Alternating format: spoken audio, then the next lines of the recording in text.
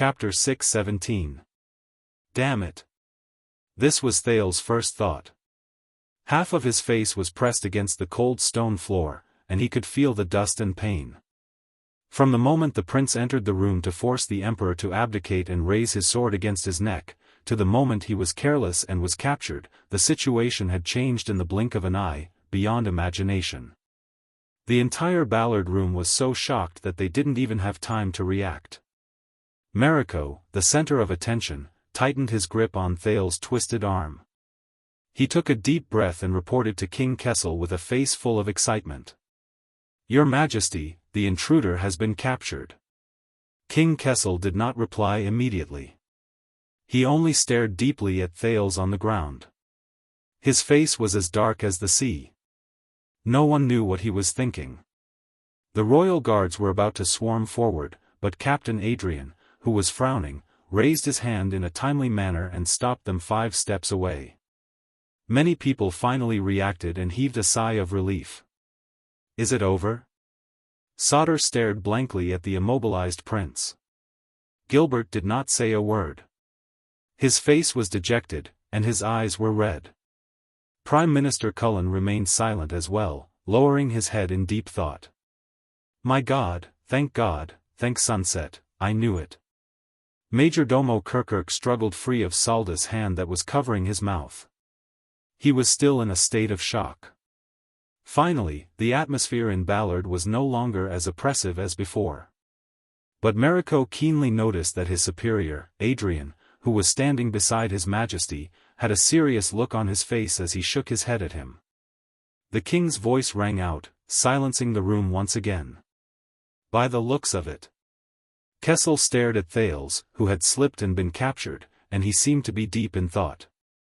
"It won't be that easy for you to commit suicide, child." Everyone had different moods, and their gazes all turned to the young captive on the ground. "Of course." Thales tried his best to resist Mariko's suppression. He sucked in a mouthful of air between the dust and the ground and gritted his teeth. "Stop wasting time." Vanguard Mariko, who was riding on him, snorted disdainfully. Seeing that the Duke of Star Lake remained defiant and unruly despite his defeat, whispers broke out in Ballard room. King Kessel narrowed his eyes. The sharp glint in his eyes almost tore Thales apart. Beside the meeting table, Gilbert, who had witnessed the entire process, heaved a long sigh and slowly stood up. "Your Majesty, as you said." The Foreign Affairs Minister was in a daze and did not look at Thales on the ground. "Prince Thales is overtired. He indeed needs rest." Kirkirk rolled his eyes. Your Majesty, why don't we call it a day, if there is a need, Your Majesty." Archdeacon Stylianides sighed and said, "The Sunset Church can confess the lost prince and redeem himself, no." Viscount Kenny frowned and looked at his colleagues. "Everyone, today's matter concerns the stability of the kingdom. Please keep your mouth shut." The officials were all talking at once, and the meeting room became lively again. Silence. At this moment, Prime Minister Cullen suddenly shouted. The entire Ballard room fell silent. "It's a royal household affair." Out of character, the Duke of Eastern Sea turned to the king in a calm and unquestionable manner. "His Majesty has his own decision." Everyone looked at the end of the long table again. But King Kessel did not react. Half of his body was in the shadow of the throne, and only his head and chest were exposed to the light of the fire, which made his eyes flicker. The king's silence seemed to have a magical power as it gradually infected the entire meeting room. From the ministers to the guards, everyone could not help but fall silent. They did not even dare to breathe loudly. Except for one person. "Please, Father." Even though the rebellion had failed, Thales' laughter was still unrestrained and piercing outside Ballard room. "When the time comes, do you choose to be a stupid idiot, or a suicidal coward?" King Kessel's gaze grew sharper. Vanguard Mariko's expression turned cold. He exerted force on his knee and cut off Thales' words with a hiss of pain. At this moment, Mariko. King Kessel's voice sounded faintly. Let him go. At that moment, everyone was stunned. Yes, Mariko first accepted the order excitedly, then reacted and looked up in shock. Your Majesty? What did you say? He was not the only one who had this question. But Prime Minister Cullen's expression was thoughtful, Gilbert's eyes lit up with hope, and more people had doubts and fear. Only one person was not surprised. On the ground, at an invisible angle, Thales endured the pain and curled the corners of his mouth. I said, King Kessel snorted coldly. His voice was not loud, but it made everyone subconsciously quiet down. Jade Star has made a promise. The Iron Hand King gazed deeply at his unfilial son. As you wish, child. Let's talk. As the king's voice faded, there was a moment of silence in Ballard Room. Many people exchanged looks of bewilderment. Mariko took a deep breath, violently pulled Thales up from the ground, and pressed him heavily against the table, causing the latter to groan in pain. Your Majesty, Prince Thales is plotting a rebellion. Once he escapes, he may harm you. He was not the only one worried. The ministers in front of the king spoke at once. Alone? Advisor Sauter looked at the load-bearer's sword that had long been confiscated by the royal guards, but Your Majesty, at least let Adrian be present to protect. Well, if we want to interrogate him, we can find a cell, the kind with bars. This was the shaken Chief Kirkirk. What about the Secret Intelligence Department? Let them handle it. No, today's matter is not to be leaked. Bang. There was a dull thud. It was King Kessel's heavy punch on the table. The teacups on the table rattled noisily. Everyone was shocked. The ministers and guards came to their senses. They lowered their heads and waited nervously for the king's reprimand. The room was instantly silent. But the Iron Hand King said nothing. He merely lowered his eyes and maintained his silence, calm and steady, like a hunter patiently waiting for his prey.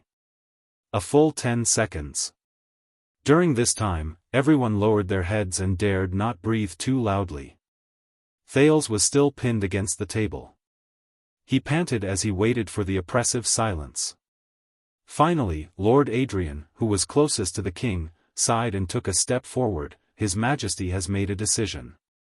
Royal guards, everyone, leave the room immediately.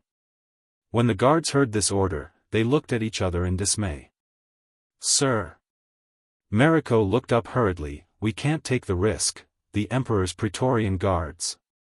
Guard Captain Adrian's expression changed, and he yelled, Why do you wave your sword? As soon as he said this, all the royal guards, including Mariko, were shocked. The king did not say a word and watched the scene coldly from the sidelines. Mariko glanced at Thales, who was pinned down by him, and swallowed with difficulty. This sword is only swung for the Emperor. It has no other use. Adrian nodded expressionlessly and did not say anything else. Seeing this, the ministers whispered to each other, but the guards looked solemn. The next moment, Thales felt his arm loosen. The pain, restraint, and weight on his body disappeared. By His Majesty's order, Your Highness. Vanguard Mariko took a step back and stared at the teenager on the table with vigilance and indignation. He gritted his teeth but was polite. Please rise. Thales groaned and propped himself up from the table in pain. F***ck, he spat out a mouthful of blood, panted, kicked a chair away, and sat down heavily. Seeing that Thales had escaped, the expressions of the ministers changed slightly.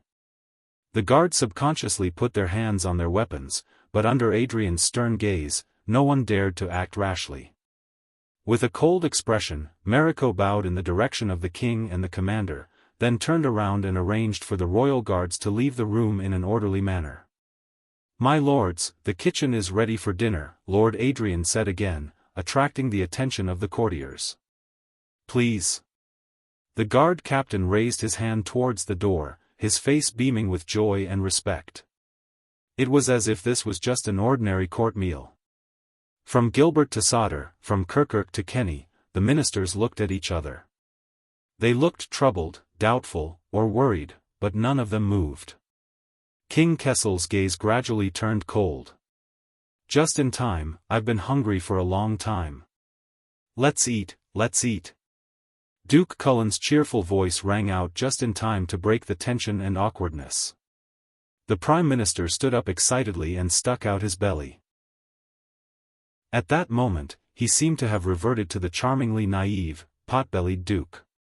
Although Renaissance palaces' dishes are famous for being shabby and inflexible, and they never change, just as they were about to reach the door, Prime Minister Cullen paused and turned around to give Thales a deep look. But I think, there might be a surprise for this meal? There was a hidden meaning in his words, but no one dared to respond. Only the Iron Hand King snorted coldly. The Prime Minister chuckled, squeezed through the line of guards, and disappeared outside the door. Kirkuk, who had been fidgeting for a long time, looked left and right, shrugged with an awkward smile, and quickly caught up with the Prime Minister. With Kirkuk and Cullen as precedents, and the king's resolute attitude, the other ministers, despite their doubts and worries, did not delay. One by one, they filed out of the room. "Your Majesty, if you need anything," Sauter said solemnly before he left, "I'll be next door, waiting to be summoned." King Kessel seemed to come back to life and nodded imperceptibly at the military advisor. "Don't worry, Sir Sauter." Thales tapped the arm of his chair and looked tiredly at King Kessel. "I'll take good care of him for you. This will be a frank, sincere, cordial and friendly conversation." The teenager narrowed his eyes. Father and son. King and prince. Jade Star and Jade Star. Thales snorted softly. "Isn't that so?" King Kessel did not respond, but his gaze deepened. Sauter frowned and turned around decisively. Gilbert was the last minister to leave. He looked hesitant and hesitated, but in the end, he could not help but turn around. "Your Majesty, even if the knot in your heart is difficult to resolve, please consider the fact that you are related by blood, and that His Highness is still young." King Kessel's gaze, sharp as a sword, turned and landed on the Foreign Affairs Minister. Gilbert paused for a moment. But Thales' voice rang out again. "Thank you, Gilbert." With his back to Gilbert, Thales smiled and said in an unquestionable tone, "But according to the standards of the age of the Empire, I am already an adult." Gilbert was startled. Thales turned around and flashed him a bright smile. "I can already wield a sword and fight, marry a wife and have children."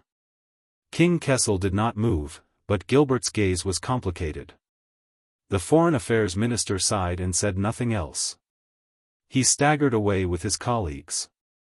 Seeing that all the important figures had left, Adrian secretly breathed a sigh of relief. On the other side, Mariko led the last few royal guards out of Ballard Room while keeping an eye on Thales.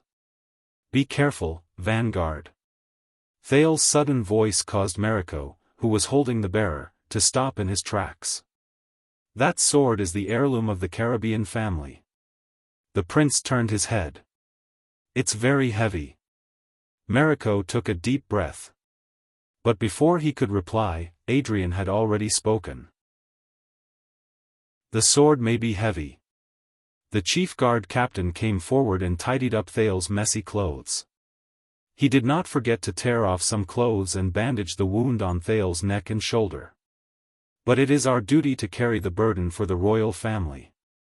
Looking at Adrian, who was bandaging his wound, Thales' tone became much better. "Thank you, Lord Adrian. Please apologize to the guards at the palace gate on my behalf. They do not need to apologize." Adrian interrupted the prince. His attitude was still gentle, but his gaze was different. "What awaits them is the examination of the flag bearer, the sentencing of the penal officer, and a lifetime record of dereliction of duty." Thales froze when he heard that. His tone became gloomy. "I am sorry." Lord Adrian smiled slightly, treated the prince's wound, and patted him on the shoulder. "I have already said, Your Highness." The chief guard captain nodded slightly. It is our duty to carry the burden for the royal family. Mariko, who was behind him, snorted angrily. He pushed the bearer heavily against the ground and turned to leave. As Adrian was the last to leave, the door of Ballard Room closed with a bang. Only the king and the prince were left. They sat on opposite sides of the meeting table, facing each other under the illumination of the setting sun. Ballard Room was not large. It was crowded and lively when the imperial conference was held. But now that there were only 2 people left, it gave off a frightening feeling of loneliness. Speak. King Kessel did not waste any time. His cold words rang from the other end of the meeting table, as if separated by mountains and seas. How do you live for Constellation? Thales did not answer immediately. He first touched the corner of his mouth, which was gradually becoming red and swollen. He cursed Mariko's old fist in his heart, then patted the seat under his butt and sighed with emotion. He finally sat down. After all, he had risked his life to get this seat. And it was not Gilbert who gave it up for him. And now, his battle was just about to begin. If you want to fight, be fully armed. As he thought of this, Thales raised his head and gave his opponent the most sincere smile. Oh, I thought you didn't understand. The second prince picked up a teacup on the table. He did not care who had used it before, and drank the rest of the tea in one gulp. Or you simply understood, but pretended not to know. Jade Star? Hearing this surname, King Kessel moved slightly. Thales finished his tea and tossed the expensive teacup behind him. Crack. The king looked at the prince's rude and undisguised actions. His gaze turned slightly cold. Seeing his father's gaze, Thales wiped the tea stain from the corner of his mouth and snorted. All right, for the sake of this teacup, Baron Quinton would definitely criticize him in a sarcastic manner again. But, who cares? I say, why don't you step down as well? Thales suddenly turned his head and looked at the void around him. Yodel? Hearing this name, King Kessel narrowed his eyes. But Ballard Room was silent. There was no response except for the flickering firelight. Instead, King Kessel snorted coldly and looked at his son thoughtfully. Thales did not wait for an answer, so he scratched his forehead and laughed self-deprecatingly. I thought he was here. King Kessel snorted coldly without mercy. Following Constellation's tradition, if a member of the royal family makes a mistake, the Iron Hand King's eyes were as sharp as blades, pinning him firmly to his seat. Their punishment will be personally carried out by the chief penal officer of the royal guards, from flogging to hanging. Penal officer. Personally carried out. Recalling the scene of Mallows whipping Glover and Doyle, Thales was silent. Therefore, this position tends to favor those who scrupulously abide by the law, are impartial, and do not fear the powerful. King Kessel had no intention of waiting for Thales to answer. There was a hint of threat in his gaze. Based on what happened today, the second vanguard, Marek, is a good candidate. Marek. Candidate for penal officer.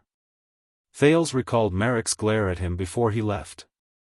Feeling the pain in his chin and lower abdomen, the corners of his mouth twitched slightly. He said with a headache, yes, Vanguard Mariko is quite good. Even Cohen and Glover together couldn't take him down. Of course, these 2 big guys don't cooperate at all, and they get in each other's way, no matter what you're going to say next. King Kessel interrupted him coldly. Your foolish actions tonight have made the situation extremely ugly. The worst consequences have already occurred. Irreversible. King Kessel's gaze swept across him like a sword. The same goes for punishment. Including you and all those who followed you in your foolish actions. Punishment. Him. And the people who followed him. Wyatt, Ralph, Cohen, Glover, Doyle. When he recalled these people who followed him into Renaissance Palace in a muddle-headed manner, the corners of Thales' lips curled up. Just like 6 years ago, when they followed him into Heroic Spirit Palace, didn't they? The teenager exhaled and leaned against the back of the chair. All right, I admit, now it seems that my actions were a little hasty, as well as risky. Thales shrugged and accidentally affected his injury. He could not help but grimace. I'll pay attention next time. Unfortunately, his father's face was still cold, and he had no intention of cheering for his joke. It seems that you have learned nothing in the Secret Intelligence Department. Still impulsive, stupid, ridiculous, lame. King Kessel used 4 adjectives to complete this sentence. Thales pursed his lips and nodded politely. Impulsive, stupid, ridiculous, lame. And do you know how many important things you've delayed on this occasion and at this time? I know. Thales answered quickly. But I also know, he collected himself, returned to his battlefield, and looked up at the king. As we speak, there are still people in the kingdom who are waiting, anxious, and dying in despair. Thales' expression became serious. There are even more people who do not know what kind of fate awaits them. He met his father's gaze. So I had to come. Had to come? The Iron Hand King sneered, but there was no smile in his eyes. I didn't bring the crown, but I brought the head. The king's voice turned cold. Why, do you want to come and get it? The setting sun just fell outside the window. Kessel V's figure was dark and blurry in the scarlet light. Thales smiled. He didn't bring the crown. But he brought the head. After King Nuvan's death, the blood-stained dragon-scale crown flashed before his eyes. The next moment, the sin of Hell's river surged in his veins. The prince's expression turned cold. His figure flashed and he pounced on the king. Swoosh! As the chair rubbed against the ground, Thales' expression was resolute. He leaned forward from his seat and suddenly extended his palm towards King Kessel opposite him. The Iron Hand King did not move. He was not surprised. He just stared coldly at the approaching Thales. Smack! With a muffled sound, Ballard Room returned to peace. The setting sun and firelight reflected Thales' figure in a bloody red light. His palm stopped above the meeting table, but was firmly restrained and could not move an inch. He was only a few feet away from King Kessel. The light flickered, causing the shadows to tremble, feeling the belated strong wind. I say, you're really here. Thales was expressionless. He did not even look at the mysterious figure that suddenly appeared in front of him. Yodel. Yodel Kato, the masked protector he was all too familiar with, was kneeling on one knee on the meeting table. He held Thales' wrist tightly and protected the king behind him. Yodel did not answer. His mask was thick and rigid. His gloves were cold as ice. His movements were steady as usual. Thales looked at the place where his palm was and sighed. What a pity. Just a little more. The masked protector lowered his head slightly. On the table in front of the king, under Thales' fingers, lay a crumpled letter. On the cover, the iris-shaped wax was beautiful and exquisite. Yodel was momentarily stunned. He raised his head. The deep holes on the purple mask met Thales' eyes. Let him go, the king's voice rang coldly. Thales curled his lips. He looked at the masked protector and raised his eyebrows. I think he's talking about you. Yodel was silent for a moment. In the next second, the air in front of Thales rippled and stirred up ripples. Yodel's figure became blurry. Faced with this familiar scene, Thales just stared at the mask, as if he could stare through it and stare straight into the other pair of eyes behind it. Soon, Thales felt his wrist loosen. The ripples disappeared completely. Thales felt the lingering pain on his wrist. He sighed and chased the hint of melancholy out of his heart. Since he had already made his decision, he had no spare energy to reminisce about the past. The teenager reached out to grab the letter, retreated from the meeting table, and sat back in his seat. So, this is the letter Bud Leader was talking about. Bud Leader. King Kessel frowned. Thales explained absent-mindedly as he read the letter, "Oh, you know, the Secret Intelligence Department has a group called the Princes, but forget it, it's not important." Seeing that the Iron Hand King did not care, Thales shrugged. He hastily scanned the elegant and calm words on the letter and extracted the main points. TSK, paying taxes to serve, and supporting the budget of the regular army? Thales put down the letter, his eyes shining. Congratulations. I'm sure Lord Sauter is very happy, and Lord Kirkirk is also very satisfied. Your wish to expand the regular army has been fulfilled, and everyone is happy? King Kessel was silent for a while. You broke the ban and barged into the palace, the king said faintly after a few seconds. Treason of words and conspiracy of treason, is this what you're saying? Thales laughed. His laughter was so loud that it resounded throughout Ballard Room. But the king's expression remained indifferent, and he only looked at him coldly. Until Thales' smile faded and he said solemnly, "Then, where's the pit?" The Iron Hand King narrowed his eyes. His silhouette became brighter and clearer under the light, no longer a blurry shadow against the light. "Where's the pit?" Thales took a deep breath, leaned forward on the table, and raised the letter in his hand. "I say, this petition is both flattering and self-justifying. Not only does it want to pay taxes, it also wants to abolish military service, and it doesn't even care about tarnishing its reputation in order to make a public appeal for the nobles in the country to follow suit. Other than that," the teenager narrowed his eyes. "How many pits did Zayn Covendier leave for you?" At that moment, King Kessel's pupils flickered slightly. "How many traps? How many difficult problems? How many obstacles? How many flowery, beautiful words? How many of his smiling, sinister intentions, while you clenched your teeth in exasperation and could not do anything to him?" King Kessel did not answer, but the atmosphere around him grew colder. Seeing the other party's reaction, Thales snorted and shook his head. He did not press for an answer, and just leaned back in his chair again. "I know. Ever since he hired a vampire to assassinate me 6 years ago, and had to compensate you with a few crystal drop mineral deposits, your relationship with him has been pretty good.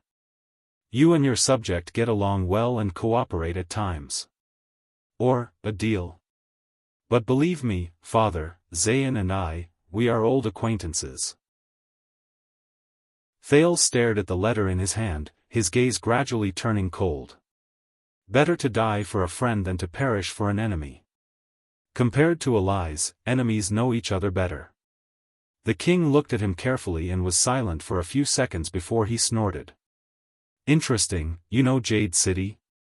Thales looked up and shook his head decisively. "No, I know nothing." King Kessel frowned. "But I know that Zayn is not a lamb waiting to be slaughtered." Zayn's image appeared in front of him, leaving Thales in a daze. "He prides himself on being virtuous, but he is good at scheming, and never makes a losing deal. He puts on airs in front of others, but seeks revenge for the smallest grievance behind their backs. He is an exquisite and troublesome egotistical bastard." Thales snapped out of his daze and looked at the king seriously.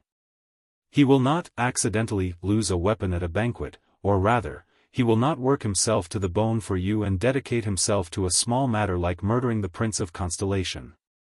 The teenager's voice trailed off, but King Kessel's expression remained unchanged, cold as ever. It was as if he did not hear the sarcasm in his words. "That's it?" the king said flatly, "Nothing else?" Thales smiled. He observed King Kessel's reaction and found that, as usual, he could not sense the subtle changes in the other party's expression and movements. Even with Hell's senses, he could only see an iron wall and a cloud of fog. But so what? "Of course, you know all this very well. You also know him and understand him," Thales said with certainty. "You already knew. Even though you foresaw all kinds of unfavorable situations, knew that Zayn was not easy to deal with, knew that he would not go along with your wishes, the prince was resolute. But you still chose him. You still took the opportunity to blackmail him, threatened Jade City and South Coast Hill, and threatened him to solve the budget gap for the expansion of your regular army. Thales stared fixedly at King Kessel and suddenly had a realization. Nuven, Chapman, the Calamity, and now Kessel. Meet the enemy, observe the enemy, subdue the enemy. But it was another battle. King Kessel looked at him for a long, long time before he let out a faint, cold laugh. You're wasting my time, why? Thales suddenly spoke, interrupting the king. Why does it have to be South Coast? Thales leaned forward slowly and pushed the letter from Iris Flowers to the other party. He spoke softly. He said softly, why does it have to be Zayn who provides the budget for your army expansion? To make the call for you to reduce the conscription? To open the door for you to reform the military system? To pull the war chariot of the kingdom for you? The king's gaze shifted. Humph, King Kessel sneered. Because he bumped into the door, because he was stupid enough to reach out to Renaissance Palace. Thales closed his eyes and took a deep breath. No. He opened his eyes gently. The reason it's South Coast is because of Zayn. Because you have no other choice. Thales stared fixedly at the Iron Hand King. And the reason you have no other choice, but Thales could not finish. Before your people suffer along with you. King Kessel looked annoyed and gradually lost his patience. Don't you have anything else to say? With a rumble, Thales stood up, gritted his teeth, and slammed the table. Bang! Because of Western Desert. Thales roared, interrupting the king's words. At that moment, the Sin of Hell's river rolled over, helping Thales roar so loudly that it shook Ballard Room. Western Desert. The prince's voice was so loud that the candlelight flickered and the shadows trembled. Western Desert. Upon hearing this name, King Kessel's sharp gaze froze in midair. Your Majesty? Anxious knocks and questions came from outside the door. Your Majesty? What happened? Please answer me. But at that moment, both Thales and King Kessel in the room had no time or intention to pay attention to the voices outside the door. Their eyes met in the air, like two swords intertwining, sparks flying as they rubbed against each other. Because your first choice, your best choice, is the horse you've reserved to pull your chariot. Amid the rapid banging on the door, Thales enunciated each word clearly. He used all the strength in his body to force these words out of his mouth. It should have been Western Desert. Not South Coast. At that moment, his gaze turned into the sharpest blade, piercing Kessel's eyes. With a bang, the door opened. A group of royal guards led by the second vanguard, Mariko, rushed in anxiously. I knew there would be an accident. Protect His Majesty, take down the traitor, but in the next second, King Kessel, who was sitting on the throne, turned his head abruptly and roared, Get out. Mariko's words came to an abrupt halt. He looked at the unharmed but furious King Kessel and was suddenly at a loss. Your Majesty, I thought, but the Iron Hand King no longer paid attention to Mariko. He just frowned and stared at Thales. But Thales smiled. Father. The prince took a deep breath and became more certain of his guess. He could not help but smile. Why are you so angry? King Kessel restrained his anger, his breathing gradually stabilized, but his gaze grew colder. Step down, Vanguard Mariko. Thales returned to his seat, still having the time to reach out and tidy his collar. At this moment, although his face was covered in dust, he looked surprisingly elegant and calm. We are all decent people, not northern barbarians who would kill their brothers to usurp the throne or rebel against the king. Mariko gritted his teeth angrily. By the way, Your Excellency Vanguard, Thales' smile was bright and gentle. He clamped his right thumb and index finger into a right angle and playfully made a shooting gesture at Mariko. His Majesty thinks very highly of you. Mariko was taken aback. Captain Adrian's hand reached out from behind, pressed on the back of his shoulder, and pulled him away in an irrefutable manner. Only then did the dutiful Mariko realize that the Jade Star's conversation could not be understood with common sense. The door closed again. Only then did Thales notice that at some point, the sunset outside the window had completely disappeared. All that was left was the chill of the night. Why? The king's voice rang coldly. Although it was only a question, Thales knew what he wanted to ask, just like before. A few months ago, when I was still in the headquarters of the Secret Intelligence Department in Dragon Cloud City, worrying about how to escape back to the kingdom, Putre told me that behind the rescue plan, countless people in Constellation worked hard day and night. Thales' thoughts flew back to Dragon Cloud City. He said faintly, so I asked him. Was it worth it? Putre, King Kessel repeated the name, his eyes bright. Putre Nemain, he told you. But Thales ignored him. He was just immersed in his own past in a daze. The entire constellation mobilized, thousands of soldiers went deep into the desert, countless officials came one after another. You even handed over Blade Fang's camp, which was directly under the royal family, and let go of the western battlefront that you had controlled for many years. Such a big battle and sacrifice, just to welcome back an insignificant hostage prince who had been silent for 6 years in a foreign country. Thales sighed, returned to the present, and looked straight at the Iron Hand King. Was it worth it? Not a bad question. Kessel V stared at Thales coldly and disdainfully. But you have a terrible answer. A terrible answer. Thales snickered, looked at the ceiling, and shook his head in a self-deprecating manner. Of course not. King Kessel did not speak. His silhouette flickered under the illumination of the everlasting lamp. Thales raised the letter in his hand. In 6 years, from the vampire to the banquet, I was murdered twice by Covendier. At that moment, his eyes were filled with complicated emotions. One after the other, you did not forget to ask for compensation from iris flowers, and made a lot of money. You haggled over the smallest details, you were calculative, and you were shrewd and calculative, father. How could you be willing to mobilize the entire country, spend countless resources, and lose an important military town just to do a loss-making business in exchange for an impulsive, stupid, ridiculous, lame? Thales paused for a moment, and sarcastically spat out the last word. Son. When he heard Thales use his own words against him, Kessel snorted coldly, unbothered. What, are you here to complain to me? Son. Thales snorted softly and laughed self-deprecatingly. No, in fact, when I was in Western Desert, I vaguely knew that you had other motives for sending troops here. Thales' thoughts returned to the faraway Ghost Prince Tower. After experiencing the chaotic night in Blade Fang's camp and seeing the legendary Wing's untamed nature, I thought you wanted to use the opportunity of my return to the country to beat down those suzerains of Western Desert who dared to use me as a bargaining chip to demand Blade Fang's camp and the Western front lines. To show your authority as a king and strike down the local forces of power. In the next moment, Thales' smile disappeared. But I was still too naive, too immature. The teenager stared at the king.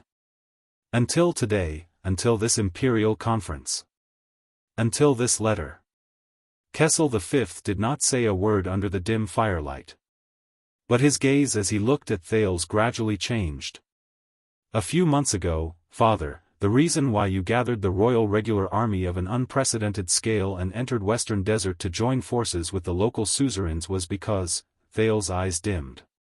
It was not to intimidate Northland and bring back the prince, much less to recapture Blade Fang's camp and beat down the suzerains of Western Desert.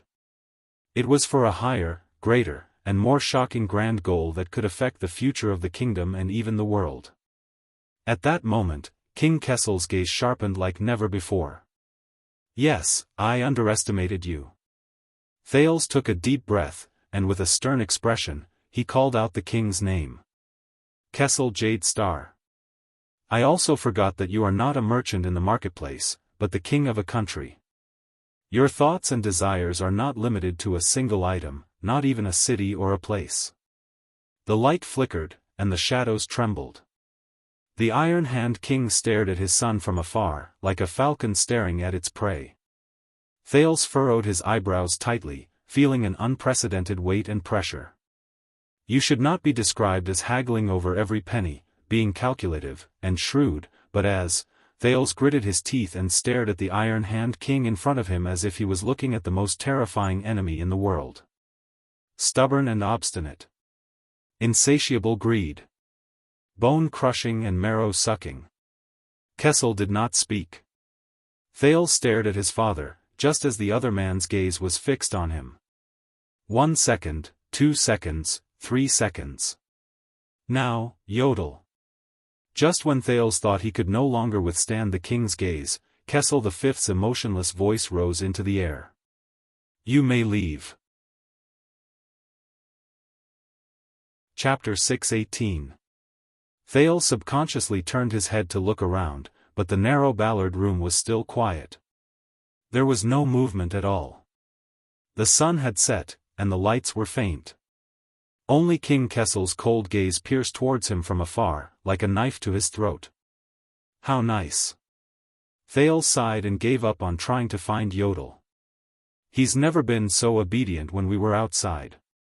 Thales narrowed his eyes and tried to adjust his mood, just like relaxing his muscles and joints before a big battle. But, are you sure he really left? But the Iron Hand King's answer was simple and direct, his tone cold and unhesitant. You have 15 minutes. 15 minutes. Thales was silent for a second. Clearly, this was not the time to talk about a father and son reunion. As he thought, he snorted and nodded. Not bad. You know, the Northland barbarians only gave me 2 minutes back then. Kessel V snorted coldly. And you've already wasted half of it. His tone made Thales feel pressured.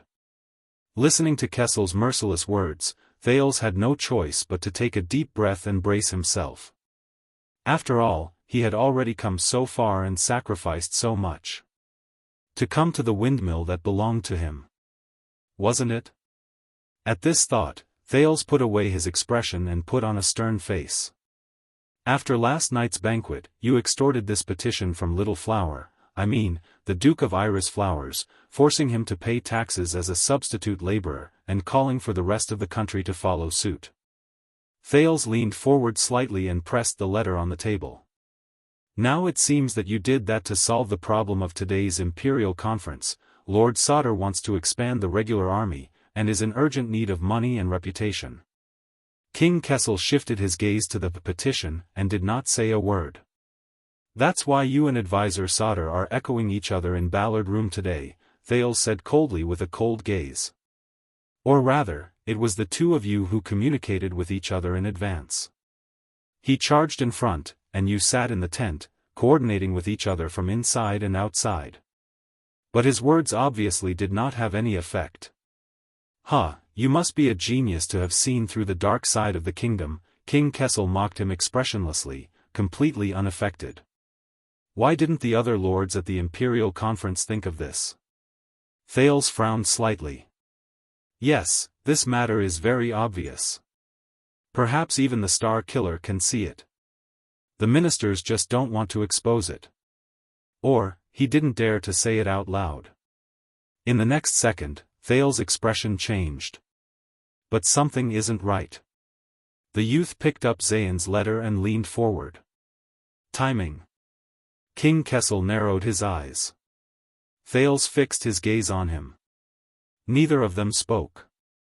The flame of the everlasting lamp flickered, and the entire conference room was illuminated by ripples. Shadows flickered.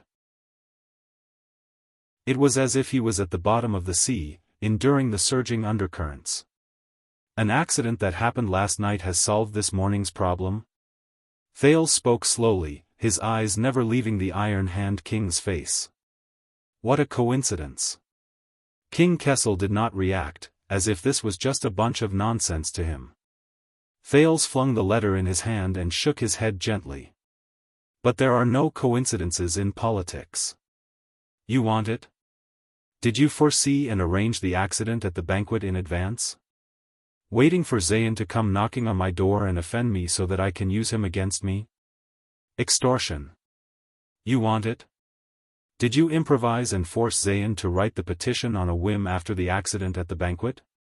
Instructed Lord Sadr to propose it in front of the Emperor? Made a prompt decision and did it in one go. Ballard Room was silent for a moment. Self-righteous? Baseless assumptions. King Kessel appeared disdainful. The Secret Intelligence Department's evaluation of you is indeed correct. But Thales smiled lightly. He nodded. That's it. This letter? Whether it was premeditated or impromptu, I still feel that something is wrong.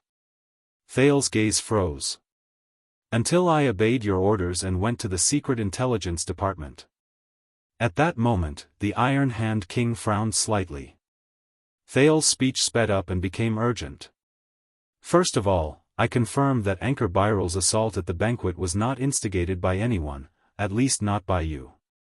The motionless King Kessel made Thales feel as if he was talking to a stone statue.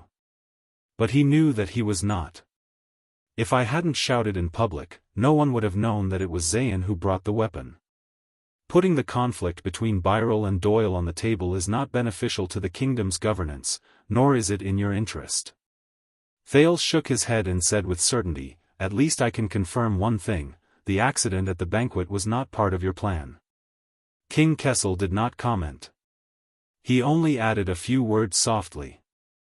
They're letting you meet the felon. The Secret Intelligence Department is too lenient with you. Thales smiled politely in response. Secondly, let me go to the Secret Intelligence Department to take a look at my mess, so that I'll be more obedient. The king snorted coldly. Obviously, you didn't learn anything. Thales adjusted his breathing and looked down at the cut on his left hand. He recalled what the Black Prophet had said in the interrogation room.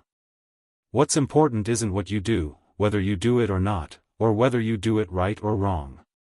It's just that you are there. It's your position and existence. Under the power of power, your position is different from others, and the gap is set. No matter what you do in the upper reaches of power, what's bound to happen will happen. Thales looked up. That's right. Sitting in this position, every move I make is of great significance and far-reaching. Whether it's because I don't like to drink, or only eat lettuce, or accept duels, or help the Northlanders smuggle. Whatever is good at the top is bad at the bottom. I should see, know, and be responsible for the consequences of my actions. Very well, King Kessel said with a light snort. Then have you thought about how you're going to be responsible for the prince's rebellion? But in the next second, Thales' expression turned serious and he changed the topic. But what's bound to happen will happen.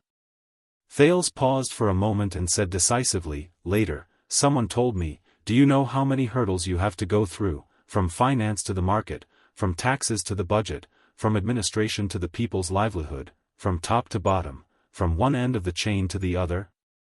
Thales sneered and pointed at the darkness outside the window. Do you think this is a marionette show, where the gangsters on the streets will start when the king moves his fingers? At that moment, the king's gaze flickered. Who said that?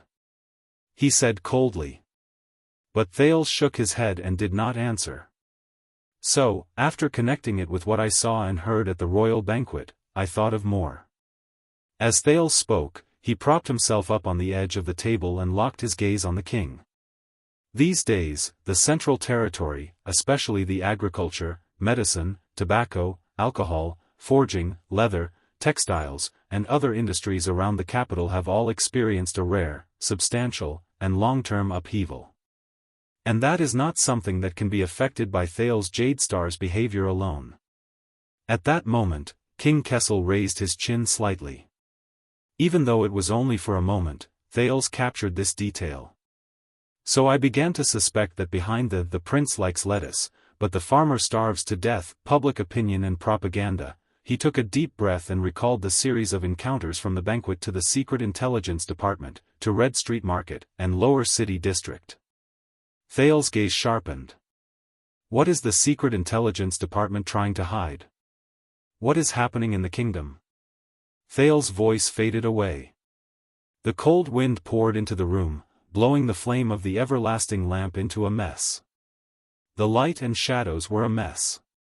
What answered him was the king's snort. Groundless accusations and baseless conjectures. King Kessel turned his head and buried one side of his face in the darkness. He seemed to be in low spirits. Are you done with the conspiracy theories? A wave of indignation welled up in Thales's heart. It was both familiar and unfamiliar. So I saw it. The teenager unconsciously raised his voice and spoke faster. Whether it is the gap between the supply and demand of food and wine production, or the unprecedented shortage of various medicinal herbs that has raised the market price of medicine, or the conflict between the criminal gangs that revolve around the imbalance of market interests, the Northlanders who want to privately buy food for the winter but run into trade barriers, the abnormal flow of people from the frontier to the inland, and the craftsmen of the foundry industry are constantly being secretly recruited by the army, and perhaps even more. Thales subconsciously clenched his teeth. At that moment it was as if he had returned to heroic Spirit Palace and faced the 6 archdukes of Northland, and the archduchess. All of these tremors at the end of the power chain, they are not the normal state of the market, nor are they the effects of a prince has a thin waist. They are more like the mess left behind after a certain power intervenes in various industries, mass production, material hoarding, population movement, goods movement, centralized allocation, and they have to be carried out in secret to deceive the public. At this moment, the king suddenly spoke and interrupted him. Where? Thales was startled. Where? King Kessel spoke faintly, his voice deep and powerful. After leaving the secret intelligence department, his body leaned forward on the table and his face emerged from the shadows. Like a lion striding forward, he looked for the best position to pounce. Where else did you go? What did you do? Who did you meet? Each of King Kessel's words was slower than the last, but each was more urgent than the last. There was a hint of danger. Where did I go? What did I do? Who did I meet? Thales paused slightly. One night of romance, Laurel Club, Grove Pharmacy, Sunset Bar, Abandoned House, Cohen, Sissy, Lillian, Tinker, Groff, Morris, Leyork, all of them. His past. Thales clenched his fists. But he took a deep breath and dispelled the faint fear he had when facing the king. In its place was 100-fold vigilance and carefulness in the face of a powerful enemy. Let me think. He leaned back in his chair and smiled. His voice was confident and relaxed. Red Street Market, Lower City District. Prostitutes, brawls. Men, women. And people outside of these too. King Kessel frowned. Thales smiled as usual. If you ask Buttass leader or those who are following me in the dark, they'll probably tell you this. The next second, the king's frown slowly relaxed. That beggar's den, right? King Kessel snorted softly, as if he was talking about a trivial matter. After so many years, you still belong there. Beggar's den.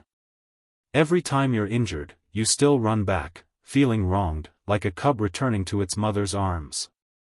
You cry loudly and find your courage there. As his voice faded, King Kessel turned his head and glanced at him lightly. Thales shuddered slightly. He looked at the king's gaze and suddenly understood.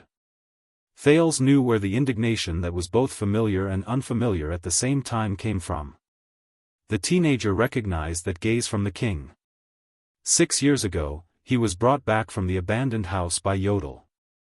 It was the first time he saw this dignified man in Mindy's hall. At that time, the man had the same expression on his face. Disdain. Indifference. Indifference. Thales closed his eyes and took a deep breath. But this time, a long time ago, the moment I was taken away by my grandfather, everything changed. Glover's dejected words rang in his ears. We, Lillian, Tinker, we can't go back. Forever. The teenager opened his eyes abruptly. So, from the above, I've confirmed the second point. Thale's expression was cold and stern as he grabbed the letter from Iris Flower. What this letter involves is not something you came up with on the spur of the moment, Father.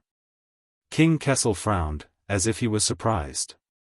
Thales enunciated his words clearly and his logic gradually smoothed out. He broke through the layers of awkwardness he once felt when he faced the king. Long before Lord Saldus' radical proposal, the large-scale expansion of the regular army of the royal family had already begun in an orderly but unstoppable manner, in the entire Central Territory, and in all walks of life. Rations, supplies, equipment, weapons, logistics routes, and even possible future sources of conscription and garrisons, were already in full swing and were in full swing. If we take into account the time taken to conceive, plan, prepare, investigate, coordinate, mobilize, and take action, it may have lasted several months or even a year or two, and has far-reaching implications. It's almost like a war mobilization, just that it's more low-key, more sneaky, no loud outcry, no declaration of war, to avoid market turbulence, and to prevent anyone from noticing anything amiss. Thales narrowed his eyes. So much so that the kingdom's secret intelligence department has no choice but to cover up leaks everywhere, and even use the prince's name. King Kessel's gaze turned sharp. Smack. Thales slapped Zayn's letter onto the table. From this, it can be seen that Lord Saldus' expansion proposal wasn't as simple as informing you and getting your approval. He stared intently at the king's cheek and said coldly, "You, and the kingdom's secret intelligence department, you must have been planning this for a long time, and determined to succeed." Ballard Room fell into a long silence. A few seconds later, the iron-hand king's snort sounded faintly. "In that case, you're not too stupid after all. At least a little smarter than the money-minded Kirk. Why would Banker promote him back then?" Seeing the king's reaction, Thales was even more certain of his judgment. He chuckled, forgetting the previous oppressive feeling. That brings us to the next question. If Zayn's letter in support of the expansion wasn't premeditated by you, but the expansion proposal wasn't something you came up with on the spur of the moment. Thales' expression turned serious. His voice was slightly cold. Then what exactly are you up to? In the face of the prince's questioning, King Kessel responded in silence, but his gaze grew sharper. Thales pried open his fingers and began to speak.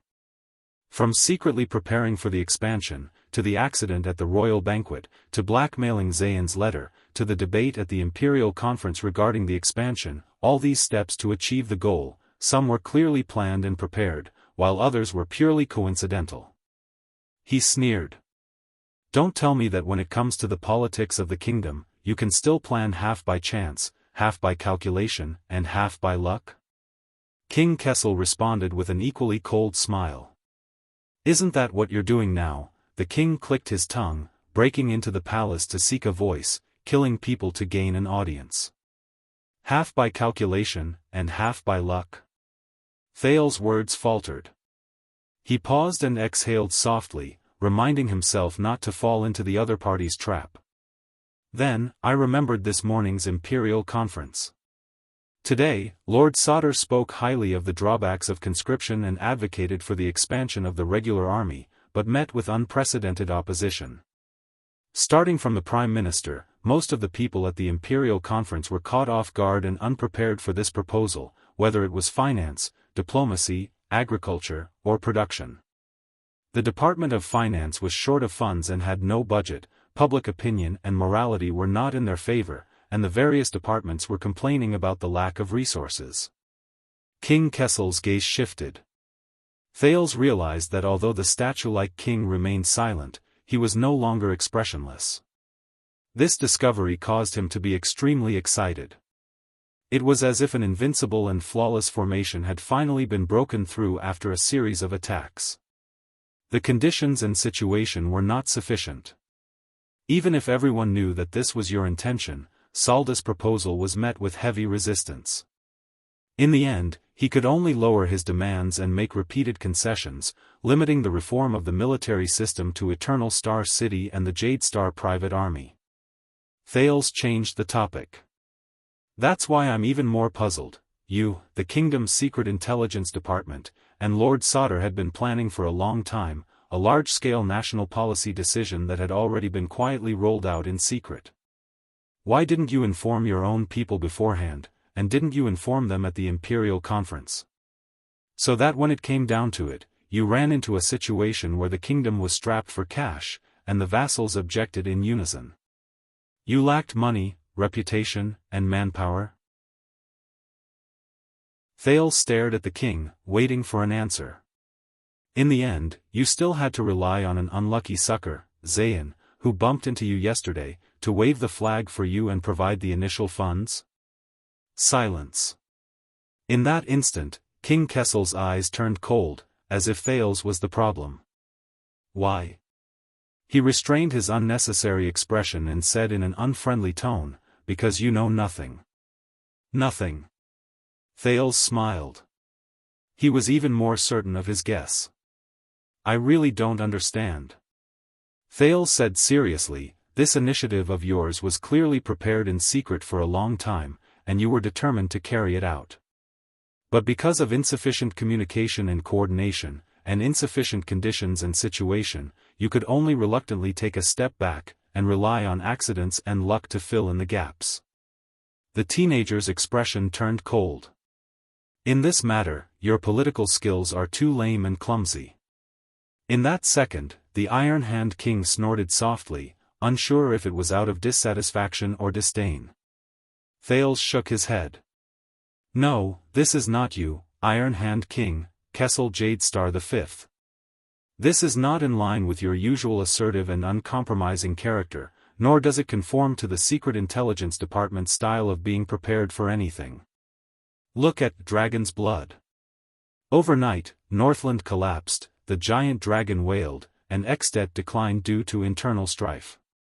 That is a classic example of your strategizing and stirring up a storm.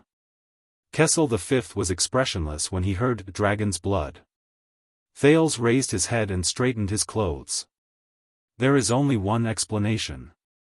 First of all, you have indeed planned for a long time for the expansion of the regular army.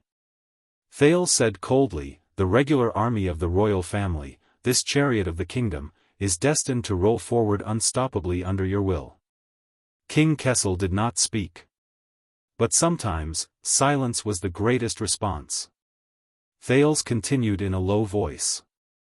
However, this extortion letter was indeed an impromptu idea. The prince smiled and said softly, because in your original plan, the warhorse that was supposed to pull the kingdom's chariot for you accidentally ran out of control and lost its footing. In that instant, King Kessel's fingers moved imperceptibly. So, you can only settle for the second best, making do with what's available. When you're hungry, you can't be choosy and use whatever you have at hand. Little Flower and his South Shore Hill are just like that. They're just a stupid pony that has lost its way. They walked into the stable in a muddle-headed manner, and you immediately put the bridle on them, nailed them to the saddle, and hurriedly pulled the cart. Thales fixed his gaze on his father. He pushed Zayn's petition to the middle of the table so that the iris emblem was facing the king. Using shoddy goods to make up the numbers. Thales waited for a few seconds after he finished speaking. Until King Kessel's face finally showed a few unusual changes. Warhorse, pulling the chariot. The king snorted and reached out to pick up Zayn's letter. Interesting. Thales took in the entirety of his expression. The youth smiled slightly. But as I said, Little Flower is not a lamb waiting to be slaughtered. The prince's smile faded and he said solemnly, it can be foreseen that this new fake horse is not only dispirited, but also unsteady in its steps. The boss is unwilling, and it will puff and puff when it pulls the chariot. At best, it can only be considered inferior. Thales' tone changed. As for the original, the genuine horse, at that moment, King Kessel's gaze was like the edge of a sword. The youth curled up the corner of his mouth. I guess, compared to Little Flower, who's just there to make up the numbers, it must have fewer problems. It's hale and hearty, and its hooves are sturdy, and it's hardworking and conscientious. It must be of superior quality. The Iron Hand King did not speak. He just put down the letter and quietly waited for Thales's answer. The prince's tone slowly rose, as if he was slowly unfolding a story. For example, it allows you to expand the regular army without having to worry about the shortage of money and food budget, without having to worry about the pressure of public opinion, and without having to worry about the ministers in the imperial conference. You don't even have to argue with the experienced departments of the kingdom. Thales spoke slowly, but saw King Kessel's frown deepen. As long as you, Solder, and the Black Prophet are the three powerhouses of the king, the Ministry of Military Affairs, and the kingdom's secret intelligence department. That's enough to solve the problem. Safe, smooth, successful, low-key, and leave no room for future trouble. Expand the regular army of the royal family. Thales exhaled and narrowed his eyes. Or more. The Iron Hand King listened to the youth's words, but he did not respond immediately. Ballard Room fell into a deep silence. Even the lights seemed to have been frozen. But Thales was very patient. He was familiar with the battlefield he was in. The Iron Hand King was silent for a long time before he spoke in a low voice. So, how did you find that genuine horse? Thales stared at him for a very long time before nodding slightly. I learned about the situation in the West from many sources. The West. King Kessel did not speak. Thales said slowly, I know that since the Bloody Year, the Western front line has been maintained for so many years. The vassals of the Western Desert, led by Falconhas, are so experienced and cunning that they have long reached the peak. No matter how you try to comfort them, warn them, or even beat them up, it will be useless. But you can't risk universal condemnation and fall out with them. You can't let go of the legendary Wing's vicious dog collar and let him carry out a bloody massacre.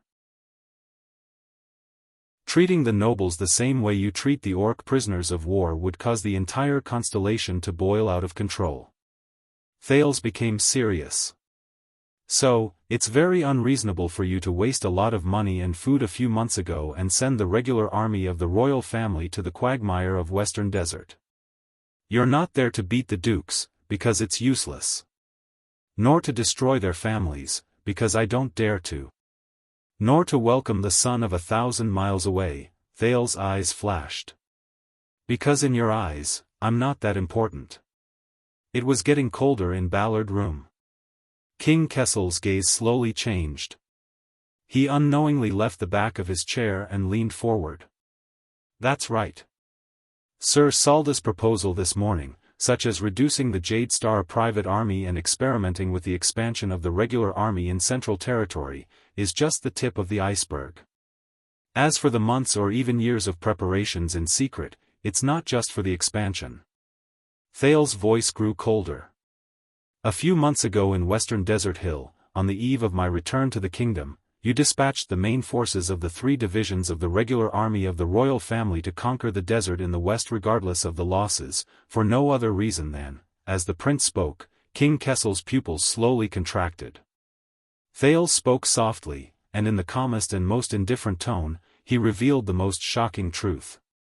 Just to legitimately expand your regular army of the royal family on a considerable scale after the Desert War, during the most urgent and tragic invasion of the orcs and barren bone people. You had to seize the rare opportunity of the Western Desert's feudal lords gathering in one place and using all their assets to plunder their wealth, absorb their nutrients, and fill up the army. Then, take advantage of the moment when the feudal lords mysteriously lost the war and suffered heavy losses to disband their bloated and incompetent conscripted army in one go without any opposition. The cold wind whistled and the shadows of the lamps swayed. Thales' gaze froze and his heart was heavy. Based on the advantage that the Western frontline has been under military control for a long time, implement a military reform on the spot, redesign the border defense, and re-establish rules and regulations. In the end, just like Blessing's town that has lost its autonomy, you had to abolish the independent military obligations and rights of the vassals of Western Desert from their roots. King Kessel lowered his head slightly. The flickering lights reflected the shadows under his eyes. Thales gritted his teeth. Power begins with violence. After Mendes III spent more than 100 years to weaken their economic, political, cultural, diplomatic, and status privileges, you, Iron Hand King, Kessel V, you wanted to command the power of thousands of troops, the might of a thunderbolt, the speed of lightning, and the momentum of a tidal wave, on this piece of land in Western Desert, completely and thoroughly sweep the natural military rights of the feudal lords and feudal lords since the founding of the country into the trash heap of history. Thales stared at the silent King Kessel, but could not help but think of Chapman Lampard, whom he had faced in heroic Spirit Palace.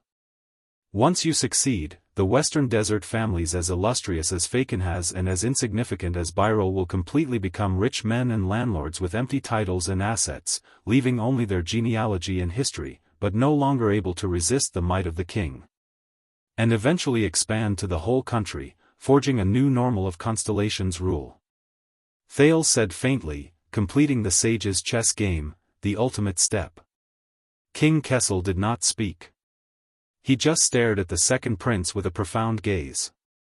All of this, finally, after a while, King Kessel's voice came softly, did you think of it yourself? Thales' gaze shifted. Of course not. Someone told me. King Kessel's gaze shifted. Who? Thales raised his head and accepted it calmly. Everyone. King Kessel looked puzzled. Thales showed a smile. From the nobles at the top, to the common people at the bottom. Even you. Your Majesty. King Kessel frowned hard. But Thales snorted. Do you remember what you said to me the first time I met you after returning to the country? That sword. And that it was because of that sword that I became the Duke of Star Lake. King Kessel narrowed his eyes. The Duke of Star Lake looked up, his eyes glowing. And the reason why you were so dissatisfied with me accepting Falkenhaaz's sword, Thales said coldly, not because of what has already happened. But because of the things that should have happened in Western Desert in your plan, but did not happen in the end. King Kessel's eyes slowly widened. Yes, your operation in the West Baron failed. You didn't follow your original plan to complete your military reform in the West Baron under the rare conditions. And the horse stumbled and fell short of success, not because of anything else. It is precisely because, Thales raised a finger and pointed at himself gently. Me. The prince's voice faded away. Ballard Room was dead silent, and there was silence everywhere. For a full 10 seconds, the Iron Hand King did not respond at all.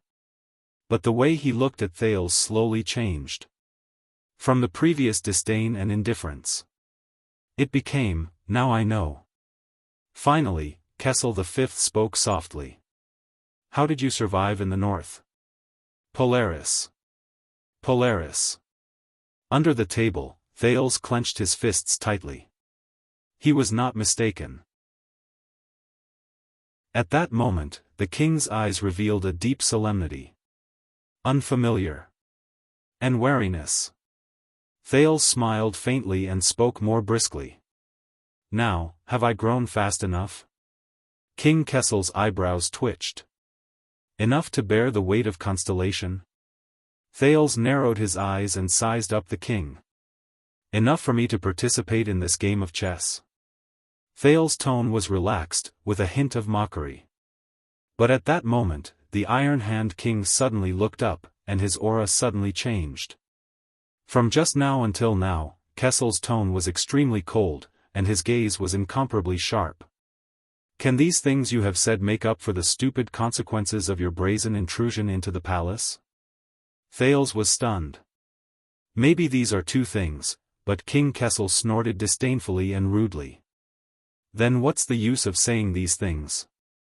Bearing the weight of a few swords. Hearing this vulgar response, Thales could not help but be stunned. I admit, your performance was quite good. But unfortunately, the 15 minutes have been used up. Tell Vanguard Mariko that I have granted him permission to carry out the prince's punishment, because he trespassed into the palace and committed the crime of treason.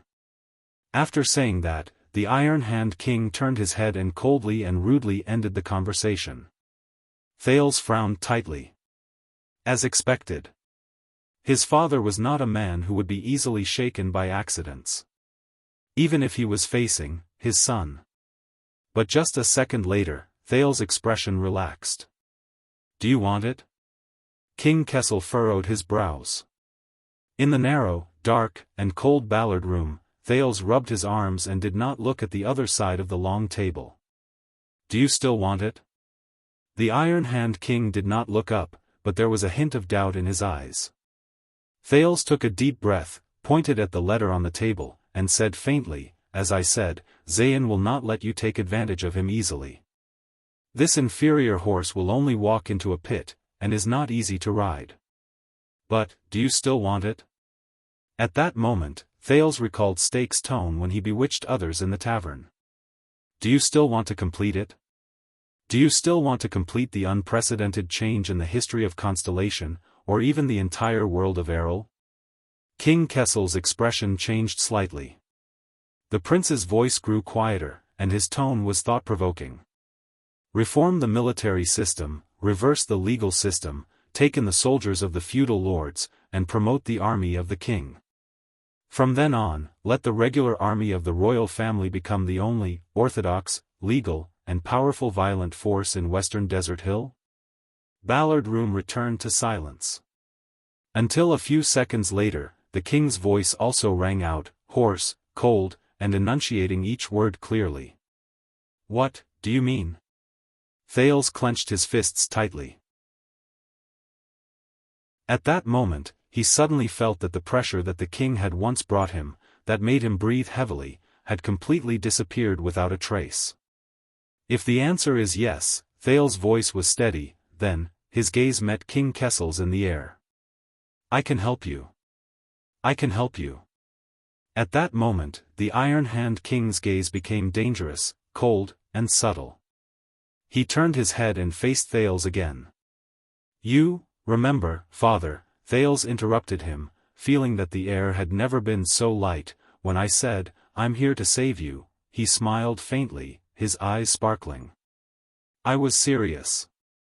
When you, Constellation's king of high iron wrist, can only ride Zayn, this inferior horse, wear a rusty armor, step on the uneven and bumpy road, and still have to pretend to be cool and domineering to pursue your dreams of Constellation. King Kessel's gaze suddenly turned cold. Thales burst into laughter and spread his hands. Why, do you really think that I care about that broken crown of yours? In Ballard Room, the two faced each other from a distance. The lights and the cold wind were their only audience. The Iron Hand King was silent for a moment, but he shook his head firmly. It can't make up for the consequences of your foolish actions today. The Prince of Constellation plotted a rebellion to force the abdication, you can't escape punishment. Thales' mood sank. I know, but that's another matter. Thales looked back at him. What do you say, father? King Kessel did not speak. He just stared at him, unblinking. Thales was the first to admit defeat in the stare. All right, I know. Even if it's not Western Desert, there's still South Coast. Anyway, you'll have a way, he sighed, left his seat, and walked towards the door. Then I'll be leaving. Thales indifferently waved behind him. Put me under house arrest in Mindy's Hall. Whether it's flogging or hanging, it's up to you. Wait, forget about hanging, I don't like the feeling of being strangled. At this moment. Sand King. Thales stopped in his tracks. His fingers stopped on the doorknob. The Duke of Star Lake raised his head, but did not turn around. He only stared at the dark, cold stone door. What? The king's thunderous voice came from behind him. It was as cold as ever, and it was impossible to tell whether he agreed or refused. This is an action plan that Brother Midier, together with the Department of Military Affairs, the Department of Foreign Affairs, and the kingdom's secret intelligence department, came up with a long time ago. Action codename, Sand King. Mid-year. Secret Intelligence Department. Sand King. Thales grasped the most crucial few words. He took a deep breath, let go of the doorknob, turned around, and faced Kessel V again. Sand King, Sand King? Thales narrowed his eyes and searched for the royal family pedigree that Gilbert had explained to him. Are you talking about the virtuous king's grandson, who went on an expedition to the desert in year 552 of the calendar of eradication, but suffered a crushing defeat and had his blood stain the yellow sand? He was so terrified that he abandoned his vassals and subordinates, dug a hole, and fled in shame. He boasted that invisibility is equal to invincibility, and completely ruined the golden era of 4 former kings. He became the laughingstock of the Western Peninsula, the one with the same name as you. Thales paused and snorted softly. Kessel IV? The Iron Hand King was silent for a while. No. He denied it in an irrefutable manner. What I am talking about is that in year 553, after he was betrayed by a vassal with real power and suffered a crushing defeat, he relied on a small mercenary group to survive in the desert. He worked hard to improve himself, learned from his mistakes, and bore the notoriety of being greedy for life, afraid of death, and extravagant. He wanted to keep that mercenary group in the capital, pay them a hefty salary, and provide them with expensive supplies. In the end, he created a professional army that was not governed by any vassals, territories, blood relations, or services. He was also the predecessor of the regular army of the royal family. He was that Sand King. King Kessel's gaze turned fierce. Kessel IV. Betrayed by a vassal with real power, kept the mercenary group in the capital, became the predecessor of the regular army of the royal family. Hearing this different biography, Thales seemed to be deep in thought. Now, sit down. King Kessel said coldly, leaving no room for doubt. Let's talk. Talk. From an angle he could not see, Thales exhaled deeply and curled up the corners of his lips. He slowly turned his head around. I thought that 15 minutes had passed. King Kessel snorted coldly and glanced at him from afar. Yes. For you. Thales steadied his expression, took a deep breath, pulled out the chair, and sat down again. Of course. Right, Vanguard Mariko has a promising future and is trustworthy. The prince seemed to have suddenly thought of something and said gently. But I think it is better to let him take over as the chief penal officer and be in charge of punishing the members of the royal family. He smiled slightly and stared at King Kessel's expression. What do you think, Your Majesty? But at the end of the long table, King Kessel only looked at him quietly. Kid. Before I let Mariko drag you out and hang you. The Iron Hand King's gaze was dangerous and his tone was unfriendly. Put away that smug face of yours.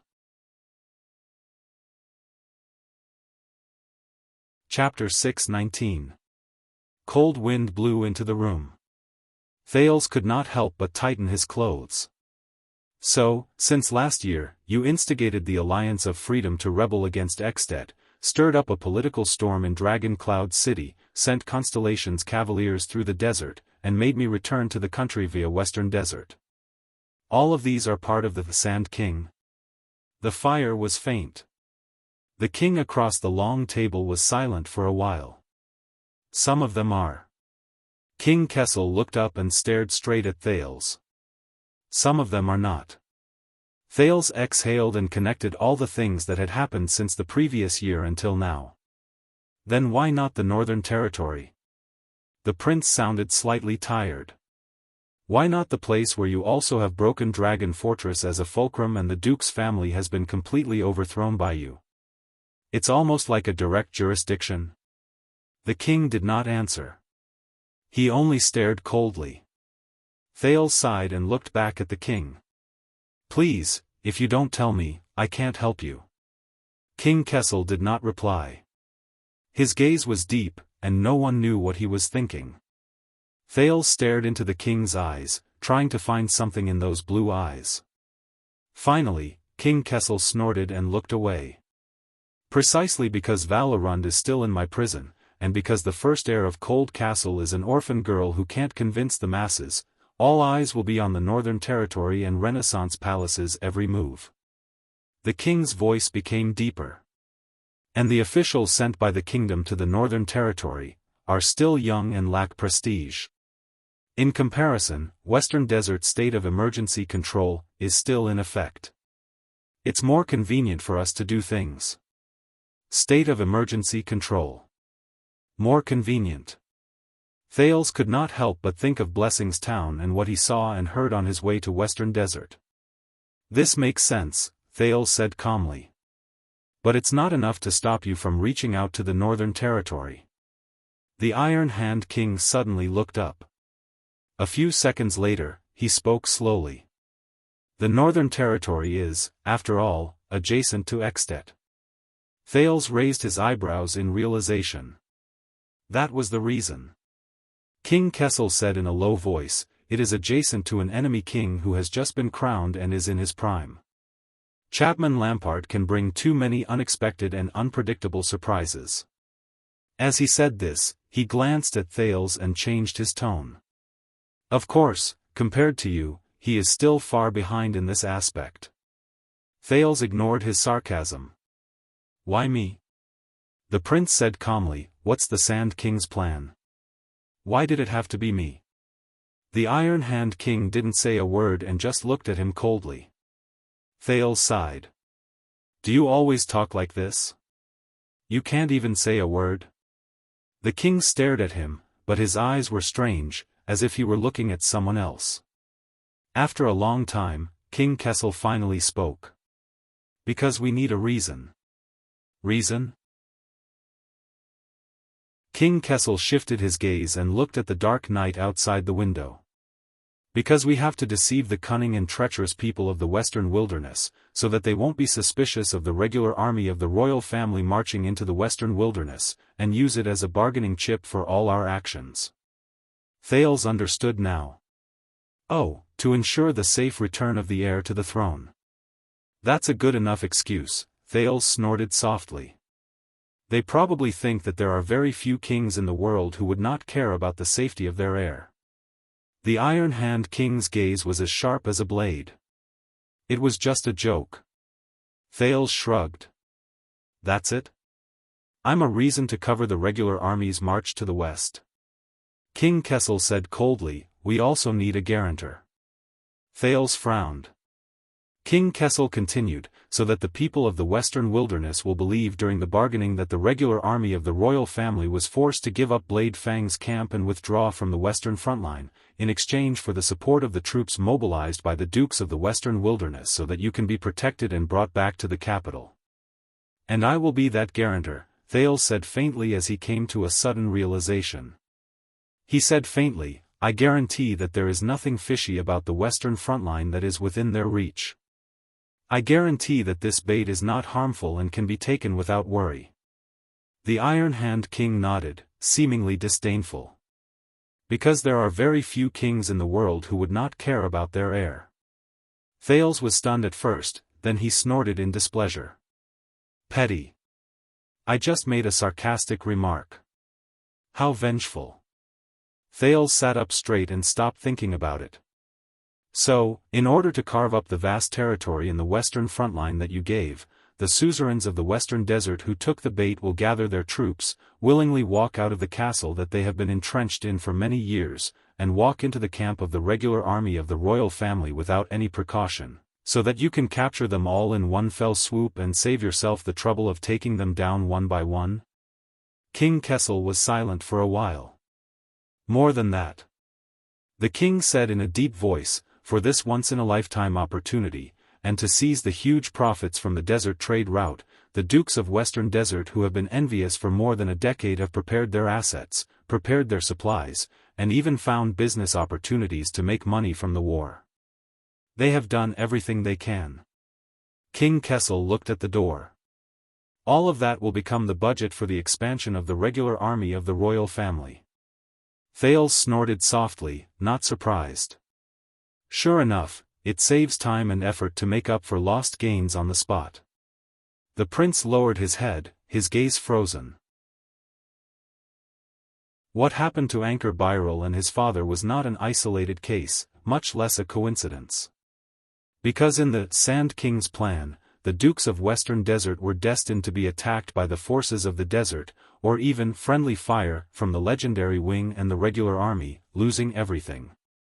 Queen Kessel leaned back in her chair and nodded.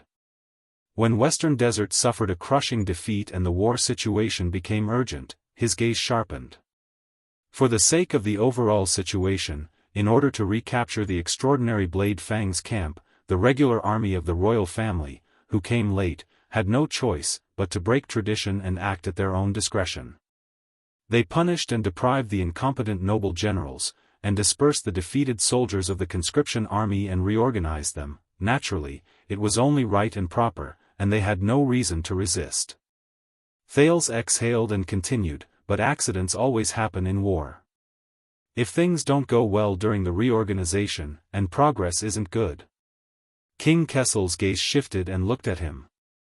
Thales paused. He recalled his first meeting with Mallows and understood a little. I'm guessing that since the heir of the kingdom is in Western Desert, for the sake of the kingdom's bloodline, Renaissance Palace would also be justified in sending reinforcements there to deal with accidents, such as the troops you sent to welcome me. Thales recalled the confrontation between the Western Desert Army and the regular army on the Avenue of Blessings. King Kessel did not speak. Thales said in a daze, as for the aftermath, what's done can't be undone. Whether it's the disbanded and reorganized conscription army, the nobles who are punished and stripped of their commanding rights, the families who have their conscription rights revoked, or Western Desert Hill, which has its military jurisdiction redrawn, everything you want will be temporarily passed down in Western Desert under the guise of the Emergency Control Order and in the name of wartime exceptions, just like Blade Fang's camp and Blessings Town. Thales recalled what the Count of Wing Fort, Derek Chroma, had said to him during the escort. He could not help but be lost in thought. 1 year, 2 years, 5 years, 10 years, until, forever. King Kessel snorted disdainfully, seemingly dissatisfied. The lights flickered, and the shadows in the room swayed back and forth, illuminating the surroundings so that it was bright and dark. It was turbulent. Thales took a deep breath. He returned to the present and adjusted his state of mind. So, from the moment you negotiated with the Western Desert vassals and used the Western Frontline in exchange for them sending their troops, to when the regular army marched westward to rescue the prince, to when the foreign enemies took the opportunity to invade Western Desert and suffered a crushing defeat, to when the regular army was forced to resort to extraordinary measures to act on the spot, until the flames of war subsided and the dust settled, Thales' tone grew heavier. After such a combo, you will truly be able to twist the scattered and disordered military forces of the vassals of the Western Desert into a rope. Change the military conscription system that has a long history. Thales restrained his expression and slowly raised his head. He took in the king's figure across the long table. The name, reason, power, and benefits are all in your hands. Even if the other Western Desert vassals and the other nobles of the kingdom have doubts, they can't say anything, let alone raise their troops to resist. There was no response from the end of the long table. Moreover, the Western Desert's matters have been settled in Western Desert. At the end of the day, this is just a sudden incident in a local area. It is not a mandatory decree that affects the entire territory, so it will not cause the masses to be agitated and pay the price of chaos in the kingdom. There was a sentimental tone in Thales' words. Of course, the wool comes from the sheep's back. Be it the expansion of the army or the restructuring of the system, the source of the budget funds and conscription will be the money, land, and people of the Western Desert vassals. We won't even need to use much of the national treasury's budget. We won't suffer any losses. The prince crossed his arms and took a deep breath. He recalled the warmth and dryness of Western Desert while he sensed the darkness and coldness of Renaissance Palace. Once this is done, from now on, from Blade Fang's camp to Blessing's town, from Rick Keenan to Brave Soul's fort, even Wing Fort and ruins, there was a hint of reverence in his tone. In the land of Western Desert, unless Renaissance Palace allows it, the local suzerains will no longer be able to conscript soldiers and command battles. The regular army of the royal family will become the only reliable source of legal armed forces and military service. The king did not answer. Ballard Room was silent. The everlasting lamp that was drifting about slowly became stable. It cast its own unique shadow on every single item in Ballard Room. Thales gently rubbed the back of his hand.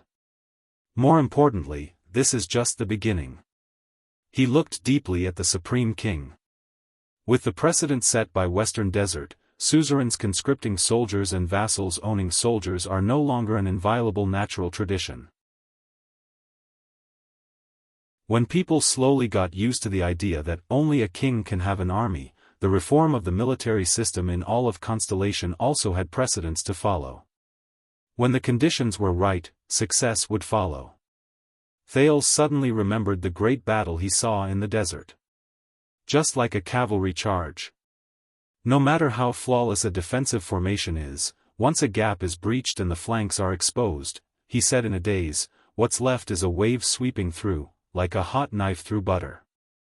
King Kessel still did not speak. But this time, he turned his gaze away and no longer looked at Thales. What a Sand King! Thales could not help but sigh. In that case, Western Desert is really a good horse. It can completely pull the chariot of the kingdom. But, until you appeared. The king's voice suddenly rang, interrupting Thales' thoughts. The prince could not help but frown. The Secret Intelligence Department's report after the incident stated that you encountered the regular army's patrol unit in the Great Desert, but you did not meet up with them according to the plan. Instead, you concealed your identity and disappeared without a trace. The king's words seemed to have power. Accompanied by the howling of the cold wind outside the window, the everlasting lamp in the room kept flickering. Thinking of the past, Thales hesitated. But King Kessel did not allow the prince to interrupt. His gaze became sharp and cold. On the night the operation started, you mysteriously appeared in the eye of the storm, and you even brought quite a lot of friends with you.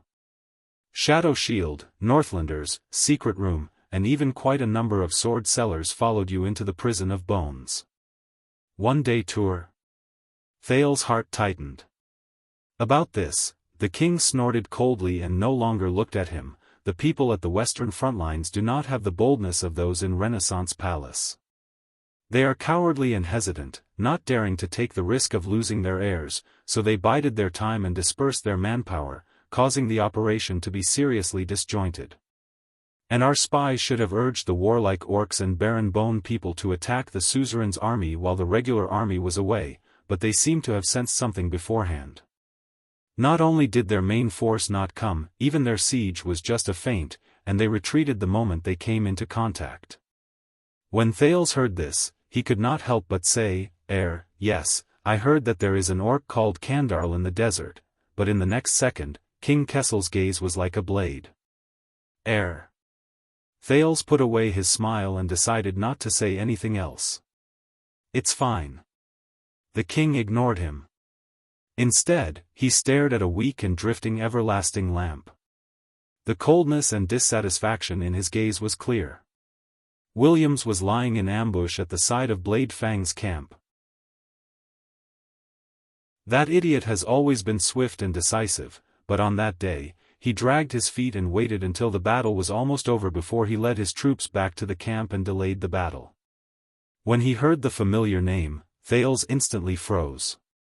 This allowed the suzerains of Western Desert in Blade Fang's camp to retreat calmly. The main forces of the ruins, Wing Fort, Brave Soul's Fort, and the three great families of Western Desert were also unusually vigilant. After they noticed that something was amiss, they stayed far away and did not fall into the trap. Thales recalled the Duke of Western Desert telling him that power comes from violence, and his frown deepened. After that, that old man Faken has visited Blade Fang's camp in front of everyone. Not only did he chat cheerfully with you, he even gave you his family heirloom sword. The news quickly spread throughout the kingdom. Thales took a deep breath and remembered the sentinel sword Fakenhas gave him. He subconsciously clenched his fists. As for Crow and Black Lion, they acted as if they were fawning over the king. They ostentatiously and respectfully escorted you out of Western Desert. They also blocked the reinforcements sent by Renaissance Palace while they were at it. King Kessel snorted softly. In the end, the kingdom's secret intelligence department activated an emergency plan to try their best to reduce their losses. His gaze was directed at Thales. At that moment, it was as if he wanted to dig out his heart. As you said, the matter in Western Desert was a failure. The Sand King failed on the verge of success. Thales closed his eyes, leaned against the back of his chair, and heaved a heavy sigh. So, that night, when he was running for his life in Blade Fang's camp, in places that he couldn't see, many soul-stirring and significant things were happening.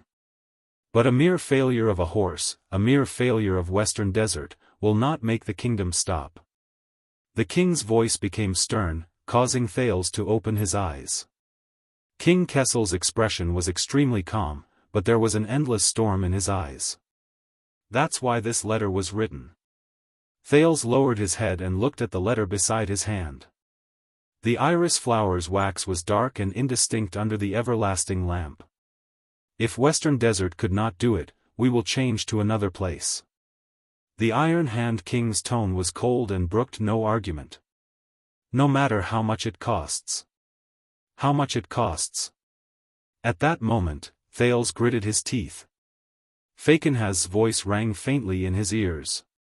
And a person like your father, will he accept reality and give up, or will he look at me and Western Desert strength in a different light, go all out and pay back 100-fold? Now, King Kessel's gaze returned to Thales. It's your turn to speak. It's your turn.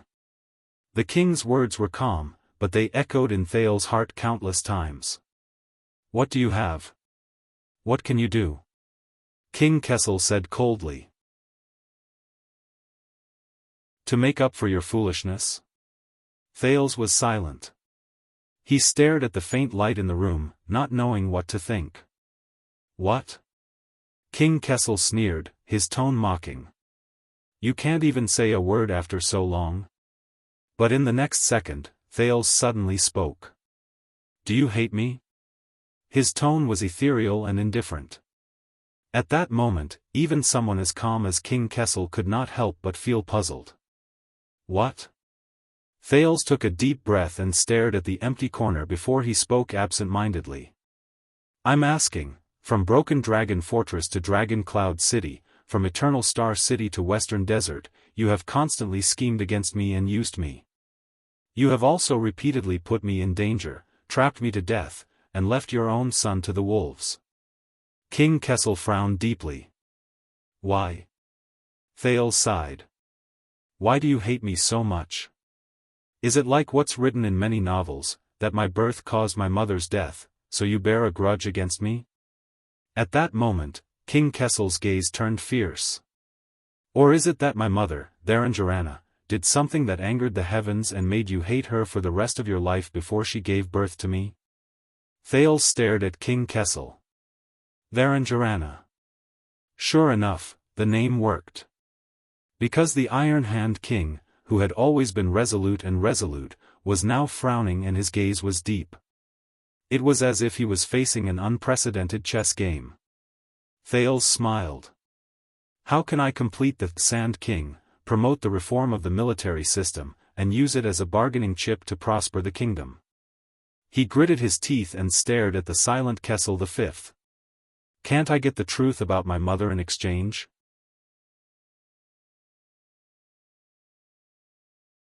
Chapter 620.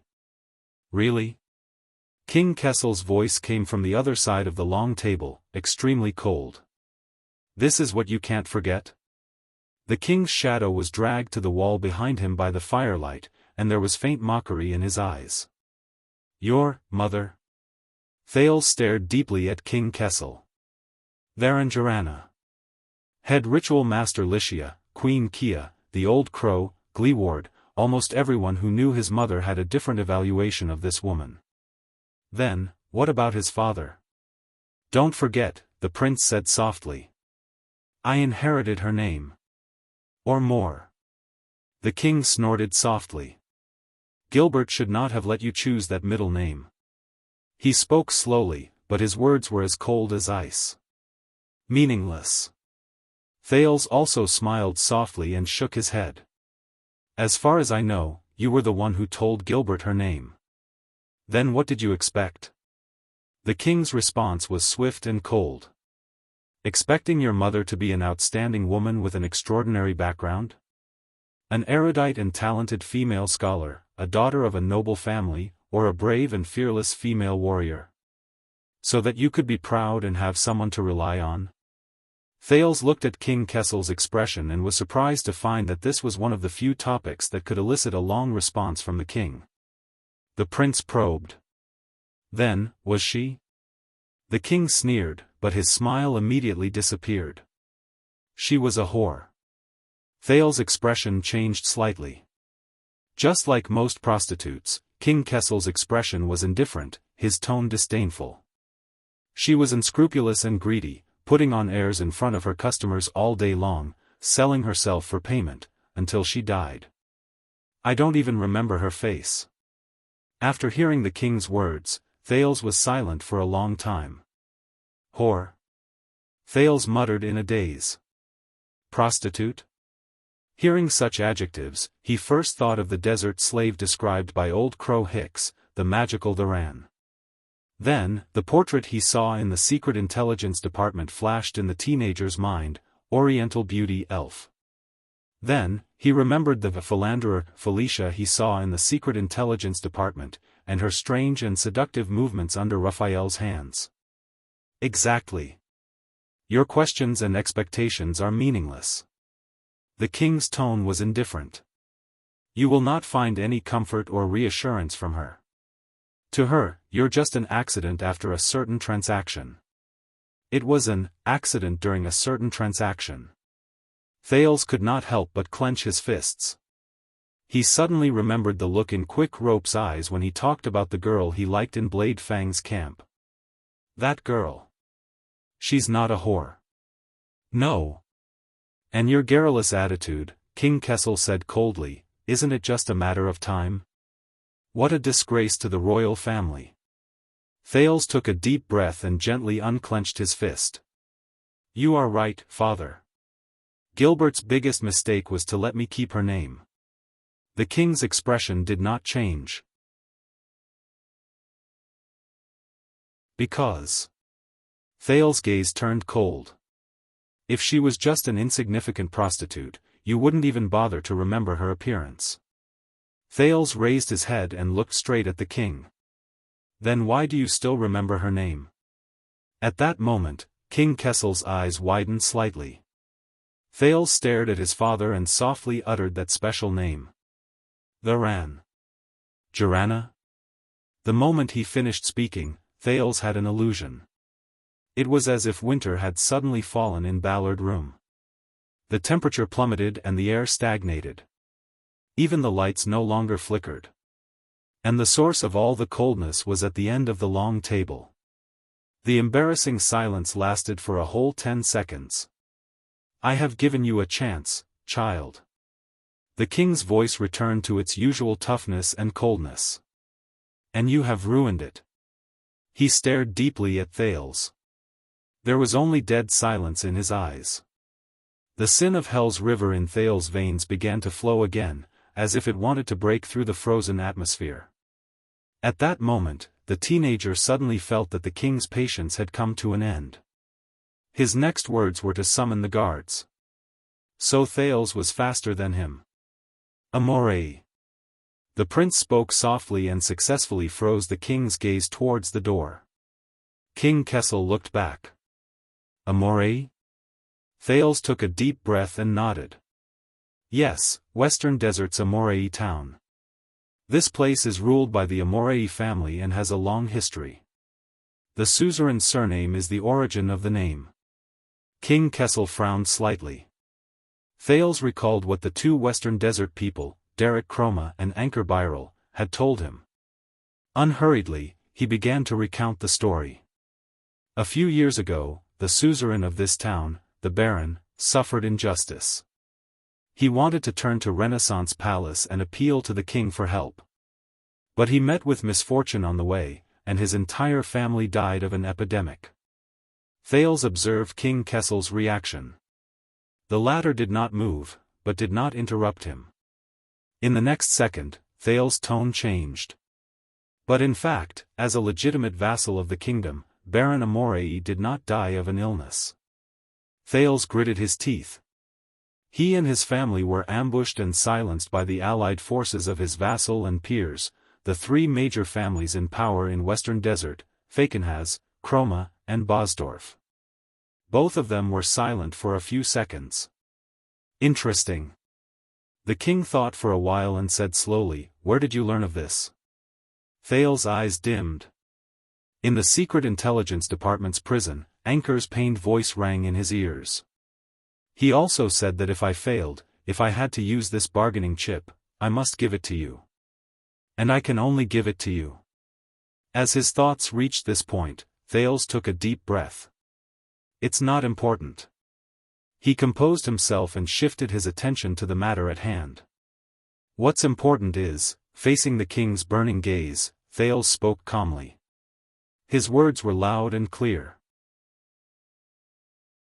In year 414 of the calendar of eradication, the creditor, Hermann II, issued the no bloodshed order, forbidding the vassals within the kingdom from waging war and killing each other. His voice became serious.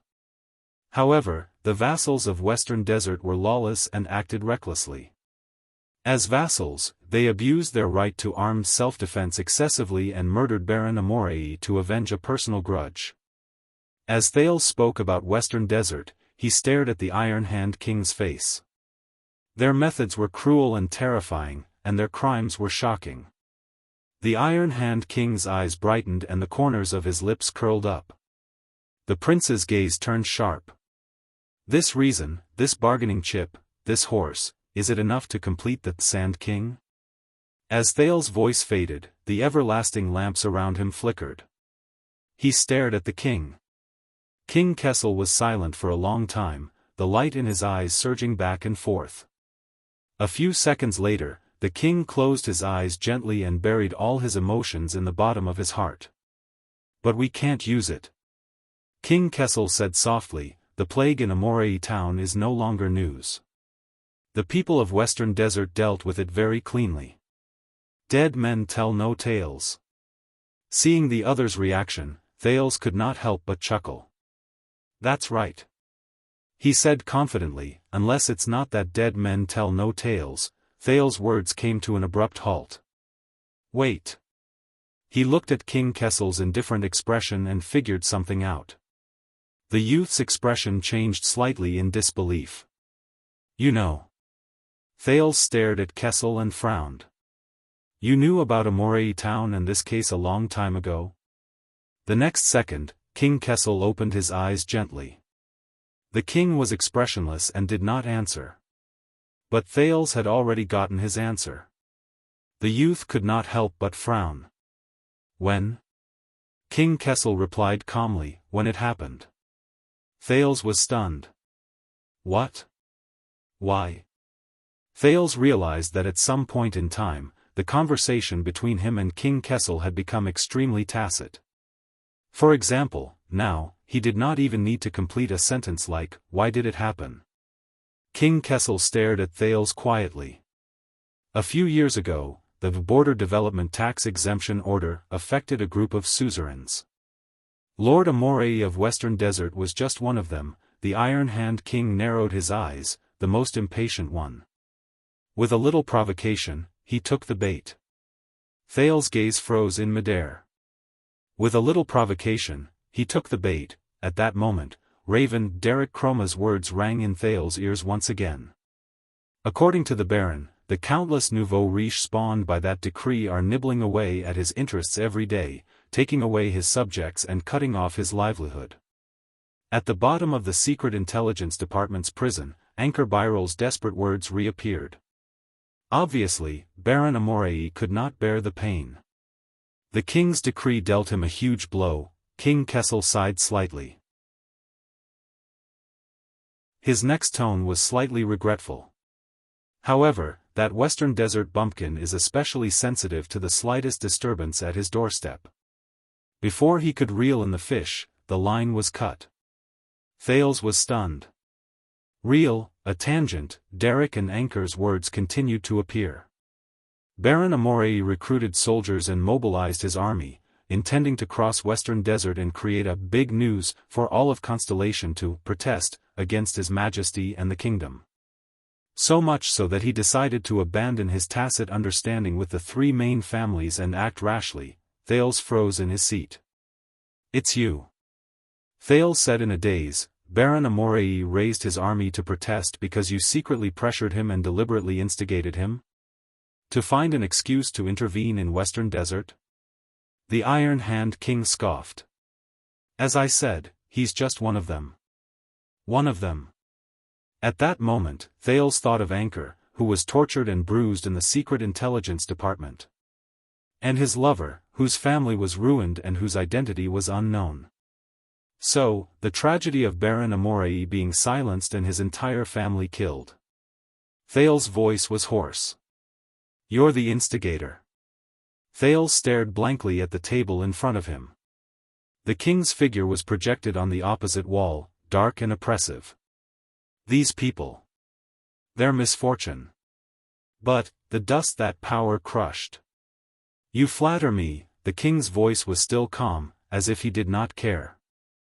"I didn't ask the Western Desert bumpkins to silence them. Nor did I ask them to be ruthless enough to wipe out the entire family in the castle, including the militia and servants. Not a single person was left alive. Looks like they learned a lot from Williams. Silence them. Everything was wiped out. Amorei. Viral. And that miserable family in Blessings Town whose name he could not recall, and that night in Blade Fang's camp, where countless families were destroyed. Nobles, these scumbags, what kind of F***king trash are they?" On the land of barren rocks, the sentiments of the Raven of Death echoed in his ears. At the thought of this, an indescribable weariness came over him. The youth could not help but feel suffocated. Thales took a deep breath, trying to maintain his emotions. "I understand." The prince lowered his head, avoiding the other person's gaze, holding back the disgust in his words. "I see, good plan." "No, it's not good." But King Kessel's voice still penetrated his eardrums unstoppably. "We underestimated the Western Desert people's sharpness and decisiveness. Not only did we get a headless case with no evidence, but we also alerted them and made them even more vigilant." The king's gaze sharpened. "Until now." Thales trembled slightly. King Kessel raised his head abruptly. "It's not that there's no evidence, right? You have evidence." His attitude was firm and unquestionable. Thales' arm tensed. "Evidence." Anchor's final voice echoed faintly. "No matter what, His Majesty will be very happy with this bargaining chip." "Very happy." Thales took a deep breath and swallowed. He looked up with difficulty and looked straight into the king's eyes. But at that moment, there was only endless depth in Kessel's eyes. A few seconds later, the youth used all his strength to squeeze out two words through gritted teeth: "I have." His tone was extremely tired. "Ironclad evidence. Ironclad evidence." His voice trailed off. "Not bad." King Kessel's expression did not change as he said calmly, "I'm listening. I'm listening." Thales took a deep breath, but paused the moment he opened his mouth. "So, Your Highness, what's the price?" Anchor's despairing voice rang out of nowhere. Thales coughed unnaturally and forced himself to continue. "In that tragedy, there was another person, and Tina, she will never forgive me." Thales froze again. There was another person. Thales's lips parted, his words stuck. Wait a minute. Once he told her about it, she would be the first one to speak. That girl, Ankur's lover, who had been ruined by the savagery of power and her family. And Ankur's siblings, who had lost their parents and brothers and were isolated and helpless in the western desert. What kind of future would they face? How many people's fates would be affected and changed because of his words? Thales breathed in a daze. Seeing him like this, the king frowned. That girl named Tina. She's good? The best. A face that had been tortured to the point of being bloodless appeared before his eyes. Unparalleled. The young man who, in helplessness and despair, planned to sacrifice his life in desperation, but ultimately failed miserably. What kind of feelings did he have when he told him this bargaining chip? But now, it doesn't matter. It doesn't matter anymore. Thales took a deep breath and swallowed hard. Use it. Use this bargaining chip. Because this was also Ankur's choice. This was what he had expected. Wasn't it? And, if he wasn't here, he would end this matter. Thales' gaze turned to the table, to the letter on which Iris Flowers had volunteered to pay taxes. The wheels of the kingdom would not stop. If this horse didn't work, King Kessel would find another one. Even if he had to face more bloodshed. Thales clenched his fists. So he had to continue. He had to. Thales looked up and forced himself to appear resolute. Baron Amelie, who died a wrongful death, still had an orphan daughter. The king's eyes lit up. That poor girl witnessed a terrible scene. She escaped the butcher's knife and was lucky to survive.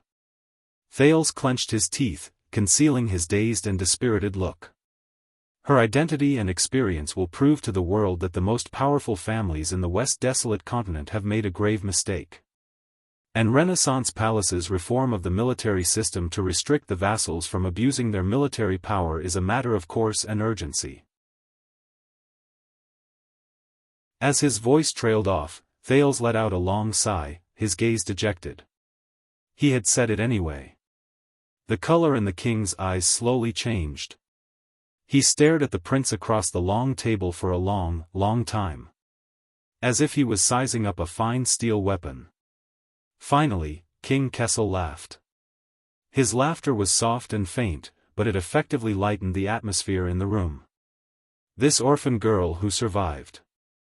The Iron Hand King slowly leaned back, his tone calm and relaxed for the first time. Where is she? Where is she? Thales was saddened to realize that the king did not even bother to ask for her name. But, then think about it carefully. What have you become after you became a prince? A long time ago, Quick Rope's sentiments in the small house rose again. Can you still choose your own path? Follow your own heart? Thales' arms trembled slightly. Are you still Thales? Or have you become something else? I'm listening. The king was interested. Duke Thales. Thales took a deep breath and forgot about these thoughts that caused him to hesitate. He then adjusted himself. You will know. Thales suddenly looked up, his expression firm. But first of all, everyone who followed me into the palace today must be acquitted. And I don't want to try Vanguard Mariko's whip, even though he did his duty. At the end of the long table, King Kessel said nothing. Thales let go of the anxiety in his heart and gritted his teeth. Secondly, unseal Mindy's hall and release my guards. If there's anything in the future, come to me. Don't make things difficult for them. The king still did not speak. He just tapped his fingers on the table. Also, Unparalleled, who barged into the banquet with a sword and offended the royal family. Thales frowned. You have to forgive him, release him, and show the king's magnanimity. Including properly resolving the conflict between him and the Doyle family. But when he thought of this, Thales froze again. Anchor. No matter how the king forgives him, she will never, never, never forgive me. Thales lowered his head sadly. Before I show my bargaining chips, King Kessel snorted softly, seemingly in a good mood, you really want a lot. Thales exhaled and forced himself to look up. And I'm not done yet. Finally, about Sand King. Sand King. King Kessel's gaze shifted. At this moment, Thales' expression was firm and cold. Your plan to expand your army in Western Desert, including how to deal with the local suzerains, must be handled by me personally and completed by me. Asterisk thud. Asterisk the Iron Hand King's fingers knocked heavily on the meeting table, producing a shuddering thud. The king slowly raised his head and met Thales' eyes. The prince did not avoid it, but stared back at him resolutely. You, say that again? The king spoke softly. Hoarse, but cold. Thales puffed out his chest and faced his father. Yes, I will personally write a letter to the Duke of Western Desert and the others, using this case, this bargaining chip, to threaten them into submission. Thales said decisively, I promise that Cyril Fakenhas and his vassals will listen patiently, they will be receptive, they will cooperate with Renaissance Palace's schedule, and support all the initiatives of the Military Affairs Division. They will reflect on the oversight of their own military system, and gradually reduce the number and frequency of conscription. They will accept your regular royal army stationed there, and accept the reorganization of Western Desert's defense. They will be happy to support the daily work of the legendary wing, and pay taxes to support the expansion of the regular army, to fill your financial gap, and to protect the kingdom's border security. Thales took a deep breath. Western Desert will become a good steed, and your plan for Sand King will not fail.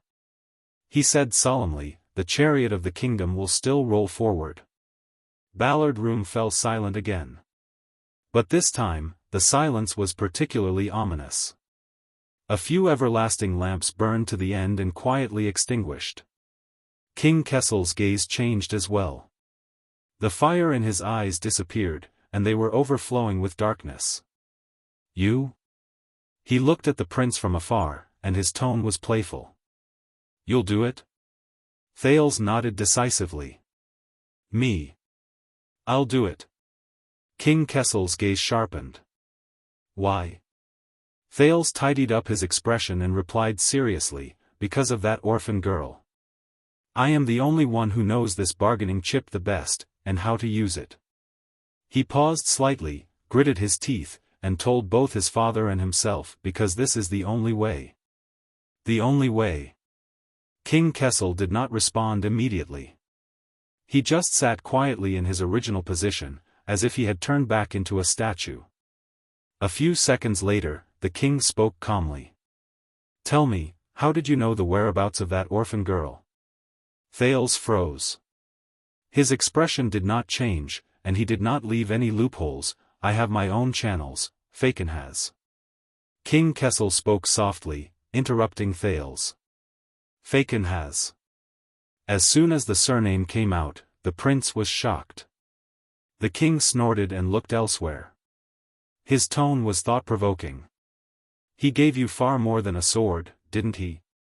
Thales' expression did not change, but he sighed in his heart. He knows. The king said coldly, his gift is the reason why you have the guts to break into the palace today. Thales pursed his lips and did not say a word. Yes, the king saw through him. But with just a few words, he saw through him. From just now until now, all his little tricks were exposed in front of him. Just like in the past. But, Thales took a deep breath and slowly exhaled. Yes. Thales looked up at the king. His tone was calm and indifferent, and his attitude was magnanimous. The matter of Aumale town, including this bargaining chip, was indeed given to me by the Duke of Western Desert, through some means. The king let out a snort, as if he had expected it. And you accepted it, listened to the bewitchment of that old bone, came before me, and bargained arrogantly. Without waiting for him to reply, King Kessel shook his head slowly. Stupid. Impossibly stupid. Thales clenched his fists under the table. Yes, threats, coercion, flattery, deception, no matter which method, could not restrain the Iron-Hand King. But so what? He was no longer the child beggar who shivered in the abandoned house. Not anymore. And King Kessel was no longer the tall figure he could only look at from afar in Mindy's Hall 6 years ago. To fight against an opponent like King Kessel, what he needed was not lies, concealment, or quibbling, but to rise to the challenge. Thales fixed his gaze on the king's face. In that case, there is even more reason for me to come forward and write a letter to the Duke of Western Desert, my father. He leaned forward and said sincerely, so that everyone can take a step back and solve the problem in a way that is acceptable to many parties. The new Sand King may not be so swift, and it may last for months or even years, but it will not be so tragic, and there will not be unmanageable consequences. You will eventually achieve your goal, and they will not have to bleed. The Iron-Hand King sneered. He lowered his head, and his face was slowly shrouded in darkness. Why? Thales furrowed his eyebrows. I will bring out the witness of this case and let her testify, so that the suzerains of Western Desert will fall apart and become the target of public criticism. The king's gaze was cold. Then, I will let the regular army of the royal family enter Western Desert to punish the wicked. It will also achieve its goal. Thales was shocked. Indeed. Thales spoke again, trying to grasp the topic. But forgive me for being blunt, the reason why Faken has offered this bargaining chip was to lower himself and take the initiative to show weakness, to cool down the growing conflict between Renaissance Palace and the suzerains of Western Desert. He is not that kind and kind. King Kessel suddenly leaned forward and shouted angrily, startling Thales. And you are the only one who would be so stupid. The king glared at his son. Fakenhas gave me a bargaining chip so that I could clean up Western Desert, reform the kingdom, and achieve my goal. He changed the topic. But only through you? Thales stared at the king in a daze. The Iron-Hand King leaned back in his chair and sneered. No, he gouged out his own flesh and blood to give you a sword, a bargaining chip. It was definitely not for you to be the peacemaker. The youth felt a chill in his heart. King Kessel narrowed his eyes. His gaze was like a sharpened blade. He wanted to use this to show you that the power and energy that you have not enjoyed for the past 6 years is within your reach. As long as you grab the bargaining chip and face me, the king spoke softly, his words cold. Raise your sword. Thales tensed up and defended himself. Father, I have no intention of being your enemy, nor will I threaten. Then why didn't he come to me directly? King Kessel interrupted him again. If you want to lower your head and show weakness, why not face the throne? Thales' words came to an abrupt halt. The lights in the room flickered rapidly, causing the shadows to sway. And you, do you think I don't know what you want to do? Kessel V looked at him coldly, his gaze piercing straight into Thales' heart. Why won't you readily reveal your bargaining chip and the whereabouts of that orphan girl? Why do you pretend to be reserved and wait for the right price? And why do you insist on personally carrying out Sand King? Hearing this, Thales shuddered and felt a chill in his heart. Ballard Room returned to silence. Because you also know, right? The king's voice calmed down and was filled with a fatal gentleness.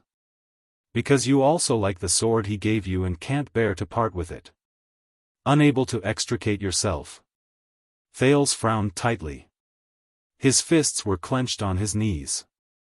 As the Prince of Constellation, the Duke of Star Lake, and the heir to the kingdom, King Kessel said coldly, you are being toyed with by a foreign vassal. Not only do you not know it, but you also think you are infallible. You are a complete disgrace to the Jade Star family. Thales looked up abruptly. That's right. The prince shouted angrily. King Kessel was a little surprised by his sudden interruption. I know.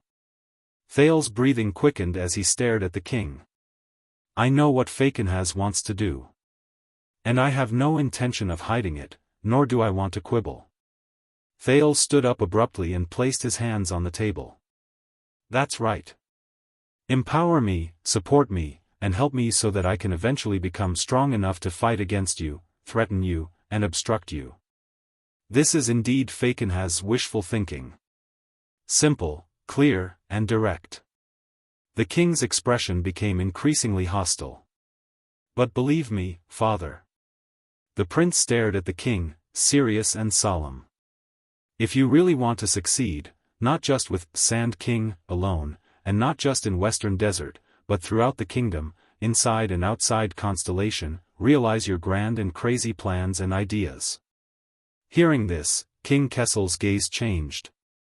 If you have really made up your mind, father, if you want to live for Constellation, at all costs. At this moment, cold wind blew in Ballard Room, and the chill surged. But Thales felt an unbearable heat in his chest, as if there was a flame. Thales took a deep breath. His tone was resolute and unquestionable. Then this is the only way. There is no better choice. Stealing fragrance.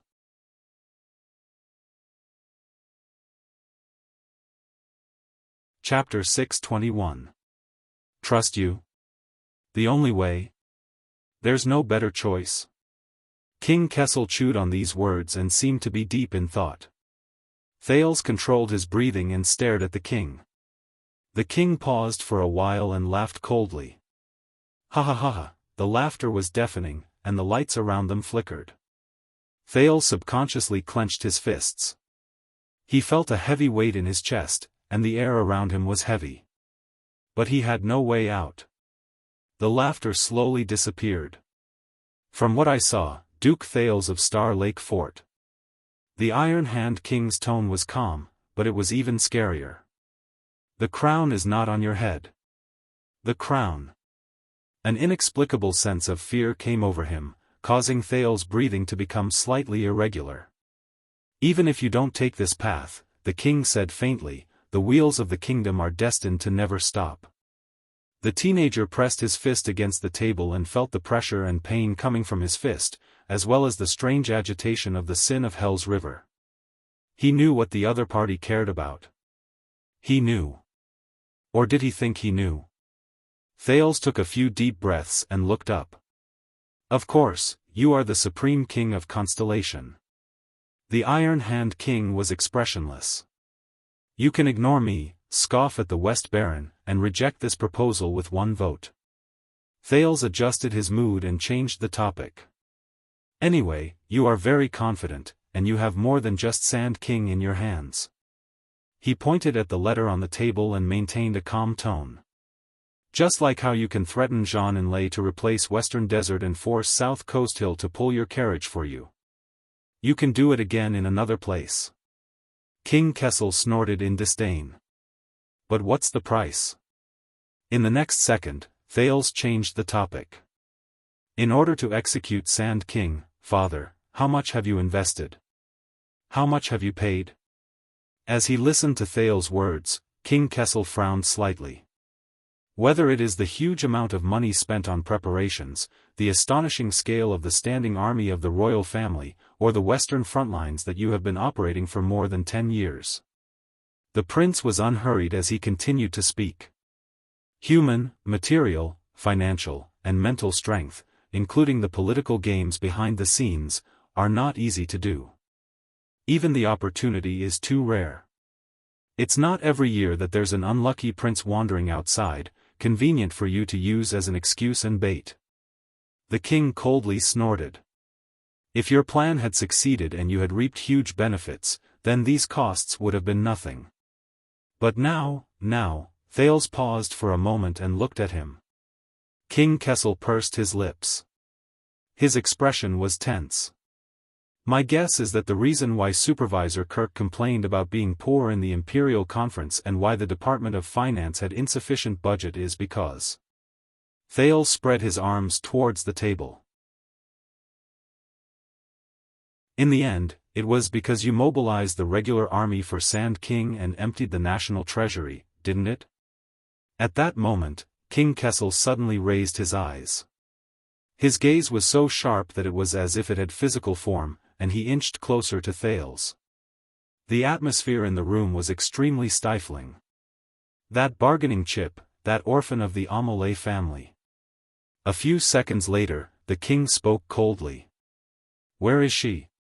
The teenager exhaled and glanced at Zayan's letter. "In that case, father, you're not satisfied. You don't want to give up on Sand King's efforts for nothing. You're denying yourself and wasting all your efforts."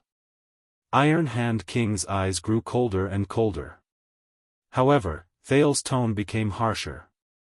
He withstood the pressure and insisted on finishing his sentence. "Otherwise, father, your so-called Sand King plan will be tantamount to a tyrannical and evil act. The gains do not make up for the losses. It will harm the kingdom. The crime lies with you." At that moment, the coldness in King Kessel's eyes reached its peak. It could not be any colder. The everlasting lamps in the room seemed to have sensed something. They flickered rapidly in that second, as if they were shivering. "It seems that the sword Fakenhas gave you is really useful." The king enunciated each word clearly. It was meaningful and ominous. "Who told you to be arrogant and fearless?" But the prince only laughed bitterly and ignored the king's hint. But this is not the end. The Iron Hand King's gaze was fixed on Thales. It was as if his gaze was about to pierce through him. Thales said loudly, "After Sand King's failure at the last minute, the regular army of the royal family took back Blade Fang's camp, removed their armor, retreated, and ceased all activities. The people of Western Desert returned to their hometown dejectedly. They were dejected and admitted that they were unlucky. The second prince arrived safely in the capital. Father and son were reunited, and he was conferred the title of duke. These peaceful appearances kept most of the people in the kingdom in the dark. They slept peacefully and did not know the truth." Thales narrowed his eyes. "But father, you and Fakenhas. If he is the only one, all of you know the undercurrent of Sand King. All of you know what happened a few months ago, and what did not happen." King Kessel did not say anything. Only his gaze was distant, reflecting the shadows of the lamps. "When you passed by each other, you saw the sharp blades behind each other's backs. But both of you have excellent acting skills and enough self-control. That is why you pretended not to know and greeted each other with a smile. You maintained the most hypocritical peace and the most fragile tacit understanding." Bang. Thales slammed his palms on the table, causing the everlasting lamps around him to flicker. "Trust me, father. This is the last step between Renaissance Palace and the West Baron. Behind us is a bottomless abyss." The prince stared at the king. "Next time, you will not be so lucky." King Kessel lowered his eyes. No one knew what he was thinking. One of the everlasting lamps behind him dimmed, pulling the king's side profile into darkness. Thales took a deep breath and said solemnly, "When that time comes, if you want to deprive the vassals of Western Desert of their armies and expand the regular army of the royal family, the price will only be higher, and the situation will only become worse." King Kessel did not respond. He only turned his head silently and buried the side of his face in the darkness without any light. "Admit it, father. Sand King's failure left behind a huge mess that pushed you in Western Desert to the edge of a cliff. You no longer have any room to maneuver, unless you completely give up on Western Desert." Thales paused to give the other party and himself time to think. At this moment, "Who?" The king's voice rang faintly, as if he was not there. "What?" Thales was puzzled. "What who?" King Kessel's expression was complicated. "When you left in the morning, your mind was filled with women." "Women?" Thales furrowed his eyebrows. "At that time, you were muddle-headed and distracted," the king said coldly. Light and shadow appeared on his face at the same time. "You did not have the confidence and courage you have now. You did not care about the kingdom, politics, and all these things when you were blinded by women this morning, let alone risking your life to barge into the palace and give advice to the emperor. King Kessel leaned forward slightly and stared at Thales with a thought-provoking gaze. What changed you when you were outside the palace? Thales was stunned. What changed me? He snapped out of his daze and gritted his teeth. That is not important. Thales tried his best to sound more sincere. What is important is, Father. Now, when we are at our wits' end, we have another choice. King Kessel pursed his lips. Thales suppressed his restless power of eradication, slowed down his tone, and probed. Fakenhaz was the first to take a step back. For this, they offered their most powerful bargaining chip, enough to suppress Western Desert. King Kessel turned his head and snorted in displeasure. Amore. The prince nodded and fixed his gaze on the king. Accept it. Even if you don't earn a lot, at least you have a chance to make up for Sand King's huge loss. Accept it. Perhaps you can't solve the problem once and for all, but you can minimize the worst consequences.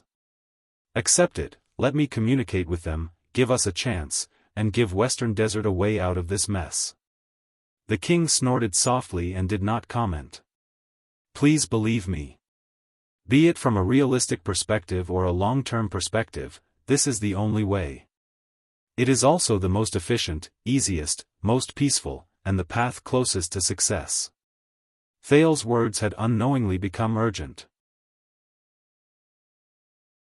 If you still want to complete Sand King, Father, at least don't let it become a mess, then this is not only the best choice. It is also the last choice. Thales looked straight at the king. Father, for the sake of the kingdom, don't be rash and act in a fit of pique. Don't drag this out until you are beyond cure. Let me do it. End it now, right now. Before it is too late. Once he finished speaking, King Kessel did not answer immediately. He sized up Thales carefully, as if he wanted to see every detail on his face clearly. This made Thales feel uneasy. Very good. Thales observed the king's reaction and silently cheered himself on. This is indeed something he cares about. At least, he still cares. Fortunately, he still cares. I hope he still cares. More than 10 seconds later, the king snorted softly. Extravagant rhetoric and eloquent words. King Kessel changed his sitting position and said softly, but you avoided the important and dwelling on the trivial. You missed the most important point. Thales felt a chill in his heart. The king turned his head and said with a playful tone, that is, even if I accept this proposal, why is it necessary for Sand King to be carried out by you? Duke Thales? In that second, Thales' eyelids twitched. He subconsciously pressed down on his knees. Because Fakenhaz gave me the bargaining chip. Thales took a deep breath and met the king's gaze. And I, as the introducer, the middleman, and the guarantor, should have some remuneration, right? King Kessel snorted softly. So, this is actually a deal. The king stared at Thales, and his tone became more dangerous. A two-party deal between Fakenhaz and me. A deal. Thales clenched his fists. You can interpret it that way. But my existence is one of the conditions for Fakenhaz to accept the deal. From this deal, you will get, and I mean, you will gradually get Western Desert and become Sand King. The prince tried hard to find logic and tried to convince the king. The price is just. In the next second, King Kessel looked up. His eyes were like lightning, and he made Thales choke on his words. No, the king said softly, and it sent chills down Thales' spine. You are not a guarantor or an intermediary. Kessel's gaze was like a sword that pierced Thales. You are the real bargaining chip in the deal. Thales' jade star. The heir to the throne. Thales' breathing froze. In this deal, I will hand you over to him, the king said slowly, but every word he said was unsettling. Only then will he hand Western Desert to me. Isn't that so? Thales furrowed his eyebrows tightly. Damn it. I will not let this go. Listen, father. He could only reorganize his words. I know what you are worried about. Thales racked his brains. But please relax, I will not interfere with specific matters, I will not participate in the promulgation of any government decree, and I will not touch a single soldier's file. I will only be in charge of negotiating with the people of Western Desert. It will not be too complicated.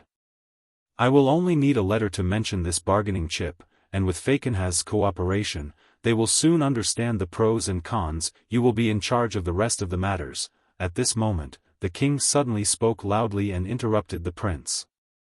And the people will understand. Thales was stunned. He saw that King Kessel had sat up straight at some point in time.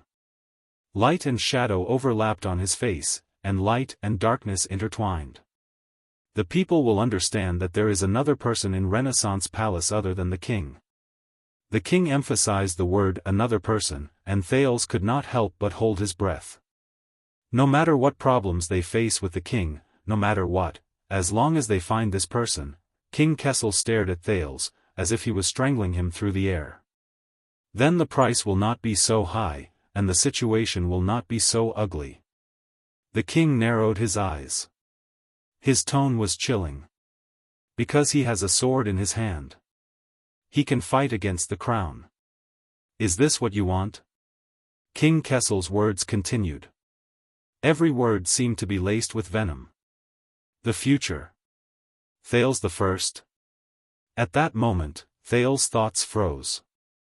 So, is this also what you care about? A few seconds later, Thales took 2 absent-minded breaths and spoke with difficulty. Whether it was sealing off Mindy's hall, interrogating my guards, or summoning me into the palace to warn me, was it all because of this? To tell everyone that there is no other person in the palace? King Kessel did not answer. He only snorted coldly and leaned back in his chair. Hand over that orphan girl, that bargaining chip. The Iron Hand King's gaze sharpened. His words were stern and resolute. As for you breaking into the palace and plotting treason, your crime is punishable by death. Let bygones be bygones. Thales raised his head and stared at the king with mixed feelings. King Kessel closed his eyes. His expression was serene. As you say, before it's too late. End it. Thales suppressed the resentment in his heart and gritted his teeth. But, the matter of me contacting the people of Western Desert, but King Kessel only raised one finger gently. He stopped Thales from speaking. Forget about it. The king was expressionless. He said softly, for your own good, after you hand over that orphan girl, you don't have to do anything. You don't have to show yourself, let alone intervene. Continue to be the Duke of Star Lake peacefully. Thales felt a chill in his heart. That's all. The king said coldly. Don't talk about conditions. And don't block the way. Block the way. In the next second, the king opened his eyes and changed the topic. In that case, your guards in Mindy's hall, and those loyal idiots who followed you into the palace to rebel. Hearing the underlying threat in his words, Thales' eyelids twitched. King Kessel said softly, don't worry. Then, you don't have to be replaced. Replaced. Both of them sank into silence. Ballard Room returned to silence. Thales suddenly understood. He understood what the other party cared about from the moment he made this suggestion.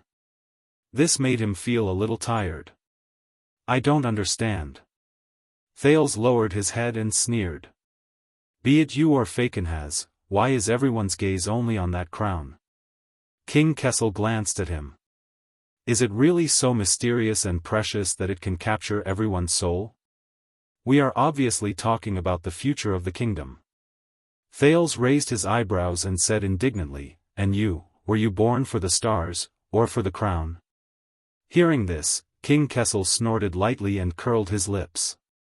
You don't understand, maybe it's because, it's not on your head yet. Thales clenched his teeth. In the next second, the king's expression became stern.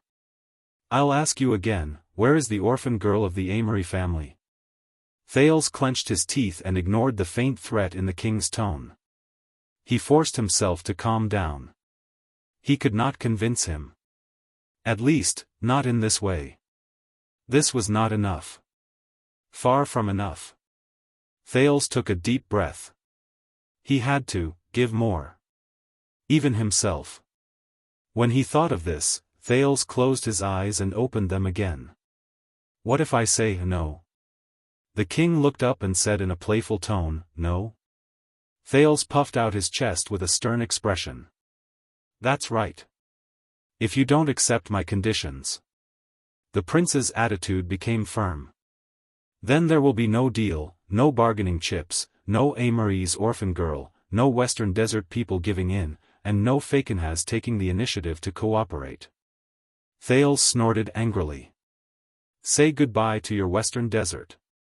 The king's pupils constricted slightly. "Then you will no longer be pardoned for breaking into the palace and rebelling." "That's right." Thales retorted without hesitation, "But you, father, you will bear the great damage and loss of Sand King's failure. You will be stuck in the impossible situation of Western Desert. You will gradually drift away from your desires." The king frowned. Thales paused for a moment and chuckled. "Of course, with the Iron Hand King's personality and methods, you will definitely not let this go. You will definitely think of new ways to fix Western Desert. You will cheat, swindle, and seize.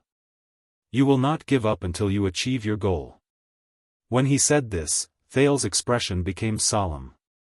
"Then, in your next failure, you will fall into the abyss and detonate the West Baron. It will be like detonating an oil barrel that will last forever." Thales lowered his head and glanced at King Kessel coldly. "Believe me, I have seen it before. It is an unforgettable scene." The Iron Hand King's gaze turned cold. "Are you threatening me?" "No." Thales snorted and shook his head. "I am just showing you the future reign of Kessel V." Thales' smile disappeared. Western Desert is just the beginning. When the situation there is completely out of control and there is no way to control it, you will finally ignite the entire kingdom. King Kessel's expression became even more unpleasant. "Tell me, father, do you really want to?" Thales paused. He stared at the king, took a deep breath, and said word by word, "When you see the next, the bloody year?" "The bloody year." His voice faded away.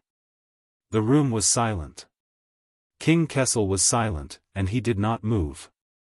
Only a pair of eyes gazed into the void, reflecting the light. He did not seem to care. Thales stared at him aggressively. "Until the next second. You are asking the wrong person." The king's voice rose faintly. "After all, you are the one who holds the bargaining chip." In the next moment, Thales shuddered. He felt the sin of hell's river roaring angrily in his blood vessels, bringing with it a piercing pain. It made him restless. "You should ask yourself, if I do not accept your conditions, if I am not willing to give you the weight of the crown," the king's words were very slow and intimidating. "Then you would rather hold the bargaining chip in your hands and watch with folded arms, watch the stars fall to the ground and the kingdom burn?" Thales suppressed his power of eradication, but he could not help but be stunned. King Kessel lowered his head slightly. His gaze was like a blade pointing at Thales. "Tell me, Thales Jade Star." Thales forced himself to meet the king's gaze, but he could not help but gulp. "Do you want to witness the bloody year with your own eyes while you are alive?" The king said casually. "Believe me, I have seen it before. That scene is unforgettable." Thales' breathing froze. He was about to refute, but he stopped himself. The king laughed coldly. "See, if you really understand what it means to be born for the stars, then you should not hesitate on this question. As for whether you will be the one to carry out the Sand King's orders, you should not care." Thales was stunned when he heard this. He did not know how to answer. So, this will be the last time I ask you.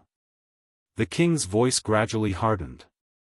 He was no longer indifferent, like a sharp blade being unsheathed. It will also be your last chance. The bargaining chip, the orphaned daughter of Amore. Where is she? Thales lowered his head and bit his lip. Not enough. Not enough.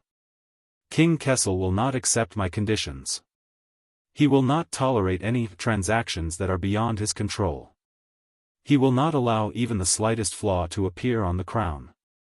The benefits of the kingdom, and even the bloody year are not enough to convince King Kessel. They are not enough to convince the Iron Hand King.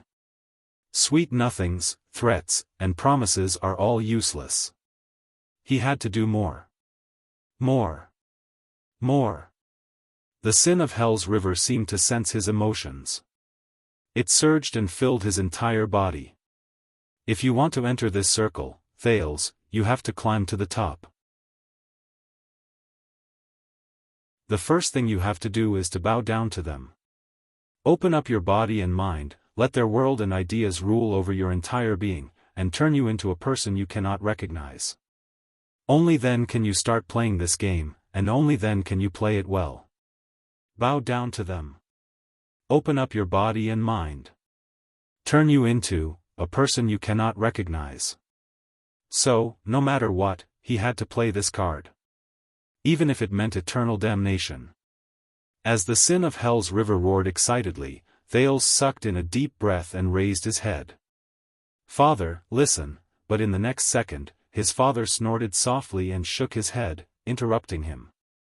All right, I understand what you mean, boy. King Kessel's eyes moved, and he said a name. Viral. Thales was stunned. What? The king rubbed the back of his hand gently and pondered. That's the name of the assassin who broke into the banquet, right? Thales clenched his fists.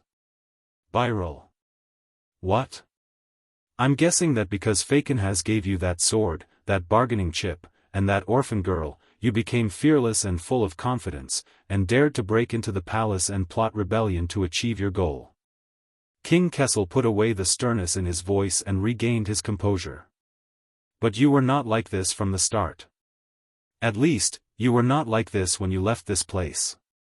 You were a completely different person before and after you left the palace. Then, this bargaining chip that can make you proud can only be obtained during the time you were out of the palace. In that instant, Thales' heart trembled. As for the assassin who broke into the banquet, King Kessel looked as if he did not care at all. He rubbed the back of his hand attentively. He is one of the people you met in the secret intelligence department after you left the palace today. He is also one of the few people who can talk to you about the kingdom's politics. He is also from Western Desert. That orphan girl of Amole and the four-eyed skull are also from Western Desert. Midir once said that there are no coincidences in politics. In that instant, Thales' mind froze. What? King Kessel raised his head and looked at him. He sneered. So, this is why the assassin did not want to commit suicide after he failed at your homecoming banquet. Instead, he put down his weapon. The king stared at him like a hunter holding down his prey. Because he is counting on you. He is counting on that Prince Thales, who is famous for being compassionate, to go back and look for him after this. Alright, Fakenhas' real sword, the bargaining chip that can overturn Western Desert, Amole's orphan girl, will be given to you. Thales forced himself to maintain his expression, but without realizing it, he was drenched in cold sweat. The king's gaze became fierce. And, it's only for you. To make things difficult for me. To overturn the situation. Hearing this, Thales' breathing became irregular. Impossible. No. His bargaining chip, the only card he can use to bargain with King Kessel, just like that, it was easily overturned by his opponent. The king chuckled and no longer looked at Thales. It was as though the latter was no longer important. It's alright, Murat will pry everything out of his mouth. King Kessel leisurely said, including that orphan girl. Pry everything out. Thales's pupils slowly dilated. Biral. Biral. Thank you, Your Highness. Thank you for being willing to come here and listen to my voice, or my last words. Although there is no sunlight here, it is not that dark, right? No. When he thought of this, Thales took a deep breath and clenched his teeth with difficulty. No, you are wrong. Fakenhaz and I have a secret communication channel. Then it is the others. Kessel V interrupted him without hesitation. The others you met after leaving the palace. It does not matter, it is enough to know that this orphan girl is alive. The king did not even look at him. Whether it is the people you met after leaving the palace, or the places you went, the secret intelligence department will know what to do. The people you met. The places you went. Lillian, Yanni, the abandoned house. No, Thales could not believe it. His breathing gradually became stiff. King Kessel raised his eyebrows and spoke in a relaxed tone. Do not worry, that orphan girl will soon regain her title with the support of the royal family and become Baroness Amory. Her surname is destined to go down in history. The king said playfully, if her father knew after his death, perhaps he would be proud of it. Go down in history. Thales was in a daze. So, Your Highness, what is the price? The Biral family will become traitors and the target of public criticism. Tina, she will never, ever, ever forgive me. No, no. Thales looked up abruptly. Under the influence of the sin of Hell's River, an unprecedented resentment surged into his chest. The teenager no longer hid it and glared angrily at the king. You are not listening to me seriously, are you? Thales clenched his teeth and said angrily, you talked to me for so long just to figure out where I found out about Amory's orphan girl. King Kessel snorted lightly, unbothered. Thank you, child, but you have completed your mission. By the way, no matter who played along with you in this farce, the king's tone was calm, but every word was piercing. They will pay the price. For your foolish actions. Thales took a deep breath. Wyatt, Ralph, Doyle, Glover, and Cohen, who I tricked into coming here, no, you can't do this, the prince said with difficulty. Remember, it's not that I didn't give you a chance, many chances. King Kessel did not even look at him and responded coldly, you gave it up yourself. The Iron Hand King reached out gently and turned the handle on the table to inform the people outside. Now, get out of my meeting room. He concluded the entire conversation in a low voice. Go and ask Vanguard Mariko how many lashes he should receive for trespassing into the palace and offending the king. At that moment, Thales felt a bone-chilling cold. Western Desert Hill, ruins, floating sand palace. Yo, Scarface, come over here and play chess with me. Duke Fakenhaz, who was by the window, tightened his cloak and waved at the Baron Bone Man behind the pillar. The tall and strong Baron Bone Man turned his head and approached the Duke, causing his ponytail to swing back and forth. A younger guard looked at the sawtooth tattoo on the Baron Bone Man's body and put his hand on the hilt of his sword warily. However, he was stopped by another older guard. The Baron Bone Man walked past the nervous young guard. He did not even look at him, as if he was used to it. He came before the Duke of Western Desert and rudely slammed his butt on the chair. He looked at the chessboard between them and frowned. Fakenhaz gestured happily. The Baron Bone Man shook his head. His words were stiff and unpleasant. Ko, you won't. Fakenhaz sighed and quickly waved his hand. I know, I know. Why else would I look for you? Ko was stunned for a moment. He looked at the chessboard, then at the Duke. His face was full of disdain. He pointed at the moon through the sandstorm outside the window. Little crow head, let's go. After him. Ko's words were unpleasant and difficult to understand, but Fakenhaz did not seem to be affected by it. He shook his head. No, no. Let Derek go. He has to rush back to Wing Fort to prepare for important matters.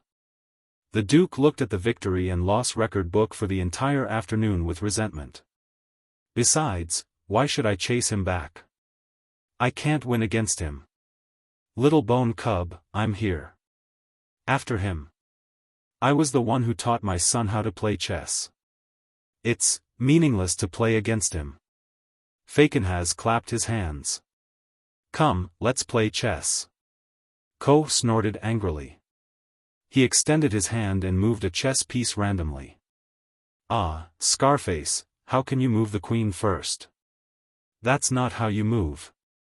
But it's okay. Look, I'm eating it now. Humph, tisk, tsk, tsk. That move of yours is not smart. It's the same as giving me a chess piece to eat. Clack. Ha ha ha. Ko, you don't understand. It's okay if you don't understand. You'll understand once you lose more, Ko, food. Don't go. Ask the servants to bring you whatever you want to eat and drink. Come, look at my move, Ko, kill. Ah, don't be angry, Scarface. It's just a game of chess. Winning or losing is not important. Back and forth, Fakenhas was having a lot of fun. Not long after, the chessboard was filled with Ko's pieces that had been eaten. After he finished his last move, the Duke grabbed Ko's hand in satisfaction and pushed the latter's king down. He lay on his chair and sighed. Ah, it's been a long time since I had such a satisfying victory. Awesome. Awesome. Awesome. Fakenhas leaned back in his chair and shook his head. However, the Baron Bone Man stared at the satisfied Fakenhas and said in a muffled voice, Bone Cub, kill. When he said that, Fakenhas' smile disappeared. The Duke got up from his chair and stared coldly at the Baron Bone Man. His expression was disgusting and terrifying. Ko stared back at him without showing any signs of weakness. A few seconds later, the Duke of Western Desert laughed and waved his hand. Nonsense, I'm playing chess. Why would I kill someone for no reason? However, Ko shook his head. His gaze became terrifying. The surrounding guards felt a sense of discomfort. Bone Cub, the Baron Bone Man said sternly, kill, great kill. Fakenhas' smile froze again. He pointed at Ko and shook his head. You, Bone Cub, lie. Ko clenched his teeth. His expression instantly became ferocious. Ko, kill. Kill. The Baron Bone Man's abnormal behavior made the Duke's personal guards around him nervous. Then, Fakenhas waved his hand, indicating that he was fine. The suzerain of the ruins sighed. All right, I'll tell the truth. Fakenhas supported the chessboard and looked into the distance. I'm a little frustrated. Only you can see that, Scarface. The Guardian Duke of Western Desert looked out of the window in a daze. You know, waiting is the most torturous. Ko flashed a cruel smile. Kill? The Duke shook his head in disdain. Oh, I can't be happy even if I kill. Ko was obviously disappointed. He muttered, stood up and left in disappointment. Tell me, Scarface. When Ko turned around, Fakenhas suddenly spoke. Have you gambled before? It's, you pay and say something. If you get it right, you win money? The Baron Bone Man frowned and thought for a while. He shook his head. Ko, no. At least you've seen others gamble before. Fakenhas sighed. I mean, before you opened the prisoner column and carried me out of Sherilyn tribe? Ko thought carefully for a while. His brows gradually furrowed. When Fakenhas saw his expression, he said in resignation, All right, I won't make things difficult for you, 58 water-shifting periods ago. Ko suddenly spoke and interrupted him, Caliguri, beast cage. Luma, bet. Fakenhas' expression changed. He patted the table in front of him with great interest. Ko sat down again. All right, so, when your tribe went to Caliguri, they played with beast cages. Who did your brother bet on? Tribal warriors? Slaves? Exiles? Desert robbers? Or beasts? The barren bone man's gaze turned cold. Kill. Fakenhaz's eyes lit up. Ha, your brother made a bet, and you personally went down to fight and kill? Ko nodded. Look at this tattoo of yours. How many did you kill? Ko stood up and pulled open the clothes on the side of his back. He pointed at a few serrated tattoos as if he was very familiar with them. 8? Wow. Fakenhaz sighed and said, I guess you're rich? But Ko was silent for a while before he shook his head. Luma, lose. What? Fakenhaz frowned in puzzlement. But you're still alive. How did your brother lose? Did he bet on the wrong thing? Ko's expression turned gloomy. Tribe, bet on bloody thorn lizards. Fakenhaz's smile also gradually faded. Oh, your tribe has ordered you two brothers to fight each other in pairs. The Duke sighed and said, this is the highlight. This is the highlight of the show. My guess is that he wants to attract big bets and make a big profit. Ko gritted his teeth. His cheeks trembled. Luma, no. Ko, no. Fakenhaz nodded. Of course, you refused, so you can only lose money? The barren bone man paused. After a while, he looked up with difficulty. Tribe, kill. Cage master, kill. Holy chief, kill. Tribe, kill. Sand servant, kill. The Duke shrugged. Yes, I guessed so too. Everyone is very unhappy, especially those who placed bets. I heard someone mention it before. He snorted softly. Your tribe set up a monster cage, and perhaps even received bets, but did not complete the duel. He must have lost a lot. Ko did not say anything. The barren bone man only shook his head. His gaze was terrifying. Tribe, poor. Luma, pay, life. Fakenhaz paused. Ko gritted his teeth and looked up while his body trembled. Ko, punish, life. The Duke of Western Desert did not say anything. He only sighed, extended his hand, and patted Ko's shoulder. Ko turned his head and revealed a ferocious expression towards the invisible air. Ah, I remember now. Your bastard old tribe. Fakenhaz's eyebrows twitched as he came to a realization. That unlucky fellow who was attacked from the bottom to the top by you, from the head to the ribs, and only died after wailing in pain until dawn? Ko snorted and did not answer. Fakenhaz chuckled. Well done, Scarface. You have avenged your brother. Ko did not say anything. After a while, he suddenly looked up. Bone boy, bet? Fakenhaz was stunned. He understood and nodded. Yes, I am betting too. The Duke looked to the east and giggled. Bet on another round. Bloody thorn lizard. Ko frowned. Tisk, tsk. The Duke of Western Desert shook his head. How should I put it? A full 6 years. Fakenhaz gradually fell into a daze. The barren bone man revealed a ruthless expression. Ko, kill. Bone boy, bet. Of course. Fakenhaz smiled.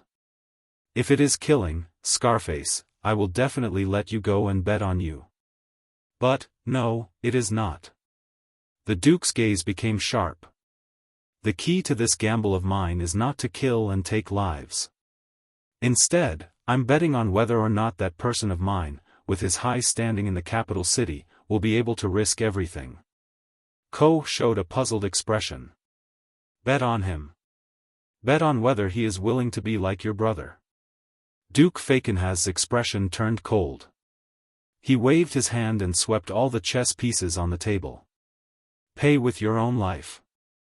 In exchange for your life.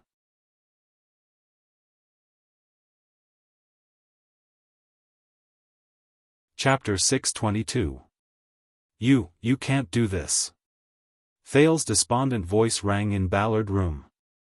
But what welcomed the teenager was the king's nonchalant reply, as if the thrilling confrontation was over. Get out. Thales's breathing froze. His nails dug into his palms, bringing pain. No, it's not over. It can't be over. Thales took a deep breath and made one last effort. That orphan girl is a bargaining chip to control Western Desert, but it's just an excuse, even though it's a shocking excuse. He leaned forward on the table and gritted his teeth. And the real bargaining chip, as you said, is me. But the king was unmoved, his expression indifferent. Are you going to protect your dignity and get out, or are you going to wait for the royal guards to come and drag you out? Thales tried his best to ignore the king's words and refocused on the topic. Without me, Falconhas won't go along with you. Without me, Amoliai's orphan girl is worthless in your hands. But King Kessel had clearly lost interest. He lowered his head and pondered again, no longer responding. Damn it, damn it, damn it. Thales was anxious as he looked at the king's stubbornness. The Duke of Western Desert won't let you get what you want. Thales unconsciously raised his voice. Since he dares to take the risk and offer a bargaining chip, he must be prepared. He might even lead the Western Desert people to retaliate fiercely, causing the situation to deteriorate, but he was disappointed.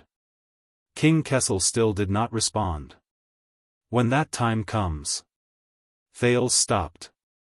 He looked at the king, who was deep in thought with his eyes closed, feeling tired and annoyed. What to do? What to do? Anxiety and resentment burned in his chest at the same time, causing the sin of Hell's River to become untimely excited, making Thales even more irritated. The man in front of him was stubborn, headstrong, not threatened, unwilling to compromise, self-centered, and did not listen to advice. He refused to be convinced by the hard way, and refused to be hooked by the soft way. He was covered in thorns and disgusting. Why wasn't such a person beaten to death when he was young? How did he become king? Were the nobles who made him king all blind? Hey!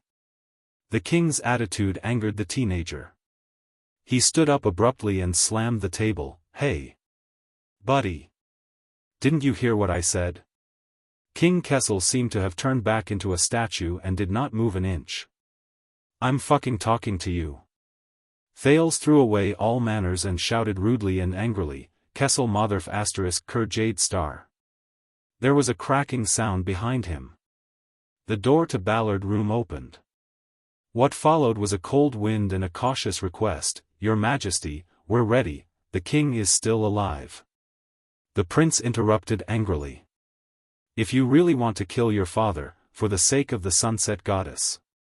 Without turning his head, he roared angrily, I will warn you before I act, Vanguard Mariko, son of AB * TCH. Thales' roar echoed in the corridor, eliciting whispers from the royal guards outside the door. A few seconds later, as if someone had given them a hint, the air became completely silent. On the other side of the long table, King Kessel finally opened his eyes and frowned. Very well. Thales looked at the king and exhaled. His anger had yet to dissipate. I thought you'd had a stroke, father. A friendly cough came from behind, but it was not Mariko. My apologies, Your Highness.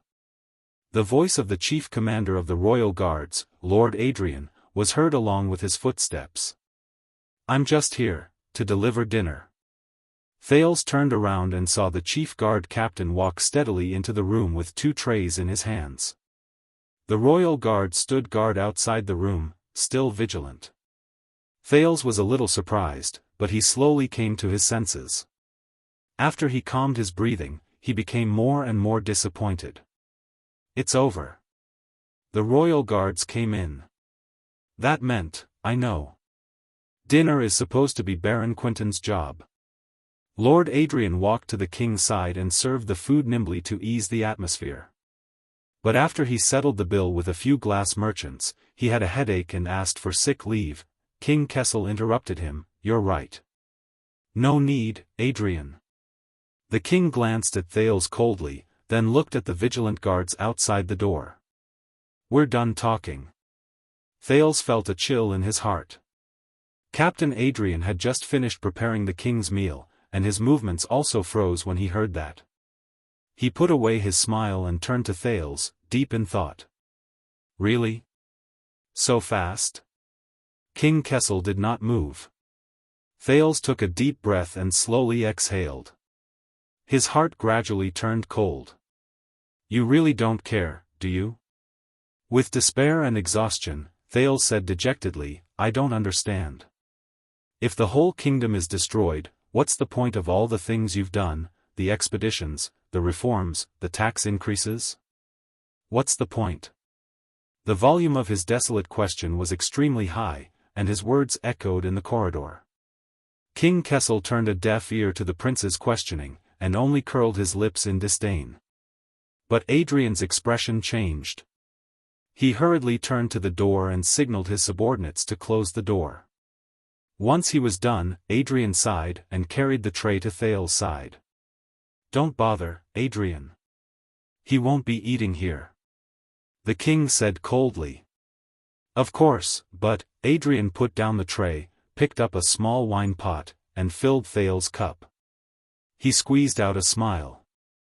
"As far as I know, you haven't had a good meal all day, Your Highness. At least have a cup of wine to refresh yourself.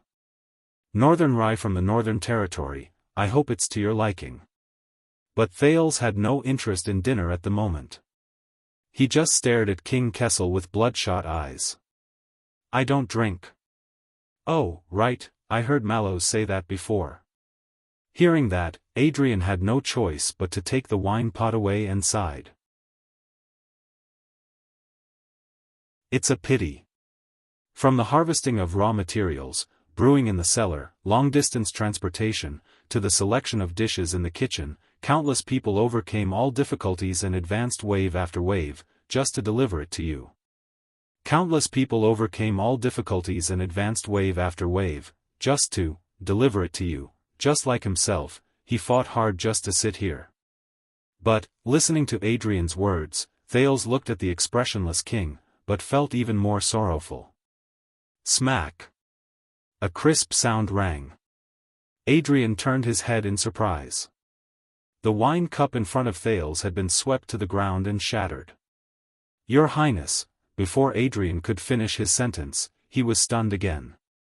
Thales' hand had appeared out of nowhere, grabbed the wine pot in his hand, and pulled at it in an unquestionable manner. The prince still stared at the king. He lifted the lid, aimed at the mouth of the pot, and tilted his head back to drink. Pfft! The wine entered his throat. Thales only swallowed a mouthful before he spat it out pathetically. "Damn it! This wine is definitely not produced in the Northern Territory." Feeling the taste that he could never get used to, the prince coughed painfully while he stared at King Kessel with bloodshot eyes. "It's from further north, from Extet." "Is that so?" Adrian was slightly surprised. "Then I admire them even more. How far did they have to go, Adrian?" The king interrupted the guard captain with a cold expression. "Escort Prince Thales back to Mindy's hall." Panting, Thales clenched his fists. Adrian's smile faded, and he turned to bow. "Yes?" The head guard captain, who had been in office for many years, had a telepathic connection. His reply was undecided as he waited for further instructions. King Kessel paused for a moment and gave Thales a deep look. "My son is young and frivolous, and he is in love for the first time.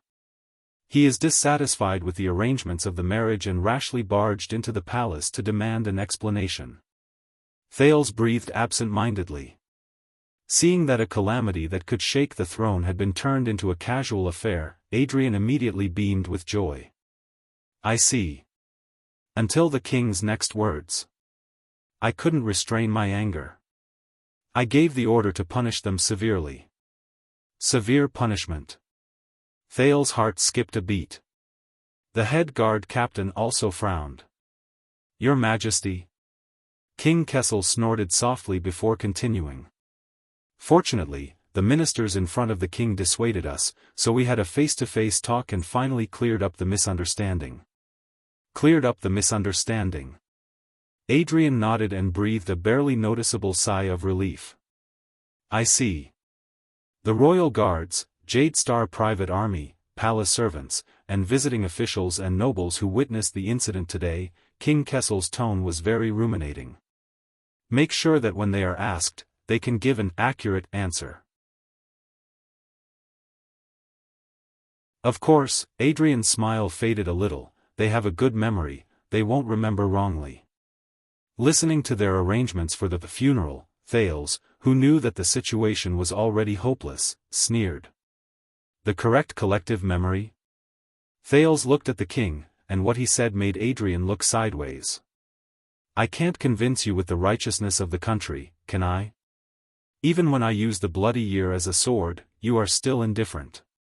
Thales' smile faded and he said coldly, when will you understand that the stars don't belong to you alone?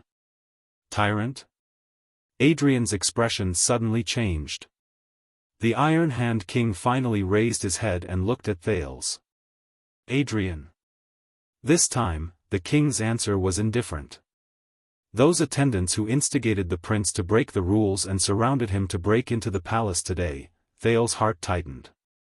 Whether they are guards, servants, attendants, lovers, civilians, nobles, descendants of the 7 Jade Star attendants, or appointed families, make a list and hand it over to the Nobles Affairs Council, the police station, the Department of Discipline, the Flag Bearer Division, and the Secret Intelligence Department.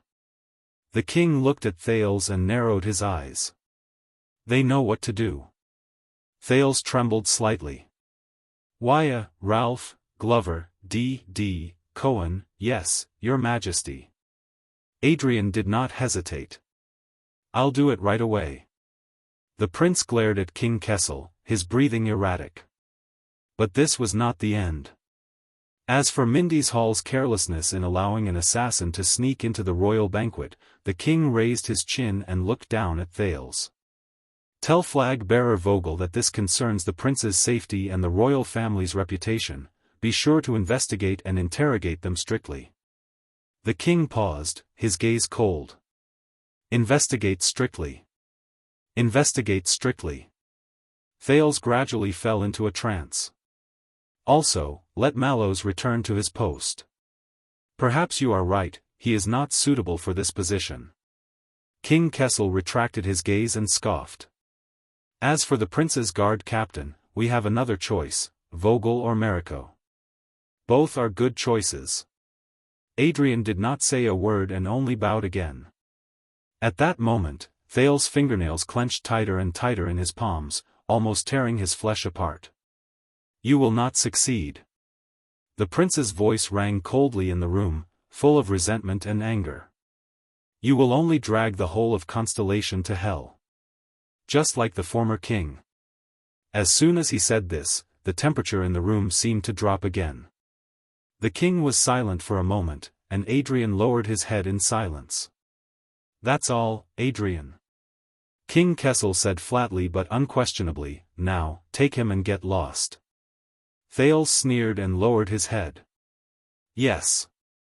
Adrian bowed, but suddenly froze. Oh, Your Majesty, I just remembered something. The guard captain looked up, and the king looked back at him indifferently. Adrian said hesitantly, on the way here just now, everyone saw me come in with dinner. King Kessel frowned. So, if the misunderstanding of breaking into the palace is really resolved, and we can reconcile, Adrian asked tentatively. Then at this time, His Highness Thales should be ashamed and embarrassed, and you would kindly invite him to dinner? Dinner together. King Kessel frowned.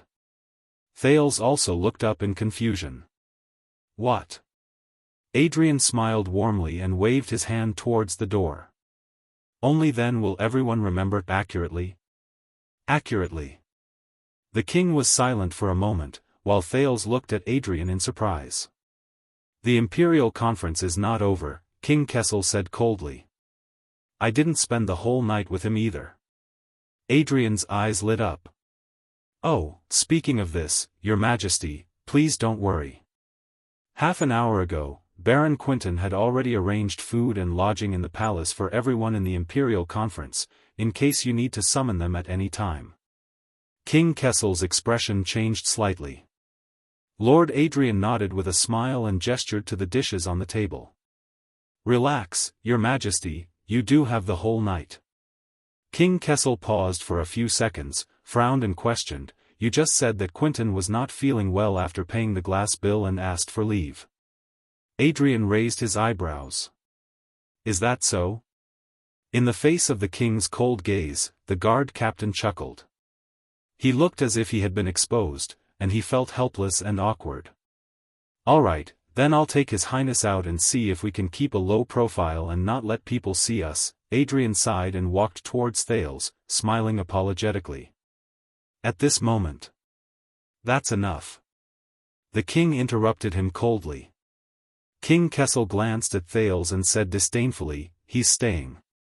Think about the time and take him away later. Adrian's eyes lit up and he replied fluently, Yes, Your Majesty.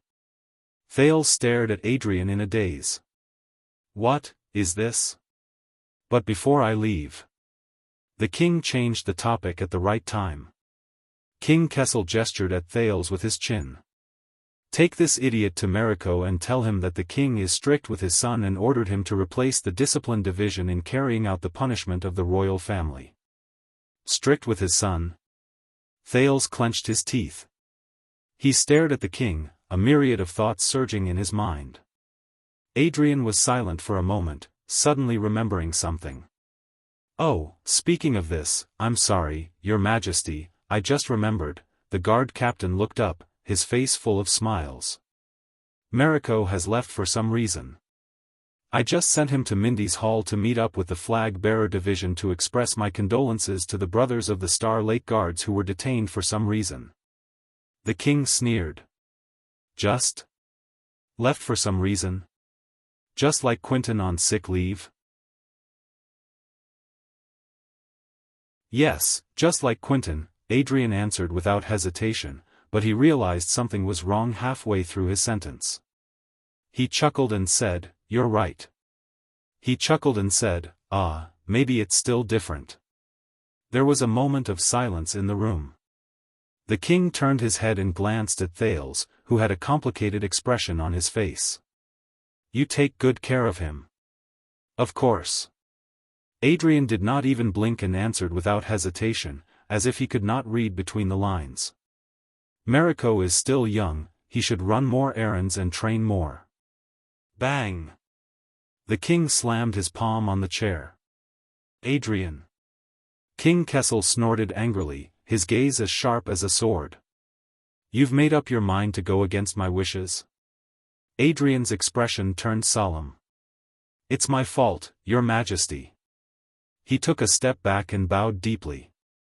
It may not go against your wishes. The guard captain said respectfully, but it suits your needs. King Kessel stared coldly at his guard captain, anger boiling in his eyes. Suits your needs. Thales watched the confrontation between Adrian and the king in silence. Dinner together. He suddenly understood what the other party was doing. But what's the point? His battle in Renaissance Palace, 10 seconds of silence. King Kessel did not answer, but the anger in his eyes slowly faded. It's Gilbert. Did he beg you to soothe his cheeks? Adrian looked up. He was confused at first, but then came to a sudden realization. What? Oh, Your Majesty, if you want to summon Count Casso, I'll. King Kessel exhaled, feeling a little helpless and annoyed. Enough, get lost. The king waved his hand impatiently. I'll give you 5 minutes. Come back and take him away. Lord Adrian nodded, obedient and convinced. As you wish. But the guard captain's footsteps immediately stopped. But from an outsider's point of view, Your Highness will at least have to finish your meal and chat before leaving with me. Adrian said awkwardly, a quarter of an hour? A quarter of an hour? The king and Thales were stunned for a second. Clang! In the next second, King Kessel, who could not take it anymore, knocked over his wine glass and glared at Adrian. Yes, Your Majesty. Lord Adrian bowed and hurriedly replied before the king, Lord Adrian. Then a quarter of an hour it is. Once he finished speaking, without waiting for the king's response, Adrian turned around and left, but he stopped halfway. I'm sorry, Your Highness, but I have to take away your knife and fork. The guard captain walked to Thales' side, glanced at the stunned prince, and apologetically took away the knife and fork beside the plate. I believe a spoon will be enough. After all, the Far Easterners can eat with only 2 thin wooden sticks.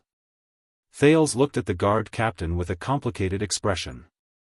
Thank you, my lord, he said hoarsely. Thank you and Gilbert for fighting for me, a quarter of an hour. But things had already come to this. What else can I do? You're welcome, Your Highness. Adrian smiled as he weighed the knife and fork in his hand. By the way, your sword is indeed quite heavy. It's not easy to hold it in my hand. Thales laughed bitterly and ignored the king, whose expression was almost frozen. That's not mine, it's Caribbean's, but Adrian didn't let him continue. Instead, he said to himself, he continued, but after we found its scabbard, it will be much more convenient. The guard captain of the royal guards nodded in a profound manner. After all, since ancient times, swords cannot escape its scabbard. Cannot escape its scabbard. In the next second, Thales suddenly raised his head. What? He looked at Adrian in surprise. Lord Adrian smiled faintly, blinked, and immediately left. As the door opened and closed, he walked out of Ballard Room. Thales stared in the direction he left in a daze. Tormund Mallows. You son of AB*TCH, watchman, the guard captain I hate the most. Isn't he being interrogated by the flag-bearer division and unable to take care of himself? And he still has time to care about my business? Thales clenched his fists. The door closed. The room returned to silence. Looks like you're very popular. The king stared at the door and seemed to be deep in thought. And this makes you feel uneasy? Thales took a deep breath, returned to reality, and looked at his father. The king snorted coldly. Eat. King Kessel nonchalantly grabbed his knife and fork. Unless you want to starve and be whipped. That doesn't feel good. Thales grabbed his spoon and stared at his soup bowl. He could not fight against the king. He could not turn into another sword. Just like Temple and Imperial style, the source of their formation determined that they were bound to fight against each other, and they were as incompatible as fire and water. Neither of them would easily lower their heads to the other. And him. Thales stared at his own reflection in the bowl. So, he could not use the bargaining chip given by Falkenhaz to negotiate terms with King Kessel. He could not hold the sword given by the Western Desert people and claim credit from Renaissance Palace. That would not work. Thales clenched the spoon in his hand and frowned slightly. Not enough. He had not given enough. Not enough. Far from enough. The sin of Hell's river surged and filled his brain, but it made him think more clearly. He had to give more. More. Since ancient times, swords cannot escape their scabbard. 1,000 blades are sealed, and they are evil. Thales stared at King Kessel, who was quietly eating. He slowly became lost in thought and gradually understood. Are you ready? Deep in his heart, a small voice reminded him. Thales? In the next second, the prince suddenly raised his head. I know. Thales fixed his gaze on King Kessel. His tone was calm and unperturbed. I know that I can't hide Amoliai's matter from you. As long as I still want to use it as a bargaining chip, I can't hide it from you, much less convince you. But Thales's tone changed. But you won't succeed, even if you have that orphan girl in your hands. But it's not because Falkenhaz won't compromise, nor is it because you lack means. Kessel V did not say a word. He just lowered his head and ate. Thales sucked in a deep breath. His next words were directed at the king as well as himself. But because this is destined. The king responded to him with a cold snort. But Thales was not discouraged, nor was he impatient.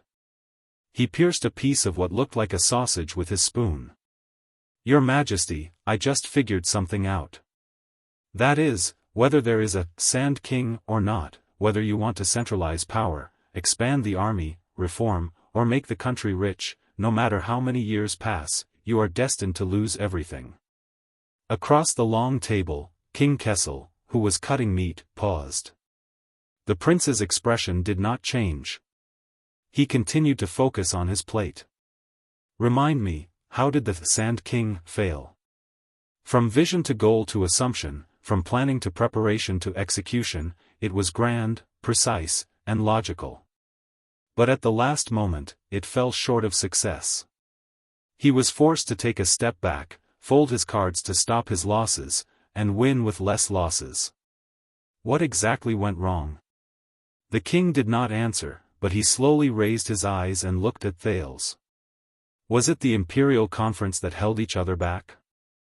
The kingdom's secret intelligence department spoiled everything? The regular army was eager for quick success?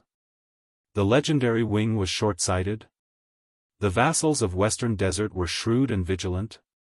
Or the forces of the desert were unruly and uncooperative and refused to cooperate with your performance? The prince chuckled and took a bite of the sausage, but he could not taste it at all. Or is it that no one has a problem here, or is it that everyone has a problem? King Kessel did not move. He only fixed his gaze on Thales. Wait. Thales narrowed his eyes. You don't really think that it's my fault, do you? The king still did not respond. But Thales did not expect him to answer.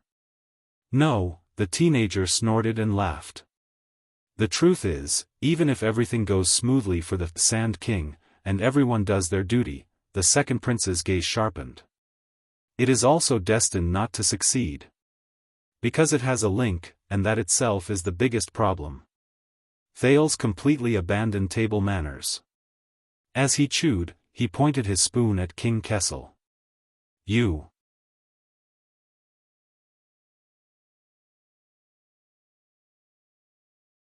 Chapter 623.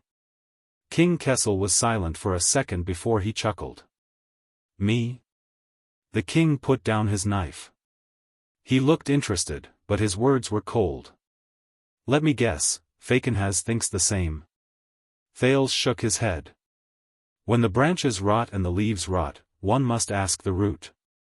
If there is a problem with your rule, your Majesty, the first person in the kingdom to pay the bill, and the first person to reflect and hold accountable, is definitely and only you. The king's disdainful sneer rang out in the room. He lowered his head again and continued eating. Thales smiled as well, unperturbed. Yes, you probably think that if the kingdom's rule is unsatisfactory and there is a problem with Constellation's development, it must be due to the officials' deviation in execution and the poor governance of the lower ranks. Minor adjustments and corrections will not harm your grand strategy of ruling the country, nor will it harm the wisdom of the nobles before you, or the wisdom of your king. Just like the Sand King, in your eyes, how could it be wrong?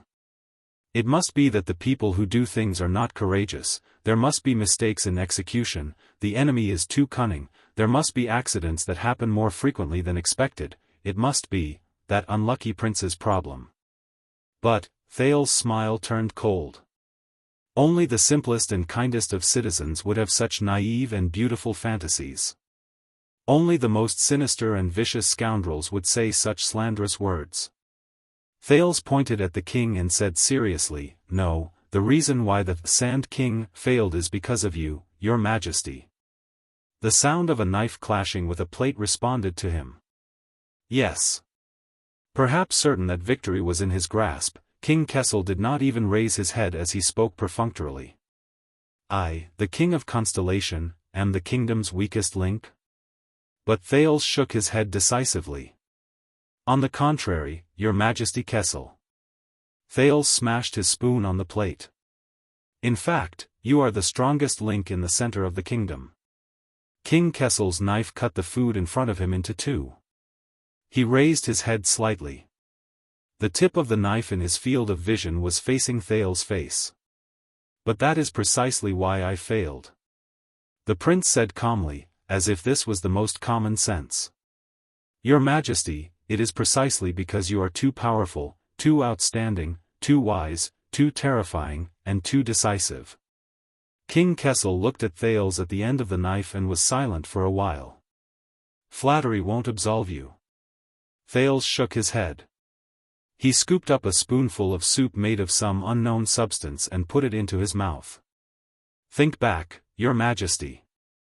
Before the Sand King, from the Desert War until now, from Blade Fang's camp to Blessing's town, from the Emergency Control Order to the Border County Development Tax Exemption Order, from the Legendary Wing to the regular army, how many things have you done to Western Desert? How many times have you stabbed them, and how many times have they gritted their teeth but could do nothing? Thales raised his head, and his voice grew sharper. And since when did you replace the treacherous desert and become the greatest enemy that threatens their survival? Across the long table, King Kessel's gaze was focused on the tip of the table knife. So much so that today, before you had the idea to take action, the Western Desert people had already made hundreds of contingency plans, like birds startled by the mere twang of a bowstring. There was nothing else but how to resist the threat of Renaissance Palace. Even in their dreams at night, they imagined the scene of the regular army of the royal family invading Western Desert. Under this premise, your majesty, whether it's the army, the tax, the land, or the rule, no matter what you want to do with that land, the people of the Western Wilderness will never let you get what you want. Thales said coldly, so, how could the Sand King succeed? How could he succeed? This time, King Kessel was silent for an exceptionally long time. Finally, the king raised his head slightly. You overestimate them. Thales chuckled and nodded. Is that so? So, you think that when you ordered the army to march west, everyone believed that they were going to rescue me? You think that the suzerains of Western Desert really took your bait and were unaware of the conspiracy? You think that the main forces of the three great families did not fall into the trap only because the legendary wing dragged things out? You think that the kingdom's secret intelligence department and the regular army messed up the plan because they were not capable enough? You think that between you and Fakenhaz, who was the first to find me in the desert and seize the initiative in the Sand King? At that moment, King Kessel's gaze turned sharp. Thales sat up straight and said solemnly, you are the one who underestimated them. Your Majesty. King Kessel did not comment, but his gaze flickered. I know, I made the same mistake. Thales was slightly dazed as he recalled the past. Before the new year, when I escaped from Dragon Cloud City, I thought that my plan was flawless and that no one could see through it. With the help of the kingdom's secret intelligence department, such a complicated political situation, such a strange situation, and such a coincidental time, anyone would first suspect that Prince Thales was kidnapped by the forces of Dragon Cloud City and did not sneak away on his own. Thales heaved a deep sigh. But I was still caught, on the first day I escaped from Dragon Cloud City. King Kessel's gaze shifted. Thales stretched out his left hand and rubbed an abnormal bone. He furrowed his eyebrows tightly, as if he was feeling the pain of it cracking again. I was caught by a boorish man in Dragon Cloud City who was one of the best in the Western Peninsula when it came to sword wielding, but whose political IQ was said to be the lowest in the world. Thales sneered faintly. Even though it was later proven that the reasoning logic that the Star Killer relied on to track me was simply mechanically copied and made no sense at all, that damned Ryland paper. Thales raised his head and looked straight at the king with a solemn gaze. So, just like you, I lamented my bad luck countless times, cursed the guy who made me give myself away, and cursed that stupid logic of a lucky hit. But I never doubted my own plan and reflected on my own responsibility. King Kessel did not say a word. I was wrong. Thales sighed and said calmly and helplessly, because no matter how powerful my methods were, or how brilliant my schemes were, he was destined to catch me at that time and that place. Because during the 6 years of good times in Dragon Cloud City, Thales clutched his left arm tightly and sullenly said, "Sorry, Nicholas, the Star Killer, regarded me as his greatest and most dangerous enemy. Sorry, Nicholas, the Star Killer. He treated me as his greatest and most dangerous enemy. If he ran into an accident, he would suspect me. If he was attacked, he would be wary of me. If he made a mistake, he would look at me.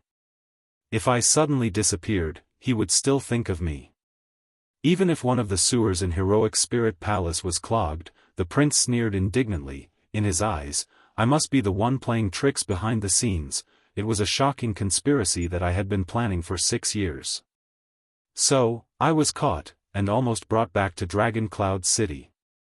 Thales looked into the distance, which he could not see. "And later, I understood that the reason why I was targeted by him was because I was caught in a trap of my own making. I went on a rampage that night in Dragon's Blood and turned myself into the most terrifying, bizarre, and dangerous variable in Dragon Cloud City in the eyes of others. I changed the fate of all of Extet." The king listened quietly, his thoughts unknown. "It's the same in Western Desert." Thales sighed and returned to the reality before his eyes. "Especially when they see you as the strongest enemy, your majesty." King Kessel pursed his lips. "Them?" the king said coldly. "With that group of selfish, fat, and short-sighted rotten nobles? They are like a sheet of loose sand, fighting incessantly among themselves. They can't even unite under one flag." Thales' voice became stern. "Then it's even more impossible for them to be obedient to you." King Kessel raised his chin. "They will do it." King Kessel's gaze sharpened. He also raised his voice, resolute and unquestionable. "They have to do it. They have to." Thales smiled. "Yes, just like how King Nuvan once thought that he could make the troubled citizens of the Alliance of Freedom bow their heads and obey Extet with just a bloody massacre and a little political maneuvering. That way, they would never rebel against his granddaughter and shake up the entire political situation in Northland," he said sarcastically. In the next second, the youth's expression turned cold. His tone changed. "But do you really think that as long as you are strong enough and clever enough, everyone will bow their heads and everything will go smoothly? Then why don't you simply declare that everyone in Western Desert is a traitor and rebel, and order the regular army to attack and annihilate them in order to pacify the country? Why do you still do everything possible to bypass the Imperial Conference and keep a low profile to advanced Sand King? Why do you still use me as a famous chess piece and bait?" Thales paused, looked at the king, and called him by his name. "Because you also know this, Kessel." The king frowned. Looking at King Kessel's deep expression, Thales understood something. Unlike his previous opponents, this time, he could not hold up a sharp sword and face the Iron Hand King. In the face of a ruler, a person may cooperate, be loyal, or obey. Thales recalled the conversation in his memory. But a large group of people?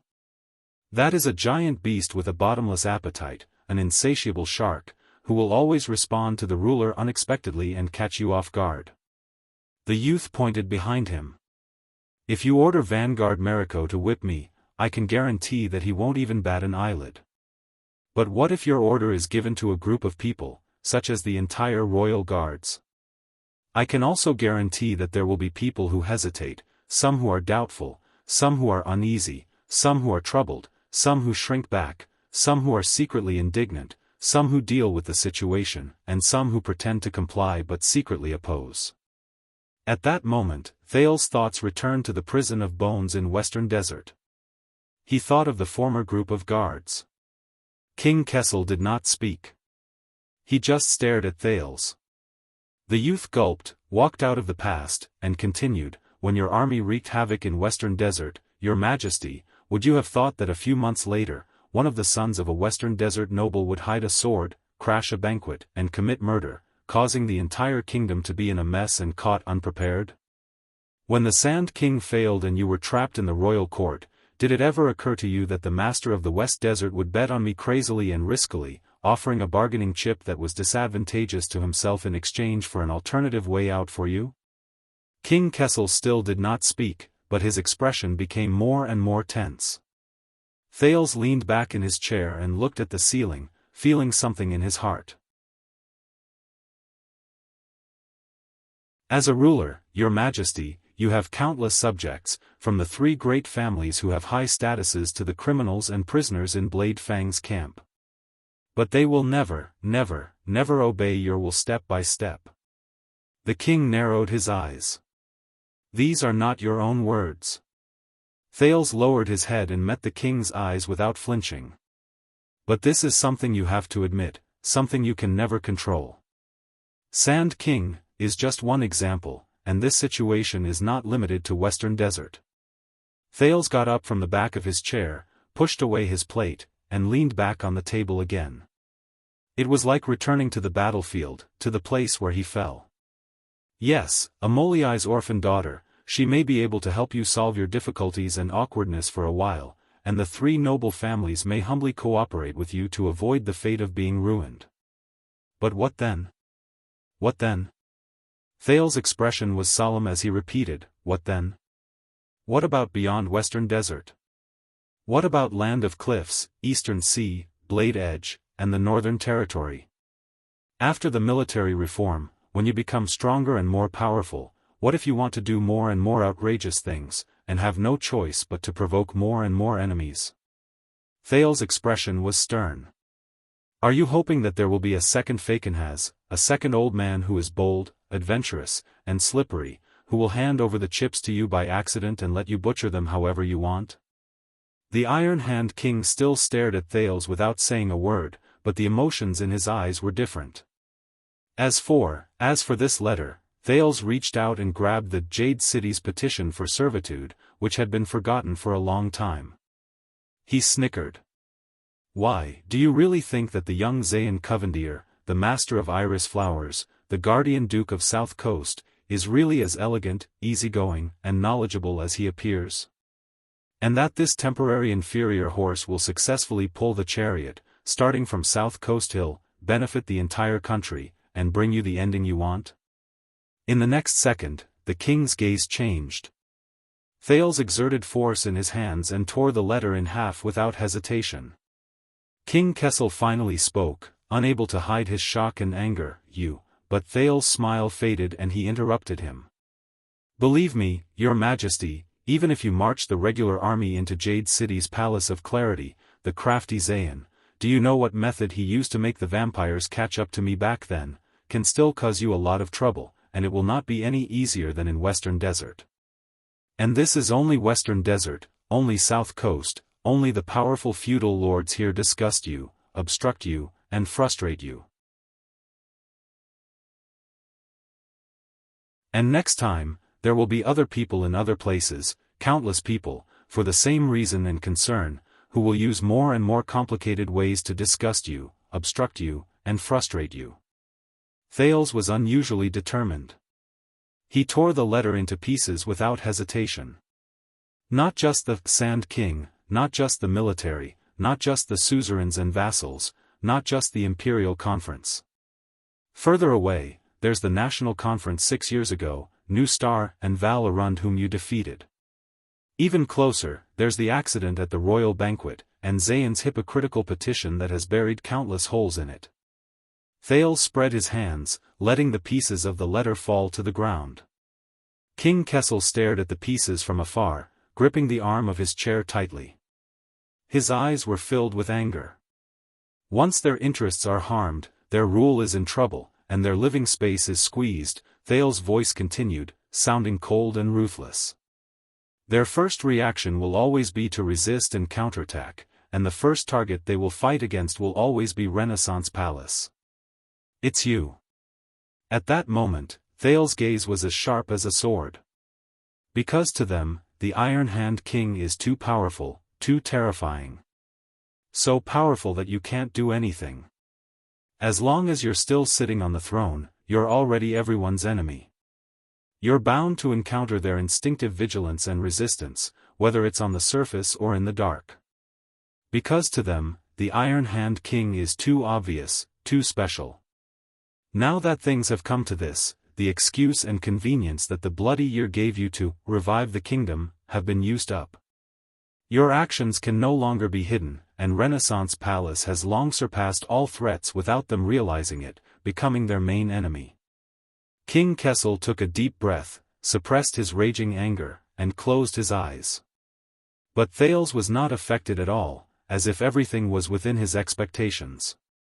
So when you look around, there are enemies everywhere, and when you move forward, every step is arduous. So from the inside to the outside, everything is not going well for you. From the top to the bottom, nothing is going well for you. Thales shook his head gently. No, Your Majesty. You can't do anything. Can't do anything. His voice was deep and sorrowful. Can't do anything. In the next second, King Kessel suddenly opened his eyes. Alarmist. He said coldly, eloquent and eloquent. Thales hummed in agreement and spread his hands. But there's nothing you can do. The youth's eyebrows gradually furrowed. You can defeat them, but you can't destroy them. Faced with a pile of loose sand and a mess, you are caught in a dilemma and don't know where to start. You don't even know where they will jump out to stop you, or which part of the chain will go wrong. Throughout the Sand King, you looked awe-inspiring and took the initiative to attack, and no one dared to face you head-on. In fact, most of the time, you were just swinging your sword in vain and suffering from hidden losses. At that moment, King Kessel's expression became a little ferocious. But Thales's words continued, making him feel uneasy. And they are all over the kingdom, at all levels, all over the world, north, south, east, west. They are hiding in every gap of interests, ambitions, desires, stances, and will. They are unexpected and unpredictable. They can change from cowardice to fearlessness at any moment, from meekness to zealotry, from indifference and selfishness to fury and desperation, and from conformism to boldness and aggressiveness. You can never see them. When you swing your sword to kill, the opponent is nowhere to be seen.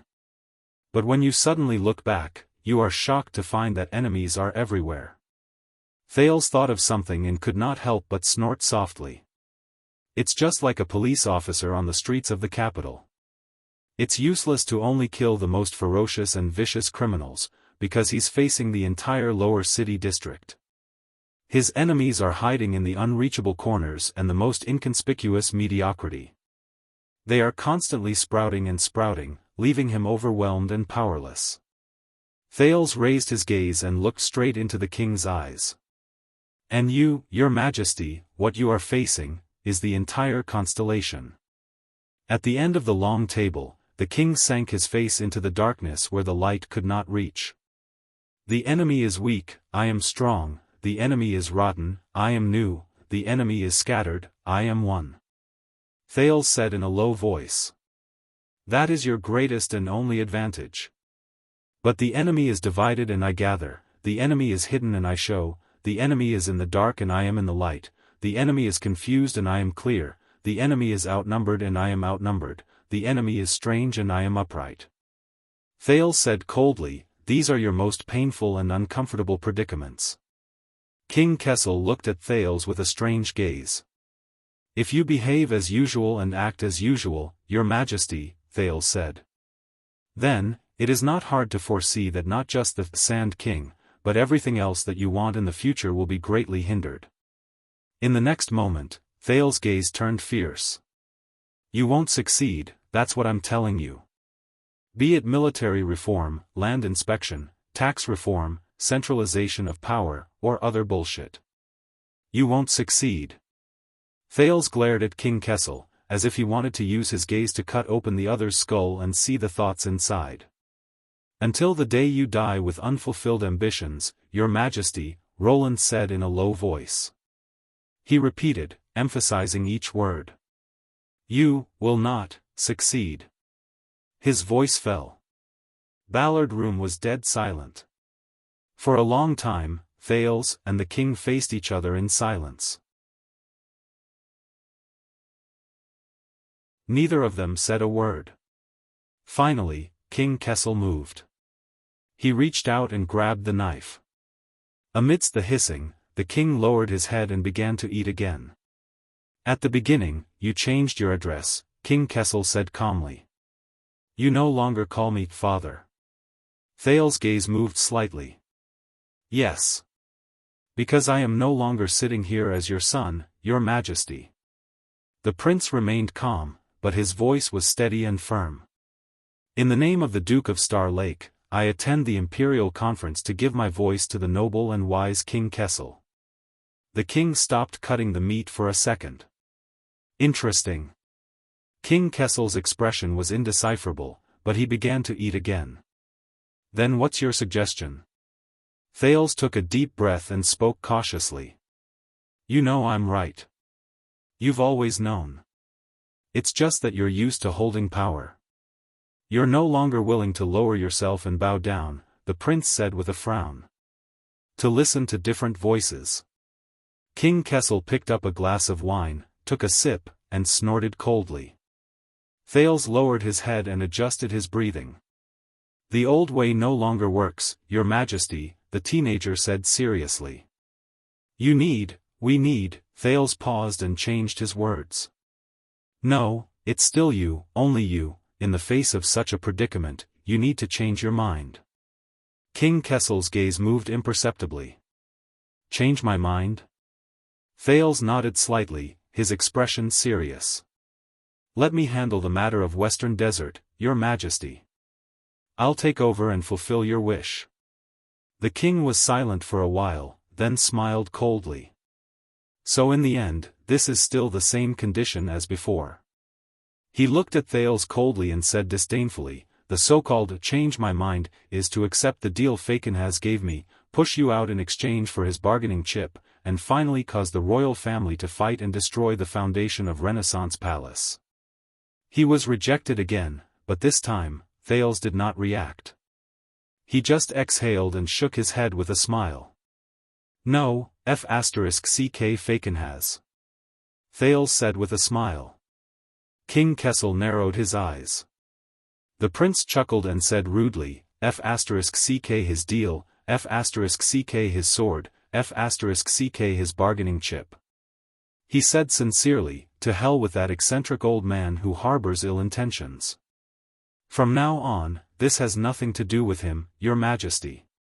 Thales said solemnly, and it only has to do with you and me. King Kessel parted a piece of meat and responded with a sneer. That's you, Duke Thales. It's your kindness acting up, or your greed acting up. The king raised the table knife, the tip of the knife pointing at Thales' cheek in his field of vision again. You want to advise me to slow down the pace of moderation in the face of those local vassals, and govern gently and gradually?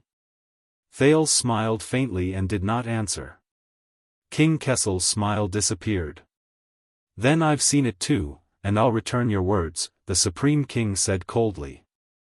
You're destined not to succeed. Thales raised his eyebrows. He heard King Kessel say faintly, in a tone that he rarely heard him preach, you're right. Moderation means compromise, compromise means retreat, retreat means wavering, wavering means giving up, and giving up. Kessel V paused and snorted. It means that you've been on the wrong path from the beginning. You'll soon be trapped in their seemingly righteous, but actually sinister and cunning stance. You won't be able to control yourself. At that moment, a cold glint flashed in the king's eyes. And one day, when you're no longer in line with their interests, when you no longer respond to their cries, when you no longer cater to their wishes, you'll be opposed, despised, expelled, abandoned, and betrayed by them. King Kessel said softly, just like the Sand King in the past. The king paused and continued faintly, and my father.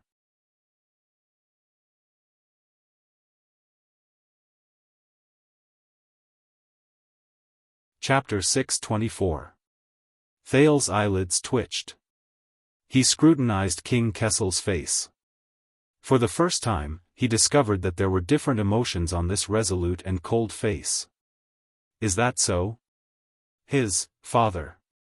No, your majesty. Thinking of this, Thales said calmly, what I want is indeed the same as before. But he changed the topic. But not for so-called gentleness, so-called compromise, so-called gradual progress. Thales' expression darkened. At least this time, it's not.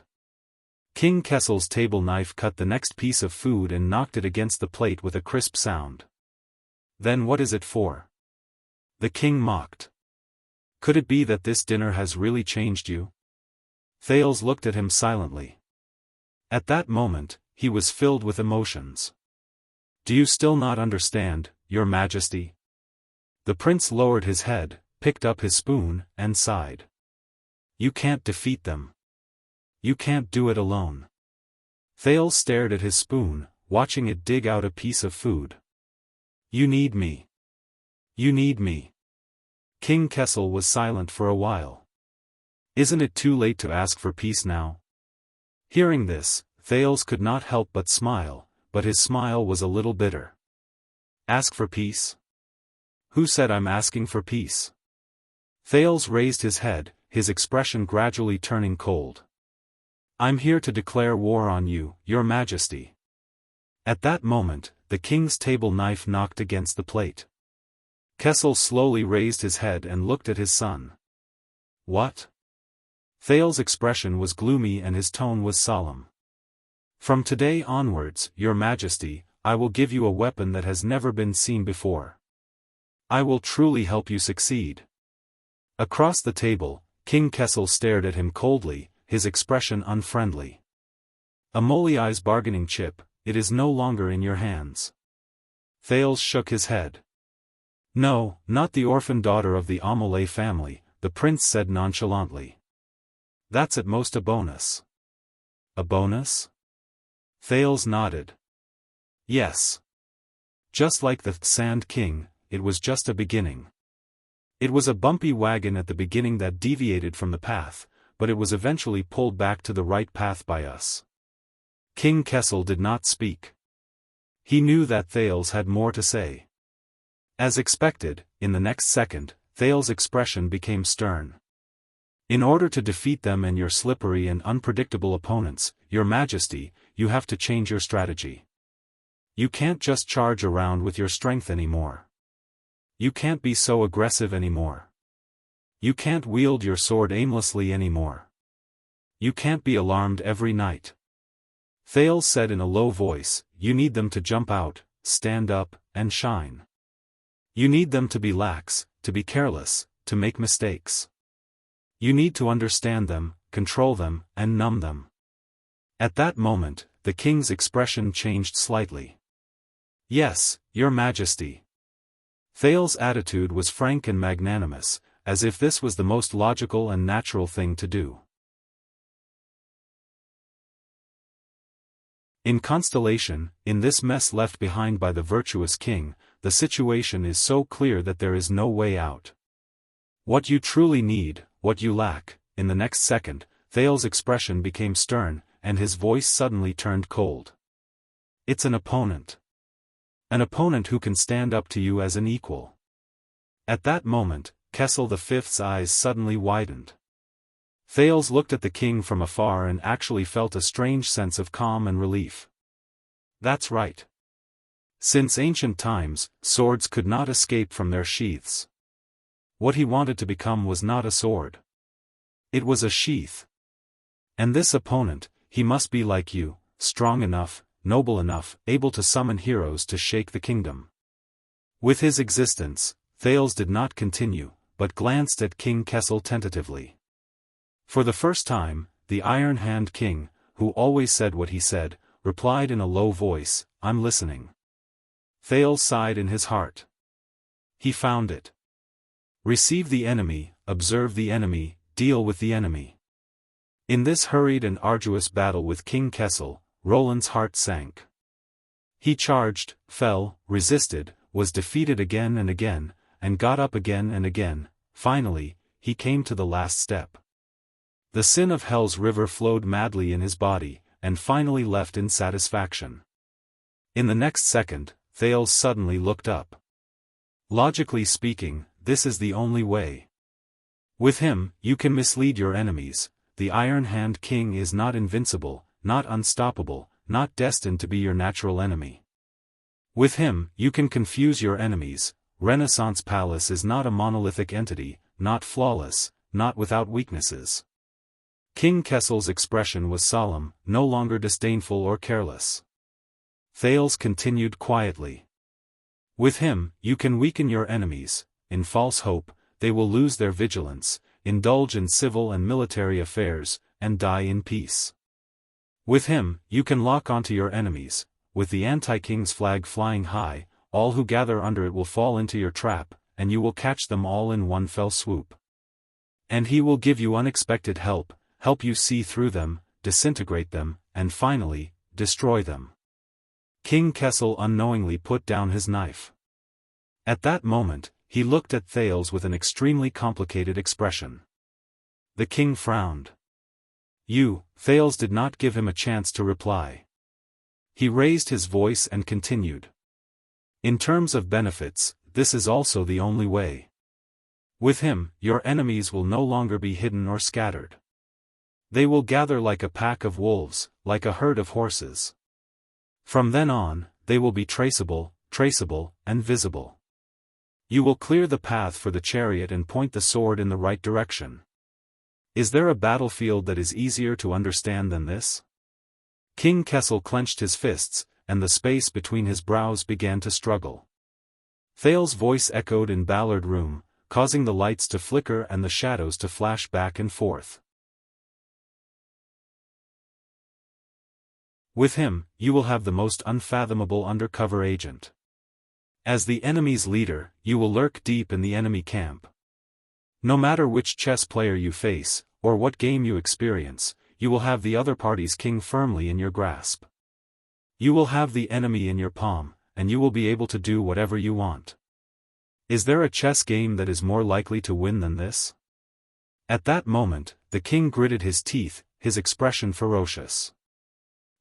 And in reality, this is also the only way. Thales stood up abruptly. Today, I have committed treason, brought my sword to force the king to abdicate. I have done wrong, and I have almost rebelled. Thales looked down at the king, who was in disbelief across the long table.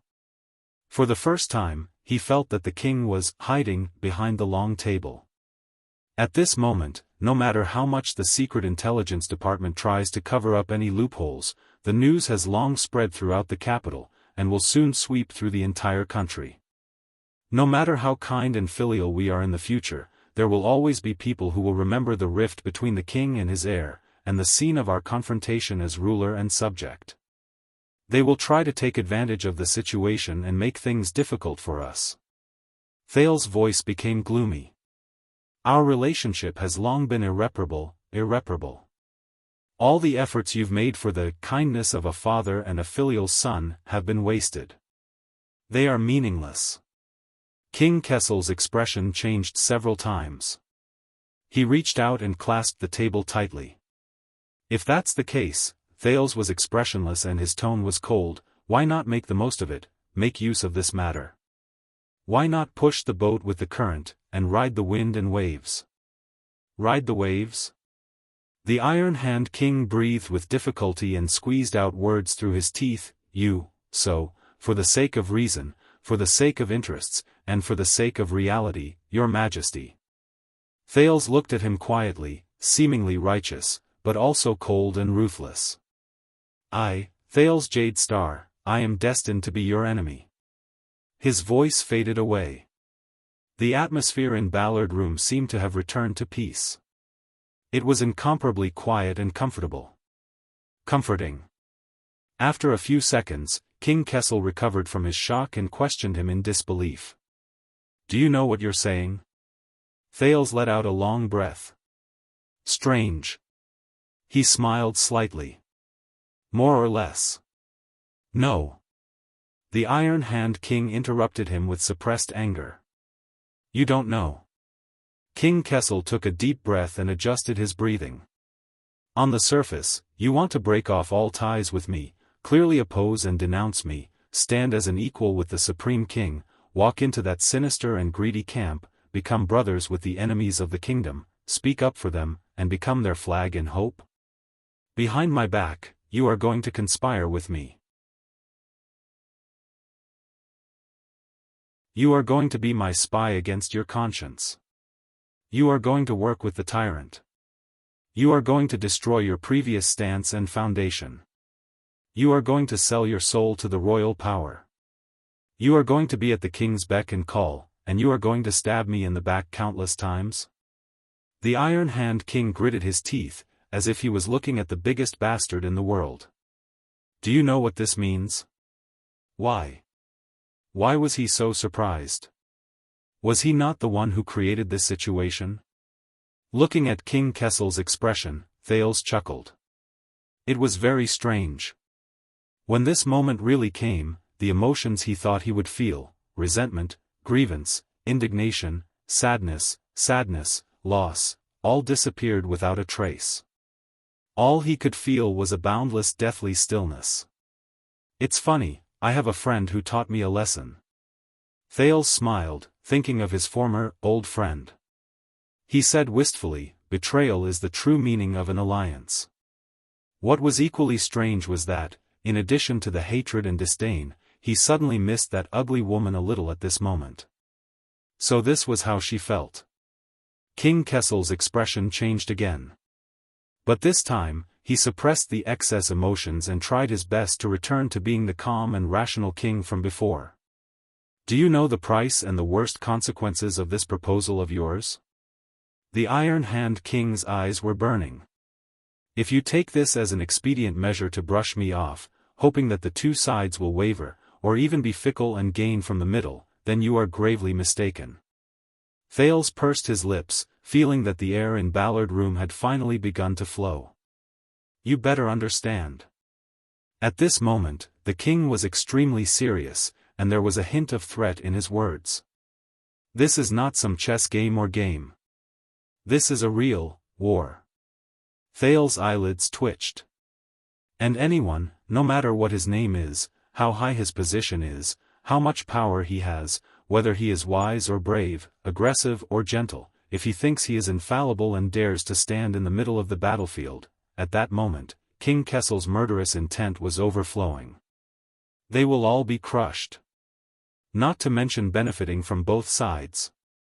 Benefiting from it." At this second, Thales' heart was empty. "That's right, the scabbard." Thales silently said to himself not only to face the wind and frost outside the scabbard, but also to endure the sharpness within the scabbard. This was the way to deal with the Iron Hand King. No matter how heavy the price was. Sealing 1,000 blades, how evil was that? The prince lowered his head and exhaled with difficulty. "Yes, I know." When he looked up again, his eyes were already serious. "But as you said, I was born for constellation." King Kessel's gaze froze. "Compared to the vast constellation and the mighty kingdom," Thales said calmly, "our father-son relationship, gratitude and hatred, and even our lives and fortunes, none of it is that important." At that moment, King Kessel's expression changed. He struggled several times, but in the end, he did not speak. Looking at the other's reaction, Thales smiled softly. Just like 500 years ago, the King of Ascension killed his son as a sacrifice to the gods. King Kessel was slightly shocked. Thales looked at the deep ceiling inside. Those who hear only know that this is a violation of the natural order, cruel and terrible. Those who know are the ones who walk. Only then will they know the inside story. It is sorrowful, heroic and generous. Recalling the story he had unearthed, Thales gradually became lost in thought. Ascension King Alan I bore the infamy and his prestige was destroyed. Alien Prince Herman shed blood and sacrificed his life. Jade Star joined forces, father and son conspiring together, stirring the kingdom's blood to boil, inciting the anger of the subjects and people to crusade. Finally, they knocked down Sunset Temple, which had dominated Constellation for 200 years, from its altar, causing it to split and decline, never to recover. At that moment, the room was extremely bright, and the words were powerful. And King Kessel's gaze changed. This version of the story has always been a royal secret. How did you know? Thales looked at him and smiled in relief, but did not explain. Yes, outsiders do not know, but the Jade Star royal family knows. This is the truth and meaning of Ascension Sacrifice. With the blood of the son and the grief of the father, strip the ribbon of divine power from the king's scepter. In the next second, Thales' expression became solemn. Let me show up, your majesty. Let me become your enemy. Your spy, your chess piece, your bargaining chip. Your sword. He placed his hands on the table and looked straight at the king. In this way, I can help you achieve your wish. Not just Sand King, not just Western Desert, but all of the kingdom. At the end of the long table, King Kessel stared blankly at the teenager in front of him, swallowing several times. Perhaps the entrance and exit of the guard captain made the lights burn brighter. The chill and Ballard room gradually dissipated and warmth returned. As I said, Father, when you are overwhelmed by the weight of the crown, you will not be able to breathe. At that moment, the prince's gaze was aggressive. I have come to save you. For this, I will stake my reputation, my life, and my future. To help you achieve the unprecedented greatness of the kingdom. Thales clenched his fingers into a fist and punched his chest. The scar that was burned many years ago seemed to be heating up again. This is my real bargaining chip today. He looked at the speechless king and said in a low voice, It has already taken shape since I openly broke into the palace and rebelled under the eyes of the entire kingdom, and completely broke off relations with you at the imperial conference. And you have no reason to refuse. Thales punched his chest, his gaze cold. Accept it, and you will gain unprecedented benefits. The dilemma is no more, and the solution is easy. The road ahead is wide open and new. Thales paused, took a deep breath, and forced himself to speak sternly. As long as the stars exist, the empire lives forever. In the next moment, Thales suddenly reached out in the direction of the king. King Kessel trembled slightly. But, he looked at Thales in a daze. It was as if the person standing in front of him was not his son, but a new stranger. For the sake of Constellation, your majesty.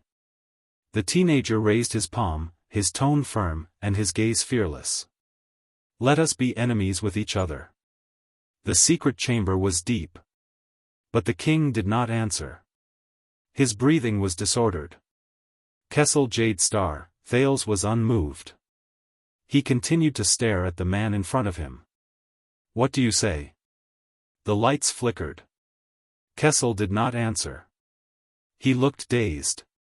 Iron Hand King, Thales' expression was deep. He dragged out his words and lowered his tone, making people uneasy. What do you say?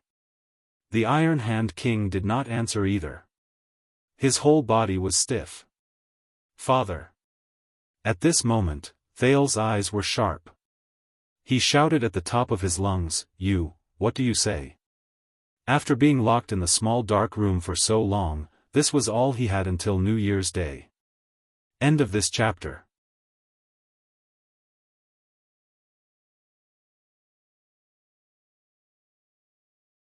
Chapter 625. It was late at night, and the temperature was getting colder. In the corridor outside Ballard, the royal guards arranged as few people as possible, for the sake of secrecy, and as many as possible, for the sake of abundance. They formed the most efficient and strictest defense and siege formation, filling every corner within sight. The guards in the innermost circle maintained absolute silence and concentration as they waited for the enemy to arrive. They were all experienced and capable elites transferred from the 6 wings. They stared at the door of the Imperial Conference Room as they pressed their hands on their weapons. It was as if what was locked behind the door was the most mysterious, cruel, and terrifying beast in Renaissance Palace. It was grinding its teeth and claws, growling, and could break through the door at any time to devour people. But they could not be timid, let alone retreat. They were the Emperor's Praetorian Guards. They had an oath that they would guard this door until the Emperor's order reappeared. Or the minister would rest. Lights flickered in the corridor. As time passed, anxiety spread in the air, and the fingers on the hilt of the swords became tighter and tighter. But the heavy stone door remained motionless and silent. In the face of countless increasingly sharp gazes, it was unperturbed. It fulfilled its duty and locked all the beasts behind it. Just like the past 600 years. 6 doctors who specialized in trauma first aid, toxicology, and pharmacology were urgently summoned by the court baron and ordered to wait outside. Confused, they were anxious but did not dare to ask questions. They could only force themselves to stay alert in the suffocating atmosphere and tremble in the endless speculation and prayers. They were also waiting. Behind the 3rd row of guards, a few nobles were calm and collected. They could even pace leisurely and talk in low voices. But as time passed, their expressions remained the same. It was just that they paced faster and faster, and the intervals between conversations became shorter. The air was dead, and the palace was dark. Heralds and trusted servants kept their heads down. They kept appearing from corners, seeping into the crowd and disappearing again and again. They came and went without warning, and their tracks were fleeting. Only the whispers and shadows of ghosts could be heard in the ears of a few people and on the dimly lit walls. Time was probably still moving forward, but it seemed to be moving slower and slower.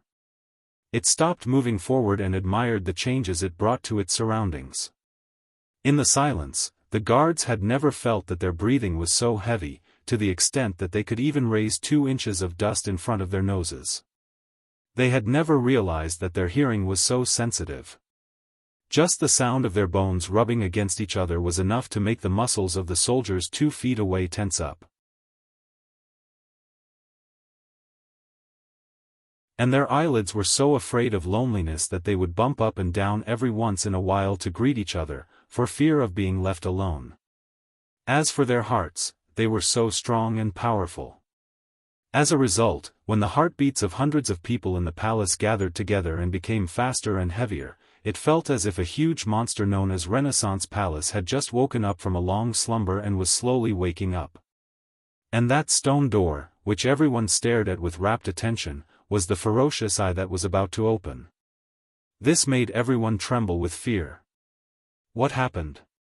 What would happen? What should they do? Should I swing my sword? Or should he back off? The political knowledge gained from years of guarding the palace allowed the royal guards to force themselves to remain calm, but at the same time, they could not help but feel uneasy. They wanted to turn their heads, look at each other, and exchange their emotions. At the very least, they could find some comfort in the same doubts. They could get rid of their confusion and loneliness when they were led by their own kind. But the guards' orders were clear. This sword will only be brandished for the Emperor's edict. It will only be broken for the Emperor's edict. There is no other use for it. The habit that was engraved in their bones and formed through countless training sessions made them restrain themselves and remain vigilant. This made them force themselves to get rid of all distracting thoughts and focus their gazes, which had become a little unfocused because of the long wait. They placed their gazes on the heavy stone door that they had guarded countless times but had never once made them this anxious or nervous. Boom. Everyone trembled at the same time. The dark stone door, which seemed as if it would never open again, suddenly cracked open from the center. Boom, the huge beast opened its eyes. That was everyone's first thought. With a mechanical and unpleasant sound of friction, the stone door slowly opened to the two sides like a pitch-black eyelid. A golden-red brilliance shone from the crack of the door. It was like the brilliance of a lamp, but also like the bright red of blood. In just a few seconds, the stone door stopped. It only opened a crack that allowed a single person to pass through. It shone with a golden-red brilliance, just like the half-opened eyes of a beast. It looked like it was asleep, but not asleep, as if it was not awake. It was as if the huge beast was immersed in a nightmare. Cold wind assaulted them from behind the door. The royal guards in the first row were extremely vigilant. They took a step back together. This door of Renaissance Palace. It's quite heavy. The huge black beast in front of them opened its deep and ominous mouth, and its voice was deep and mocking. But it doesn't move. An even darker black figure peeked out from the narrow beast's eyes. He pressed against the stone door on both sides, panted, and sneered softly. What do you think? The royal guards instinctively stretched out their hands and moved. They unsheathed their weapons and formed a formation. As he watched this scene, the black figure in the middle of the door was silent for a while before he sighed. All right. The black figure turned his body sideways and squeezed through the narrow crack of the door. If you don't want to help, then forget it. I'll do it myself. The black figure gritted his teeth. His face contorted as he forced his way through the crack of Ballard Room's door. Only then did the light illuminate his face. Prince Thales came to the corridor with a pale face and looked at the surging heads in front of him. Everyone looked at him as if they were facing a great enemy. Wow. I'll believe it even if you say that they're here to hunt dragons. The exhausted teenager turned his head to look at Ballard Room, then at the royal guards in front of him. He felt a little resigned. He walked out of the treacherous and dangerous hall. He walked into the heavily guarded encirclement. This scene seems familiar. After sizing up the prince's body, the guards in the first row only stayed silent for a moment before they pressed their swords together and moved forward. Steady. Chief Guard Captain Adrian's voice rang. He pushed through the crowd and patted his overly nervous subordinates from time to time to make them relax. It's okay. Relax, relax. It's over. Adrian's voice seemed to have a soothing power. Wherever he went, the blades of the swords would be lowered. Your Highness, it's only been 15 minutes. The captain welcomed Thales in a relaxed manner. As he spoke, he looked at Ballard Room through the crack of the door. I was just about to go in for dessert. There's no need, Lord Adrian. Mealtime is over. Thales exhaled and placed his hand on Adrian's shoulder without hesitation. He moved sideways and squeezed his way through the stiff postures of the people around him. He squeezed into the royal guard's lockdown formation. Adrian saw the situation through the crack of the door. He frowned and turned his head around. Then all of you, don't worry. Thales waved his hand nonchalantly. In case you're curious, in the face of the guards who remained vigilant and suspicious, he took a deep breath, placed his palms by his mouth, and roared at the ceiling. The king is not dead. Thales used the sin of Hell's River. This time, his voice was like thunder, and it could be heard clearly in the entire corridor. The lights flashed, and there was a commotion in the crowd. Thales patted the two royal guards in front of him, who looked shocked. He pushed them away tiredly, and did not forget to add something that made the people around him change their expressions again. He's not dead yet. Adrian frowned. He glanced at Thales' back, but still turned his head around. He signaled his subordinates to open the stone door and enter Ballard Room to ask for the king's permission. Your Majesty, on the other side, Thales squeezed past the surprised or nervous people. He did not care whether they were servants, doctors, guards, or guards. He said loudly without any scruples, if you're waiting for the king to give the order to capture or release me, don't even think about it. He doesn't dare to capture me, because I have something on him. The crowd's surprise and commotion grew louder. He can't release me either, because he's the king. Thales squeezed past the third row of guards, and was gratified to see that they had begun to consciously make way for him. So, please, everyone, be kind and understand the king's difficulties. Just pretend that you didn't see me. The guards were in disbelief. They either exchanged glances or asked for help from their superiors. But the chief guard captain was still in Ballard Room, and their efforts were naturally futile. Excuse me. Excuse me. Thales walked forward under countless people's surprised and wary gazes. As he cleared the clouds and saw the sun, he spoke listlessly. The event is over. I have to catch the subway home. I still have to go to school and work tomorrow, but just as he was lamenting why this group of sweaty and smelly men did not know how to make way for him, Adrian walked out of Ballard Room and solemnly ordered, "Royal Guards, everyone present today, report to your immediate superiors. Return to your posts and stay overnight to work overtime." The guards were stunned, and there was another wave of commotion. Adrian glanced at Thales from afar and said with a complicated expression, "We still have paperwork." Thales watched with satisfaction as the guards who filled the corridor finally dispersed.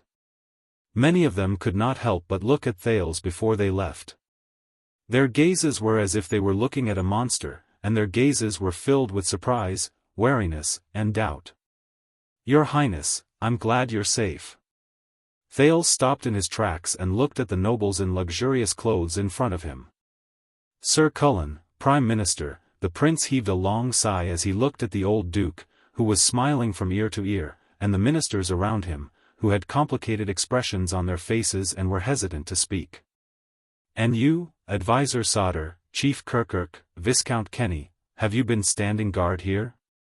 "Of course not." Prime Minister Cullen looked elated.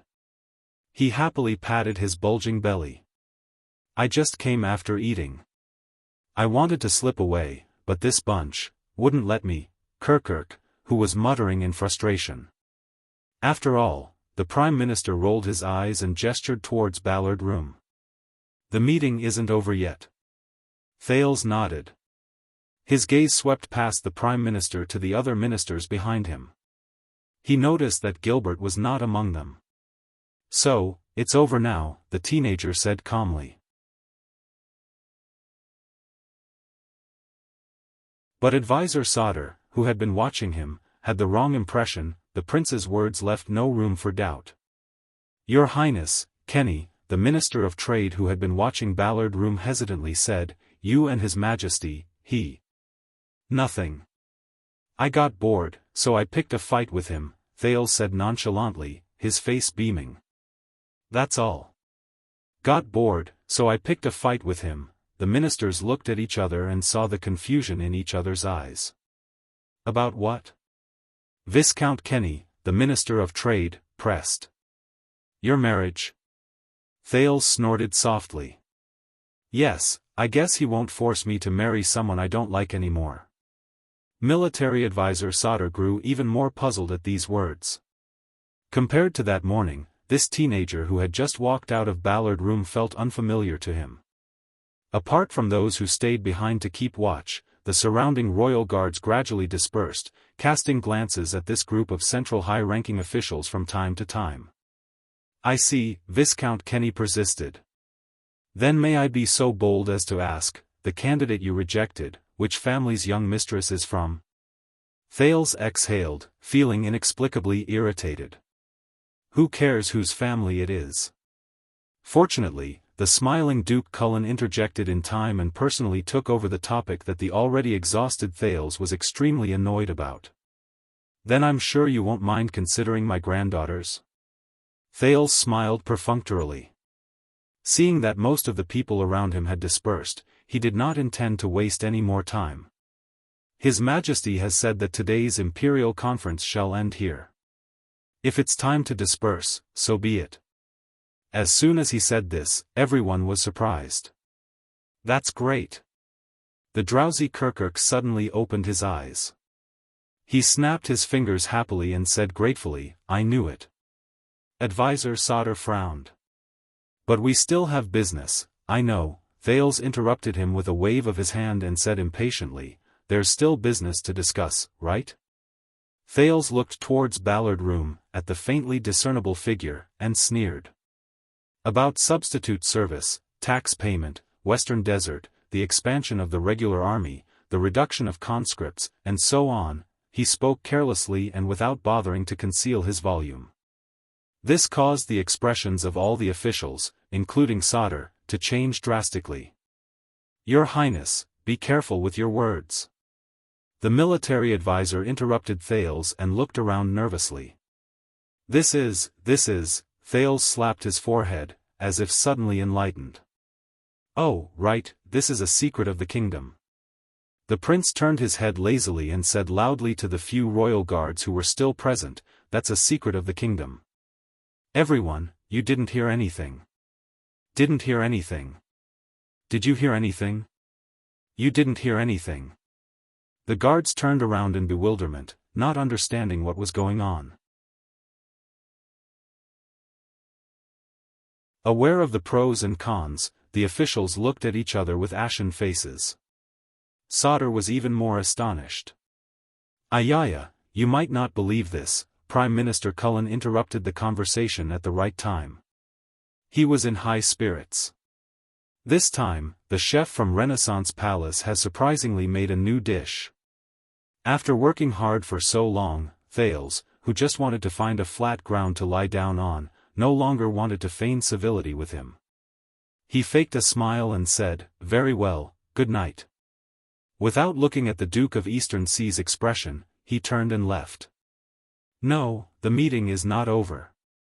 Behind him, Advisor Sauter tried his best to stop the officials who were about to leave. Everyone, with all due respect, today's Imperial Conference is of utmost importance. The kingdom is now at a critical juncture.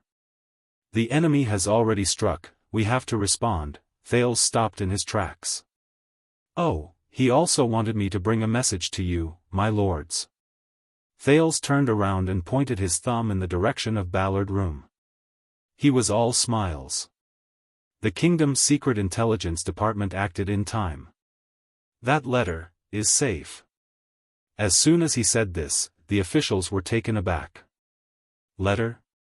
Viscount Kenny recalled and asked suspiciously. Oh, you mean the letter that just arrived today, Advisor Sauter said in surprise, and it's safe? What do you mean? The chief of finance, Kirkuk, rolled his eyes and said without hesitation, you mean, the person who deliberately leaked Covendier's letter has been caught? The officials shuddered in unison. Kirkuk. Sorry, I spoke too quickly, Kirkuk said nonchalantly as he turned around, but this person from the secret intelligence department said they couldn't. The chief's expression changed. He turned around and looked around. That's strange, where's that Scarface? I remember he was here just a moment ago. Where is he? The letter has been recovered. That means, Viscount Kenny said solemnly, we still have room to maneuver, as long as we pretend that letter doesn't exist. Thales watched the officials go back and forth with cold eyes. It was strange. This morning, he had never felt this way when he was listening to the briefing in the Imperial Conference Room. It was strange, cold, indifferent, and boring, as if there was a thick curtain separating them, interest in chess. Yes, interest in chess. Just like, the feeling when he used his mystic energy. Thales' heart sank. Amidst the bustling debate among the officials, Duke Cullen was the only one who stayed out of it. He smiled with narrowed eyes. Ah, that's good. Given the kingdom's secret intelligence department's capabilities, they naturally won't tolerate any mischief. Advisor Sauter gritted his teeth in disbelief and was about to walk towards Ballard Room. No, that's impossible. I'm going to see His Majesty, but Thales raised his arm gently and blocked his way. "Please don't, Sir Sauter. I tore that letter in front of him just 10 minutes ago," the prince said casually. "His Majesty is in a fit of anger right now." Thales' words, which were as light as a mosquito, silenced all the ministers. They looked at the young man in surprise. "What?" Sauter turned around in shock and disbelief. "Letter, why you?" Thales lowered his arm and nodded expressionlessly. "Believe me, you don't want to see him now, much less mention this to him." Saldus' breathing quickened and his face flushed. He was silent for a second, then rushed towards Thales. "You, soldiers. Take it easy. Take it easy." Kirkirk, who had a hunch, grabbed Saldus' waist from the side and used all his strength to stop him from moving forward. "Calm down, that's the prince, the prince. Aya, it doesn't matter if the letter is gone, we're not going to use it anyway. Besides, it's not like it was leaked, we don't have to worry, what's the rush?" The other officials came to their senses and hurriedly surrounded Sauter to dissuade him. Thales watched the scene coldly. The Prime Minister smiled and hummed a tune. But Advisor Sauter was still struggling and extremely angry. "No, you don't understand, you don't understand. Do you know that is, that's right," Thales replied calmly.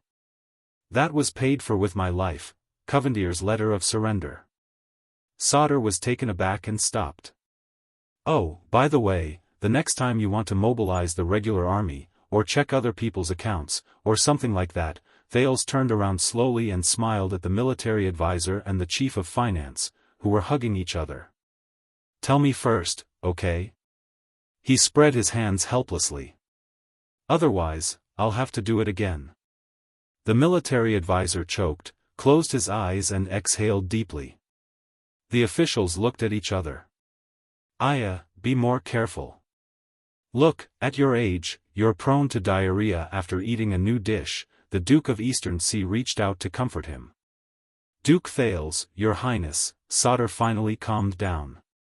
He looked puzzled and pained. "What happened?" Thales shrugged. "Nothing much, His Majesty changed his mind, that's all." "But it shouldn't be like this," Sauter gritted his teeth. "What did you do in the middle?" "What did I do?" Thales' gaze froze. "I just saved your lives." He looked at every official in front of him, his expression calm and unperturbed. "You're welcome, my lords." Sauter looked at him in disbelief, while Chiu Kirk frowned deeply. Some did not understand, while others were deep in thought. Prime Minister Cullen, however, laughed. His plump abdomen dropped and he bowed. "I am eternally grateful for your saving grace." Thales ignored him. "And the right question should be, Sir Sauter." The prince looked indifferently at the trembling military advisor. "You and His Majesty, and perhaps that Scarface. What did you do?" With that, Thales did not linger any longer and left. Behind him, Sauter stared at Thales' back with a solemn gaze. But as Thales walked along the brightly lit corridor, his thoughts drifted back to what had happened earlier. "I know what you want to do." The king's voice rang out in Ballard Room. It was less sharp than before, but more hoarse and deep. "You want to be the kingdom's chariot." King Kessel said calmly, "Restrain the galloping warhorse, and fasten the heavy chariot." Warhorse, chariot. Standing in front of the council table, Thales was dazed for a moment. A fierce horse will not yield to an iron whip, and the driver will not give up whipping. "You think you're protecting the chariot." The king shook his head. "But by doing so, you're slowing down the warhorse and interfering with the chariot." So, he knew. Thales told himself. Of course, he knew. He always knew. He just didn't care. "As you say, Your Majesty," Thales composed himself and slowly sat down. "I wander on the top of a cliff, but dream of the heavens." The Iron Hand King snorted with a half-smile. This road is treacherous. If you take the wrong step, I understand. Thales quickly replied to him, yes. If people find out that I'm the king's spy, I will be regarded by thousands of vassals as a traitor to the noble camp. I will be condemned by thousands and despised by tens of thousands. The king nodded with a solemn expression. They will hate you more than they hate me. Thales rubbed his spoon and was silent for a moment.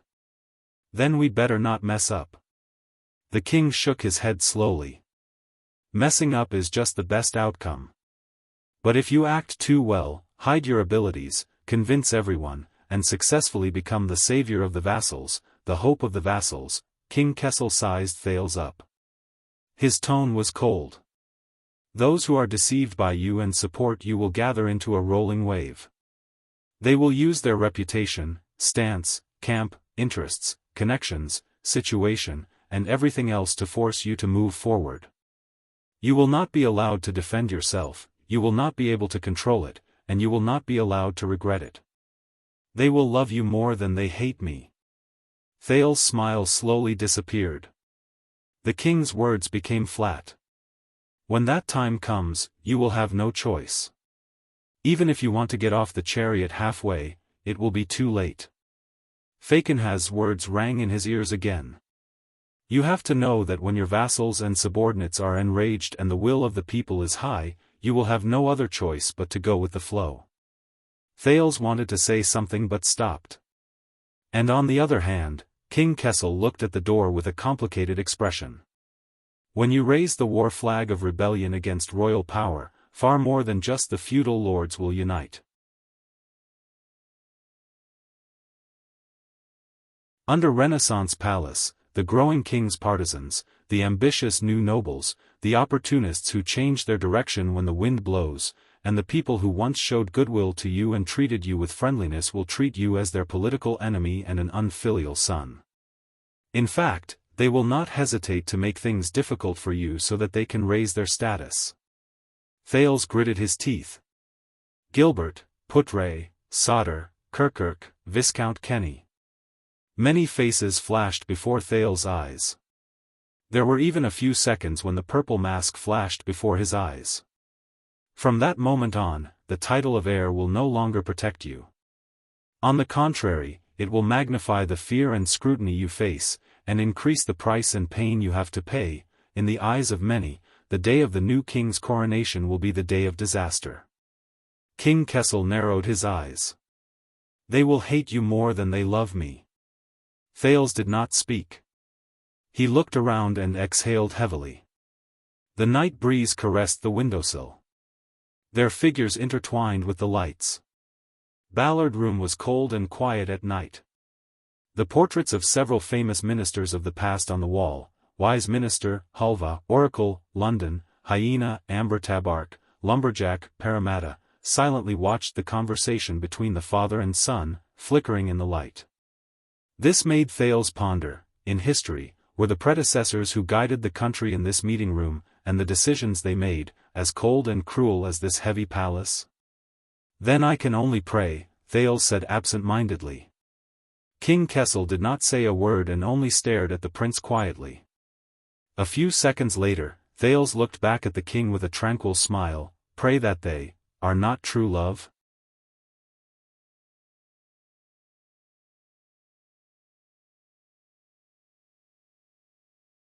Chapter 626.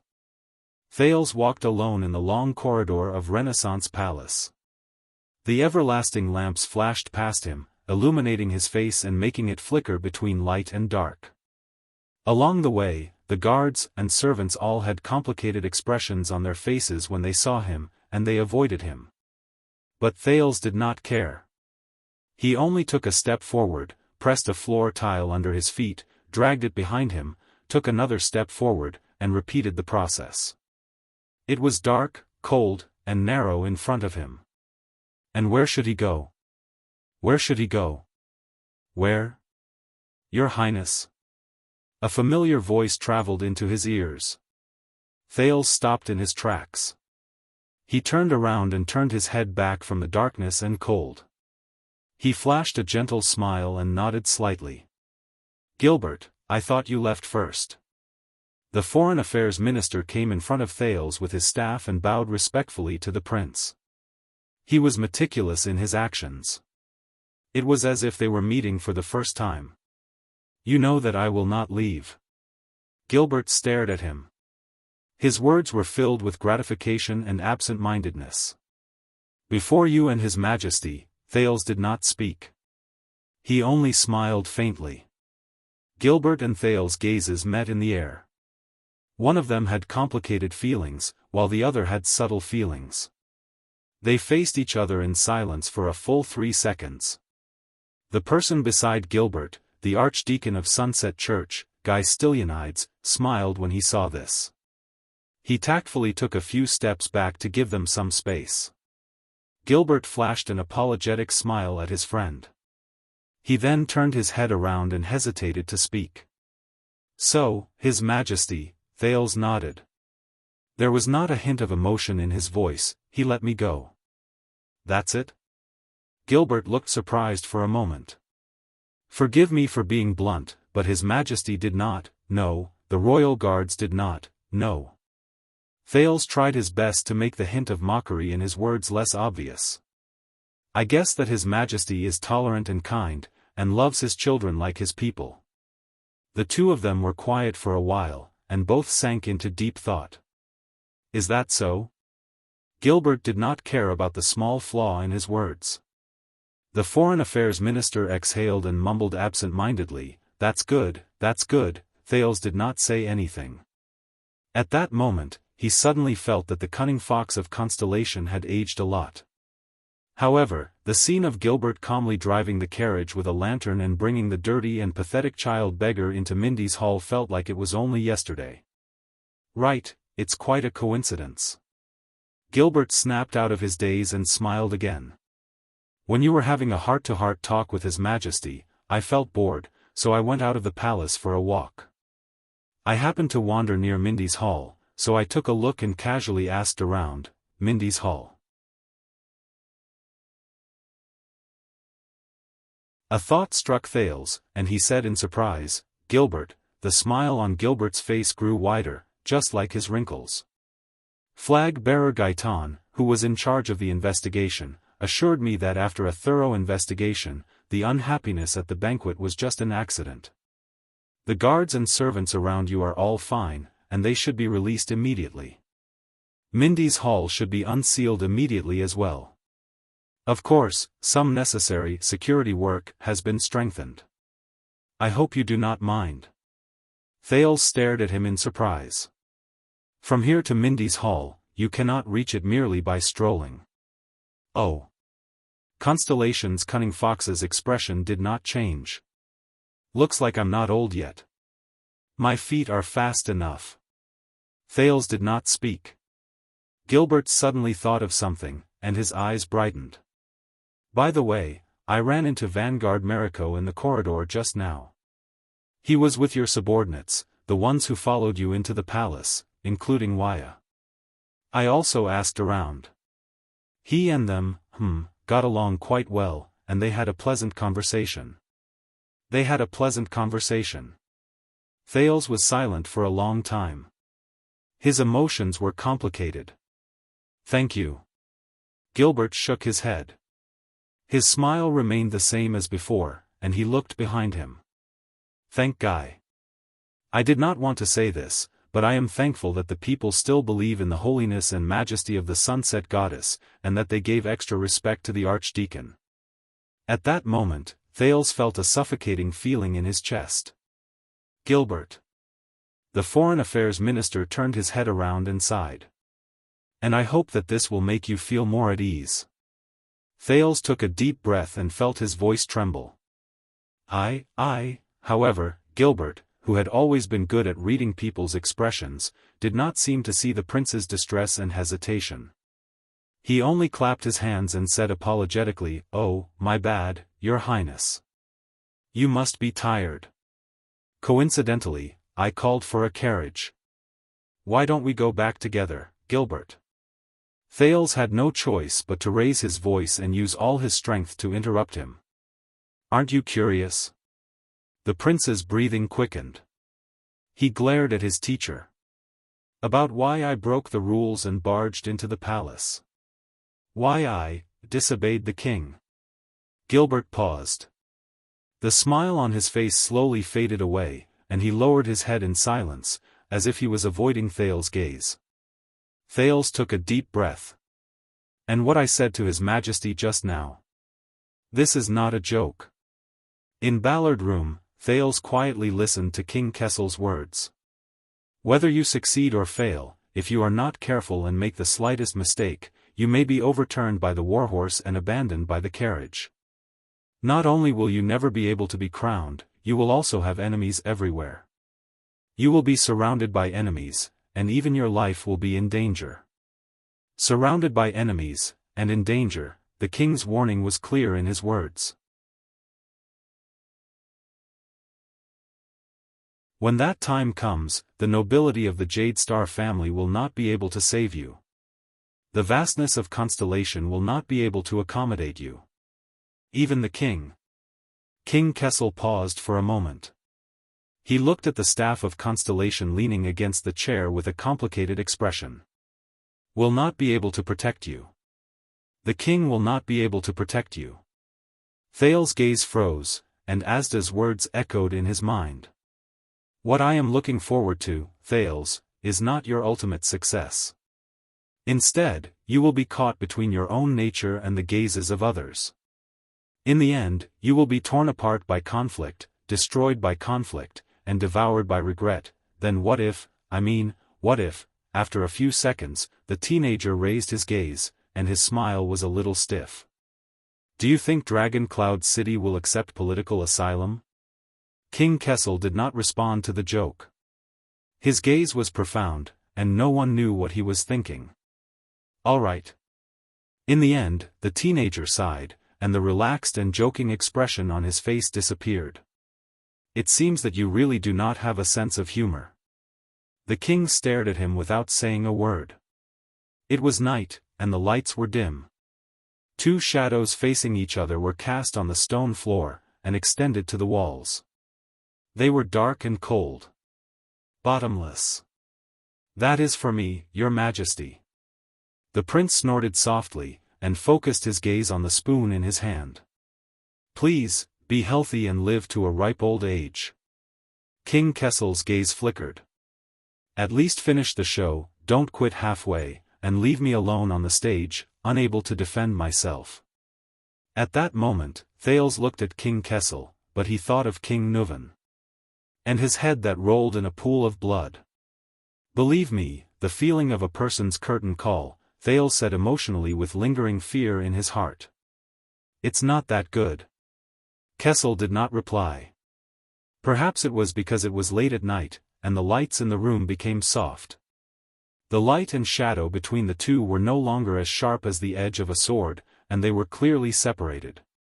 Instead, they were one, and light and darkness coexisted. You know.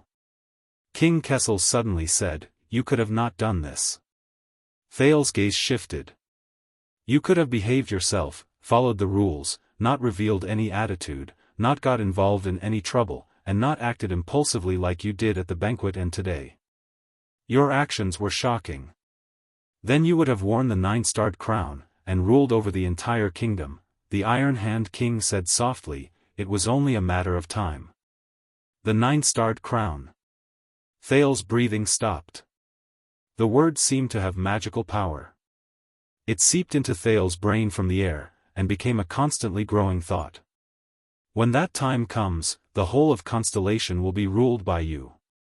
The whole of Constellation will be ruled by you. The king's voice was long and deep, with an indescribable meaning. The teenager tightened his grip on the spoon in his hand. It's too late. Thales shook his head, dispelling the thought that he should not have. I openly broke the ban and barged into the palace so that everyone could see it. It's too late to turn back now, and put on a show of family harmony, fatherhood, and filial piety. The king did not care. That's not important, Thales shook his head. No, besides, if the kingdom falls before I'm crowned, but the Iron Hand King's voice drowned him out. That's not important. Kessel V leaned forward, and his aura was oppressive. What's important is that at that time, you will no longer be held back, and you will have nothing to worry about. You can overthrow the old system, set things right, push all the blame onto the Iron Hand King, use my mistakes to strengthen your rule, and use my brutality to set off your benevolence, just like the virtuous king after the Red King. Thales found that his breathing was speeding up. Then, piece the kingdom together into what you want. The king's words were tempting. Where Constellation goes, it's all up to you. Do as you please, and do as you please. No longer held back, and I will have nothing to worry about, do as you please, Thales gulped. In a daze, he once again saw the young man with the crown, facing the towering palace wall alone. That familiar yet unfamiliar back. But this time, the young man stood behind King Kessel, dressed in a luxurious robe and had an extraordinary bearing. He looked down at the people in the capital outside the window as if he was examining a chessboard. His posture was calm, his expression indifferent. Thales' heart skipped a beat. But. He opened his mouth to speak, but it was difficult for him to speak. In the dead silence, King Kessel's voice reached his ears faintly. When I was young, my mother said this before. The blood of the emperor's bloodline can only be as dazzling as gold and endlessly majestic in two places. Dazzling as gold and endlessly majestic.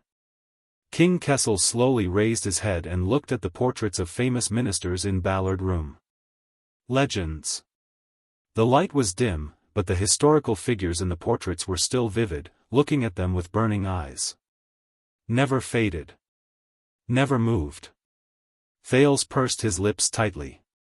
The Iron Hand King lowered his head and knocked on his chair in a daze. Throne. The night wind swept past the window. The everlasting lamp in the room trembled and leaned in the same direction. It was neat and uniform. There were no exceptions.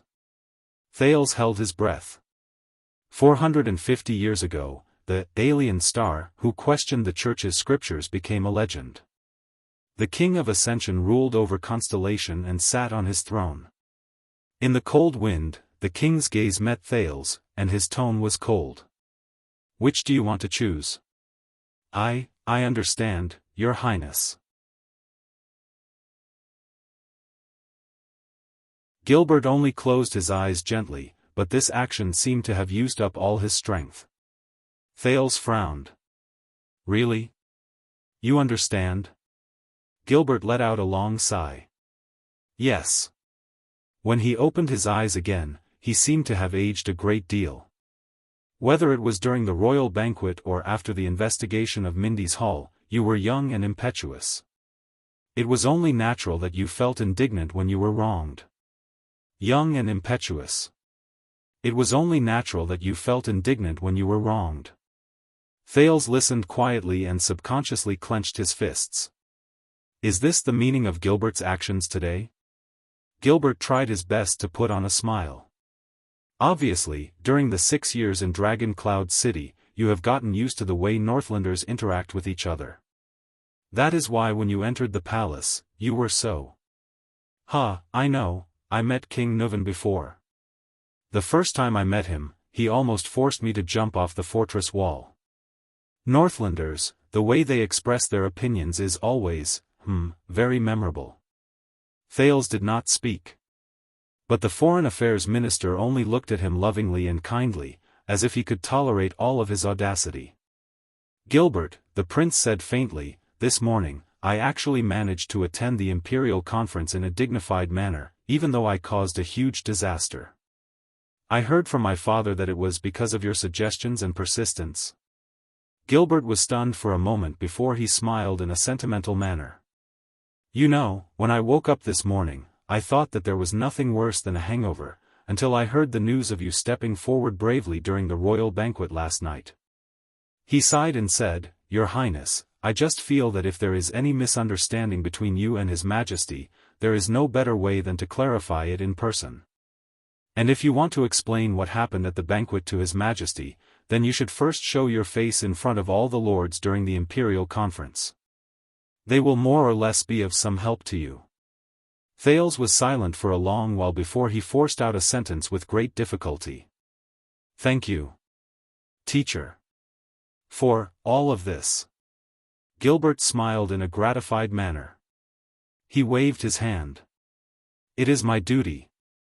It is not worth mentioning. Thales felt complicated.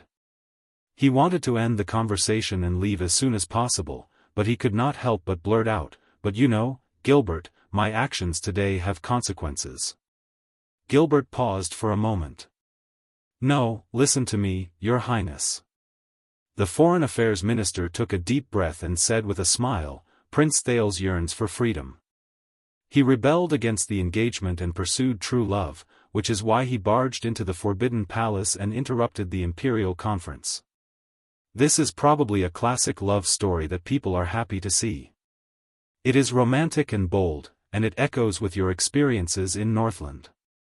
He looked at Thales seriously. Everyone will understand." Thales frowned. "But this is not what I wanted to say." Gilbert chuckled and raised his hand to stop him from speaking.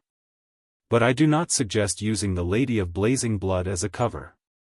It will leave a bad impression, especially after she led the Northlanders to a great victory." Thales frowned even more.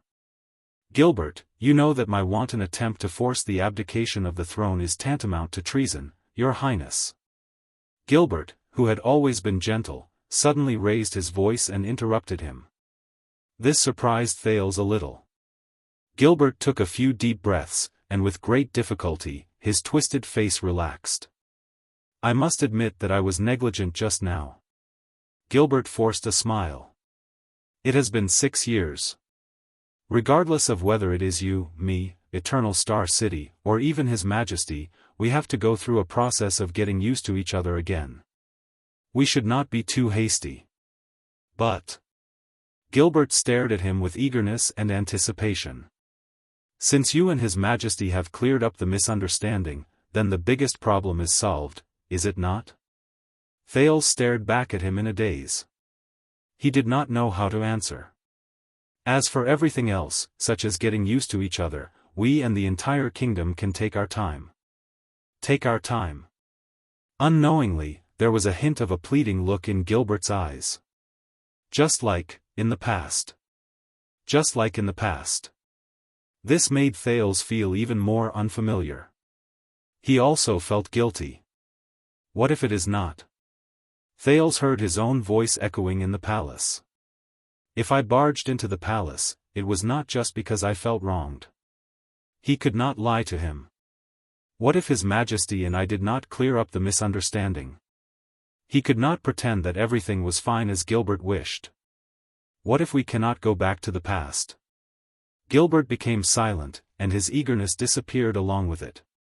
"Your Highness," the Foreign Affairs Minister sucked in a deep breath, as if he wanted to use this action to muster up his courage. "What happened?" Thales forced a smile. "Let me put it this way. My conversation with him did not go well." Gilbert did not answer immediately. He sized up Thales, and there were a few times when he wanted to say something, but he swallowed his words. "No, I mean..." After hesitating for a long time, Gilbert's voice trembled a little. "What happened to you, Your Highness?" Thales looked back at him and maintained his smile. "What? Something is wrong with you." Gilbert shook his head and stared at Thales with an incredibly complicated gaze. "Compared to this morning, you are like a completely different person. If I did not see it with my own eyes, would even suspect that you have been impersonated." "Perhaps you are right." Thales thought in his heart. "What happened to you after you left the palace?" Thales was silent for a while before he answered truthfully. "I went to Lower City District." Gilbert was stunned. "Lower City District?" "But that is not where you..." "Yes." Gilbert was silent for a while before he said, "You are rash, your highness. You must know that you have a noble status, and your every move is," but before he could finish speaking, he was interrupted by Thales's vague and absent-minded answer. "I am afraid of him." Gilbert was taken aback. "What?" Thales looked at him and smiled. He then turned his head around to look at the end of the long and dark corridor. "When I was still abroad, even though my life and wealth were in someone else's hands, and I was in a precarious situation, I was never afraid of the sinister vampires, the powerful born kings, or the ruthless Chapman Lampard. Yes, most of the time, I was not afraid. But when I returned to the kingdom, I saw him." Him.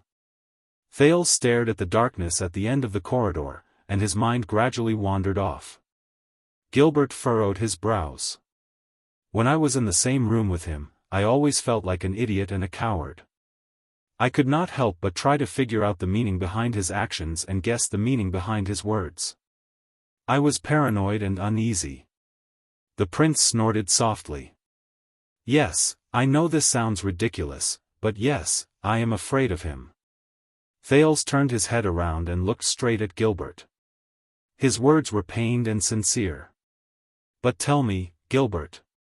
Why would I be afraid of him?" Gilbert only stared at Thales in a daze. He did not know what to do. It was completely different from the cunning fox of Constellation's usual confidence and composure.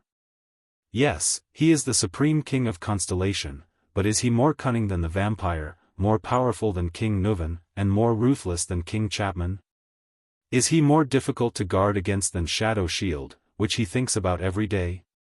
Thales' gaze was sharp, and he spoke faster without realizing it. Is he more sinister, ruthless, fatal, and terrifying than the countless jackals, wolves, tigers, and leopards who wanted to harm me along the way? Gilbert found it difficult to understand this question. His lips opened and closed in disbelief. "But he is your father, your highness." Thales smiled. "Did you know? In Lower City District, I met a boss who ran a decent business. He was absent-minded and pretended to be polite when he faced a tall, strong, and fierce police officer," Thales said absent-mindedly, "but when he faced a gangster who could not see the light of day, he trembled in fear and panicked. In the same place, there was an ordinary girl who resolutely rejected the rich man's promise of a luxurious life. She would rather continue to stay by her mediocre, useless, petty, and cowardly husband. She lived her mediocre life, and there was nothing special about her. It was very puzzling." Thales' voice drifted. "And in my hometown, there was a ruthless gangster who was unfortunately disabled. He hid in a small, run-down house and struggled to survive. He gave up on himself, but he rejected the help of his friends in the gang. He would rather die than return to the Brotherhood, which had once given him a glorious and imposing presence." As he listened to these words, Gilbert became puzzled again. "Just like you, I do not understand these things." Thales stared at Gilbert and became determined. "But in the end, I understood." The police officer's authority was not small, but the young owner was able to remain safe and sound after doing business on the streets for so long. He did not rely on the lazy police station, but on the relationship and tacit understanding he formed with the gangsters who bullied and dominated the market over a long period of time. It is good that the rich man gave her a luxurious life, but if it did not change the girl's fate of belonging to someone else, then I am not much better than her husband. At the very least, she understood her good-for-nothing husband and knew how to deal with him. As for the ruthless gangster, even though he sounded full of resentment, he knew better than anyone else that his glory in the past was obtained with a body that could fight and fight. If he lost this body and returned to the gang, he would only be asking to be humiliated. Thales took a step forward and looked straight into Gilbert's eyes. Between what they can do and what they cannot do, they all understand what is truly in control of themselves. Gilbert subconsciously took a step back.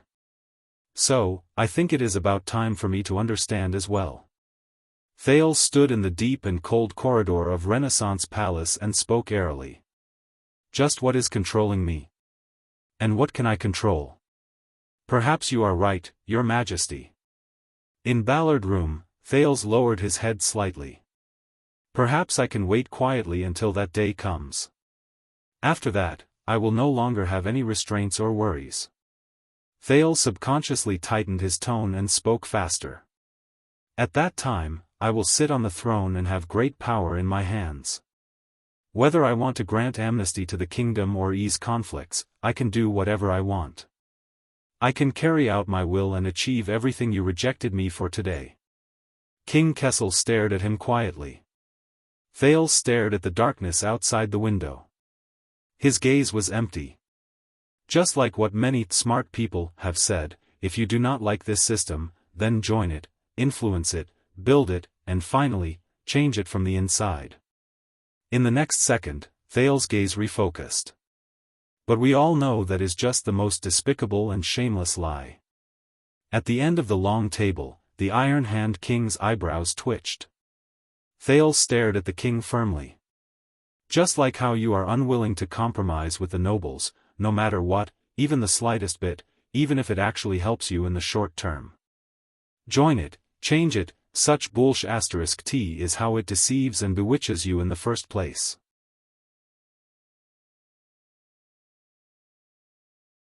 It restricts your freedom, collapses your resistance, takes away your weapons, softens your will, and eventually frustrates all your efforts. Thales' tone became more resolute and unquestionable. If you believe it, you lose. Because once you compromise and drift along, the first to be changed will be you, not it. Thales stared at the king and enunciated each word clearly.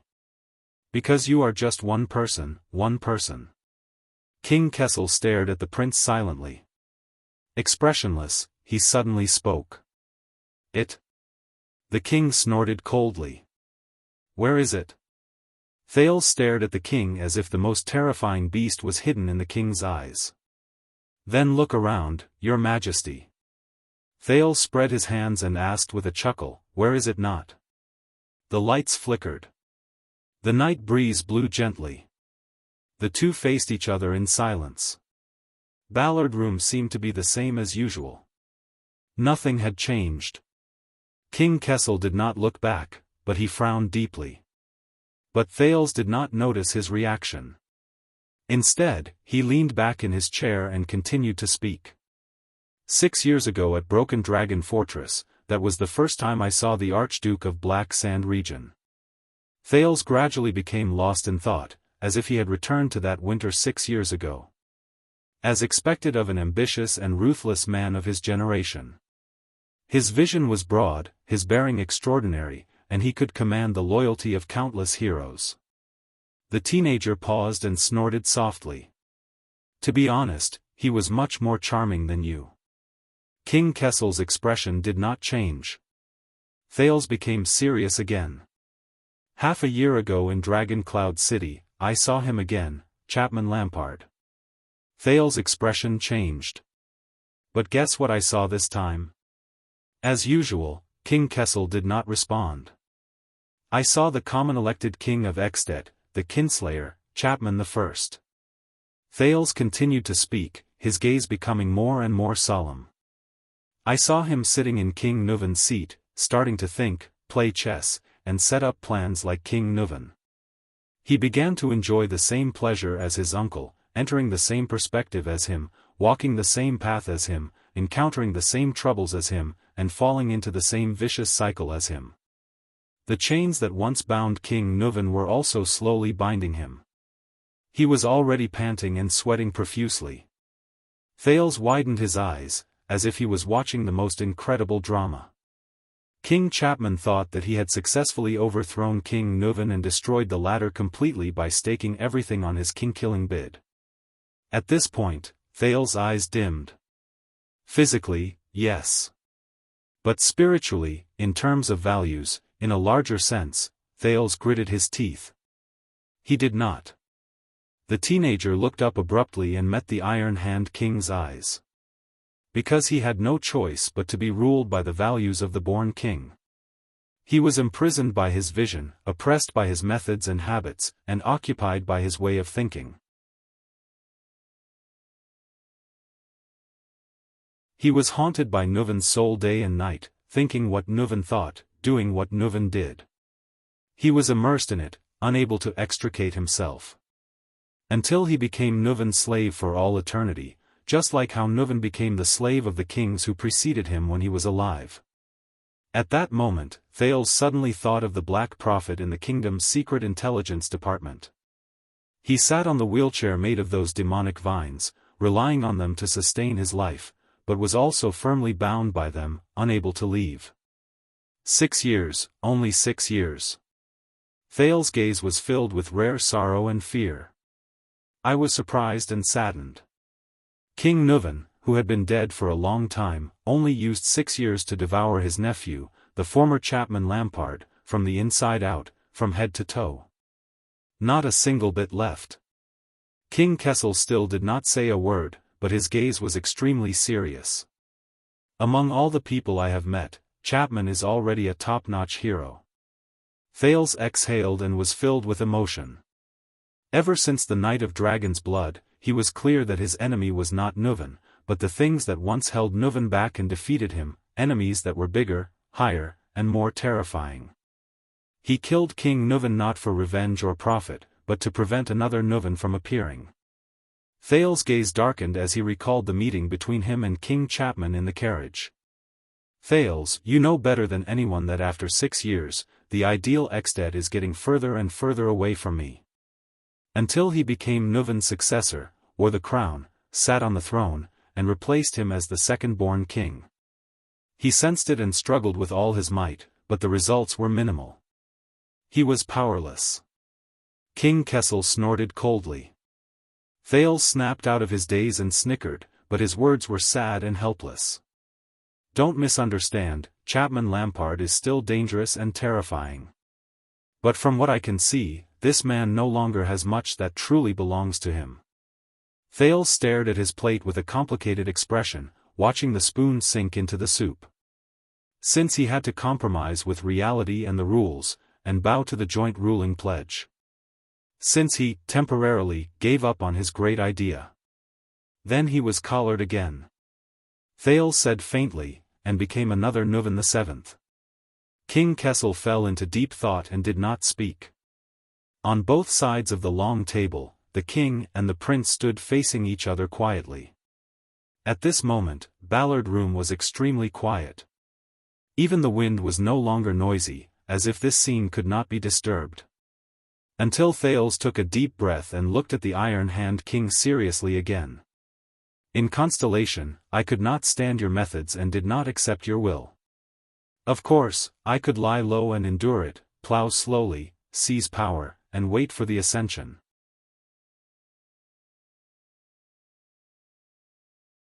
This may be a method that is more recognized and praised by others, a method that will be praised by history books and future generations, just like the last 2 months.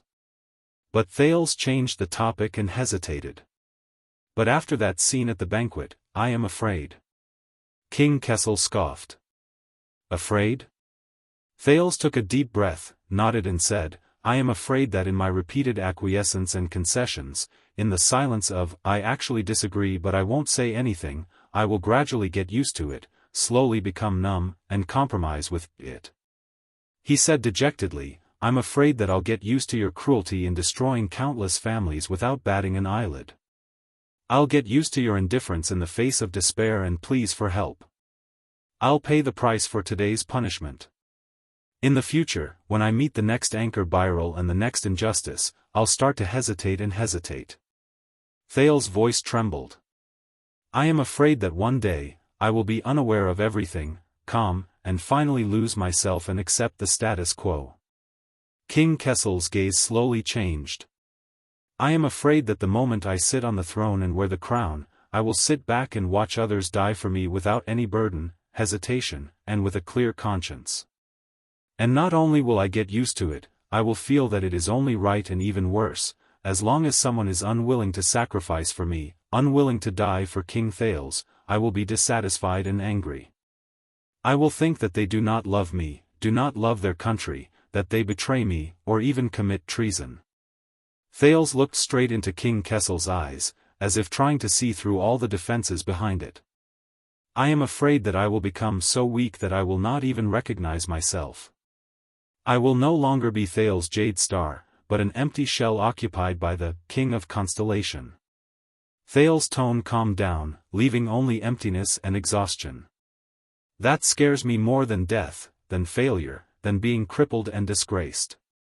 His voice faded. Ballard Room returned to its dead silence. But this time, the surrounding lights seemed brighter. A few seconds later, King Kessel raised his head slightly and his gaze fell on the portrait of Wise Minister Halva on the wall. It seems that you have made your choice a long time ago, he said faintly. Thales snorted softly.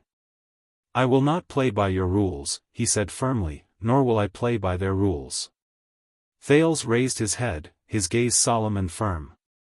I will not become the next Chapman Lampard. Or the next Kessel Jade Star. Thales paused for a moment. Just like how my blood has never, and will never, shine with golden light. Kessel V lowered his head and looked at the prince seriously and sternly. To hell with the legend and the throne.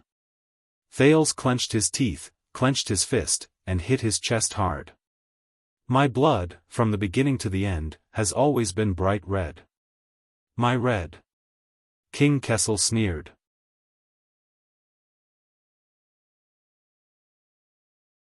The air in Ballard Room seemed to flow again. Thales' Jade Star. He called Thales' name softly.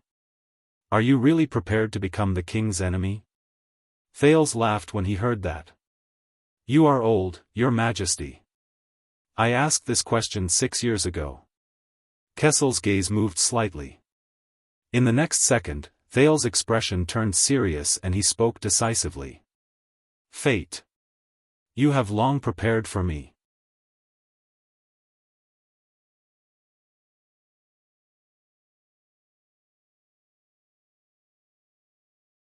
Chapter 627. Control? Gilbert's gaze changed several times, but his rich experience allowed him to maintain his gentle and calm tone. Forgive me for being dull, but I do not understand what you mean. Thales gave him a profound look. No, Gilbert. Thales smiled. You are the smartest person in the palace. You are so smart that you know when to be dull. The dim light in the corridor made Gilbert's expression turn as dark as still water. You know very well that from the moment you brought me into Mindy's hall, everything I have and have achieved, be it using the name of the prince to make the Archduke of Northland listen to me patiently, using the interests of the city to make Dragon Cloud City hesitate in taking action, using my status to make a small group of people willingly obey my orders, and also my painstaking efforts to prevent conflicts, avert war, and help my friends. Thales' smile gradually froze. At the end of the day, all of these originate from him. Gilbert was stunned. He wanted to say something, but stopped himself. Thales continued. It also originates from what he represents, the kingdom, the system, the tradition, everything. This is why I am not afraid of Nuven, Chapman, and Shadow Shield, but I am wary of him.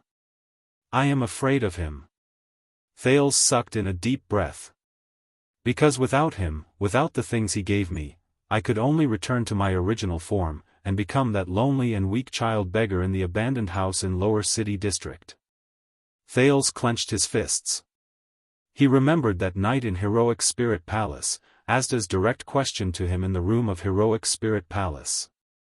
The prince said laboriously. I am nothing. I am nothing. I know that King Kessel has always been domineering. Gilbert tried his best to find a way to interject and comfort Thales. His demands on you are too strict, which caused you to distance yourself from him and even fear him. Strict? Thales repeated the word, snorted coldly, and shook his head. King Nuven forced me, King Chapman used me, and Shadow Shield hurt me. But they had to first raise their swords and resort to the most direct and brutal methods. But he is the only one. He is the only one. What he controls me with is not a certain saber, not a certain order, not a certain threat, and not even a clear hierarchy, interest relationship, or power chain. Thales slowly turned around and faced the shadows in the corridor where the light could not reach. His words were bitter. Instead, it's a towering net. It's called Constellation, or This Damned World. Gilbert shuddered and blurted out, "Your Highness." But Thales raised his hand abruptly and stopped his teacher from speaking. And he is right at the top of the net. He doesn't need to say anything, do anything, or even show up. The existence and weight of the net itself, and the impenetrable structure of the net, are enough to make me lower my head and stagger. Thales was in a daze. Until I was bound by the countless threads in the net and became him, or whatever it wanted me to be. I understand. Gilbert could no longer hold back and anxiously rushed to speak. I understand, Your Highness. However, you are father and son after all. You are his heir, and you stand on the same side. As long as you resolve the conflict and misunderstanding, untie. Thales raised his voice and turned around. He stared at the Foreign Affairs Minister, and a cold smile appeared at the corners of his lips. Gilbert, you are a diplomat. You can untie a knot and a misunderstanding. You can untie the grudge between two people and the conflict between two groups. You can even untie the predicament of war between two countries. But how are you going to untie a net? Gilbert's gaze froze. If the owner of the pharmacy had a good relationship with the gang, he might have been able to pay less protection fees. Thales took a step towards Gilbert, and he was rather aggressive. But Gilbert, answer me. How is he going to get out of that net? That cruel net that he is so used to, that he has become numb to, that one-sidedly emphasizes that a person cannot seek freedom and security at the same time, and that he must give up on one of them, thereby justifying violence, exploitation, and oppression. Cold wind seeped in through the cracks, and it was bone-chilling. Gilbert did not react. He stared at Thales in disbelief. That good girl might be able to find a so-called good man like me and live happily ever after. Thales glared at his teacher. He had to get the answer no matter the cost. But Count Casso, answer me. How is she going to get out of this net?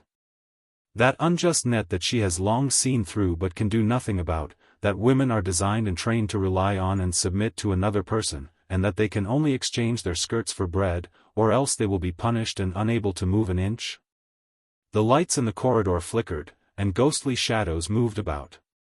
As he stared at the prince in front of him, Gilbert's right hand trembled. He subconsciously leaned against his cane, and his breathing quickened. As for that crippled, ruthless character, perhaps his old friends in the gang can help to provide for his living expenses. Thales gritted his teeth, and his tone was indignant. But Foreign Affairs Minister, please answer me. How is he going to get out of this net? That twisted net that he has lived in for a long time without smelling its stench, that keeps repeating that the strong and the weak determine their gains, that those who fall behind will be beaten, and that logic is full of loopholes, but it is rarely questioned? The stone wall in the palace quietly listened to Thales' questioning. As usual, it was silent and did not speak. Gilbert's chest rose and fell. He looked back at Thales in a daze. Answer me, respected teacher. Answer me. Thales raised his voice.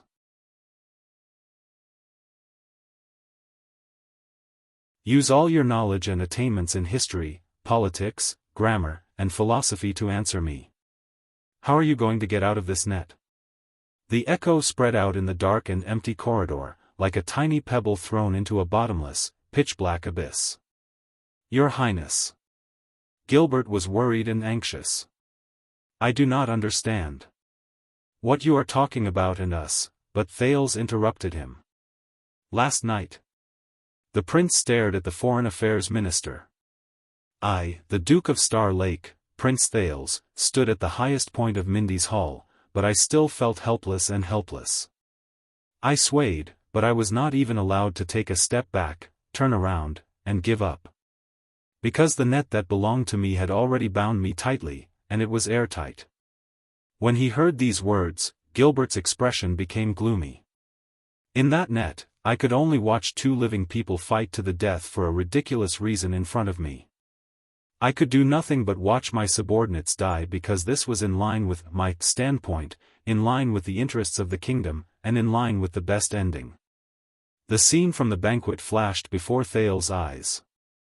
And if I put up even the slightest resistance and tried to tear it apart, just like what I did last night, when I appealed to my humanity instead of my own interests and tested the boundaries of betrayal, I would immediately attract this net's merciless punishment and counterattack. It would either force me to lower my head and become an obedient prince again, or it would completely eliminate me and turn me into a legend in history. Legend and throne. Legend, or throne. Those were all his choices. Gilbert, can you feel it? Thales felt anguish in his heart. Can you feel this net that is untraceable but everywhere in our lives, and yet it is filled with so much despair that it makes it hard for us to breathe? It is so unstoppable and difficult to detect that even the strongest, smartest, and cleverest person I have ever met would unknowingly become its most loyal and obedient slave. Gilbert did not say a word and sank into bitter contemplation. This, Gilbert, is the thing that has always terrified me. Thales took a deep breath and took 2 steps back. He rubbed the side of his forehead forcefully. Just as Zayn said, when I returned to Constellation, what I received was not just the protection of the kingdom. It was also the shadow of the throne. Both of them sank into silence. After what felt like a century, Gilbert heaved a long sigh. The wrinkles at the corners of his eyes became obvious. I understand, Thales. He spoke carefully, as though he was comforting an injured little beast. I understand that the title of Prince of Constellation is not an easy one. It is the same for the Duke of Star Lake and the heir to the throne.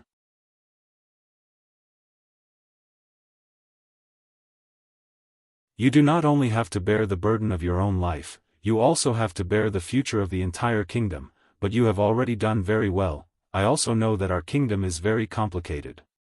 It is not perfect, but flawed. Sometimes, it is even vile. We can only try our best to make up for and correct it as much as possible. And this requires your wisdom. But before that, you must have great power and a high position. Only then will you have the right and the conditions to discuss a solution. Thales pursed his lips tightly and shook his head. No, he does not understand. Just like the others. Gilbert's words were filled with hope as he continued to speak.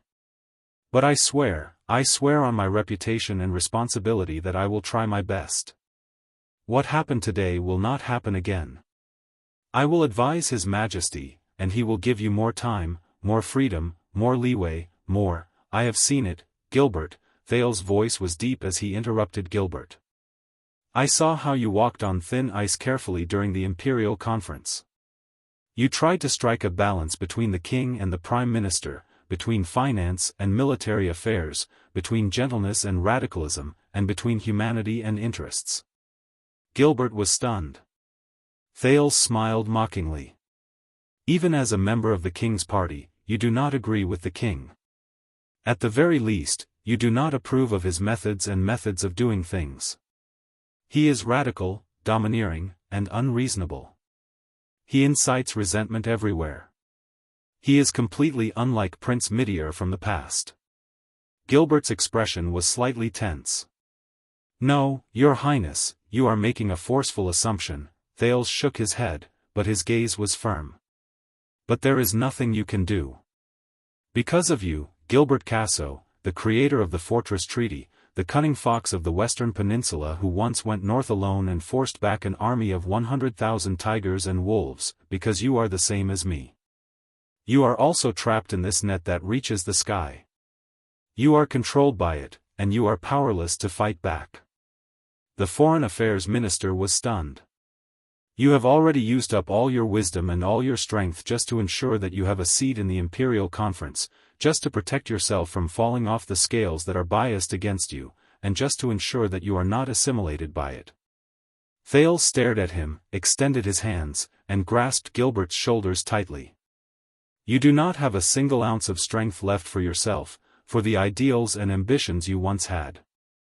Gilbert's eyebrows trembled slightly. Thales clenched his fists slowly and said through gritted teeth, "That is why when you first discovered me 6 years ago and discovered that there might be another candidate for the King of Constellation, you were extremely excited, as if you had found a treasure. You worked hard and were willing to be my subordinate, and you did so many things for me."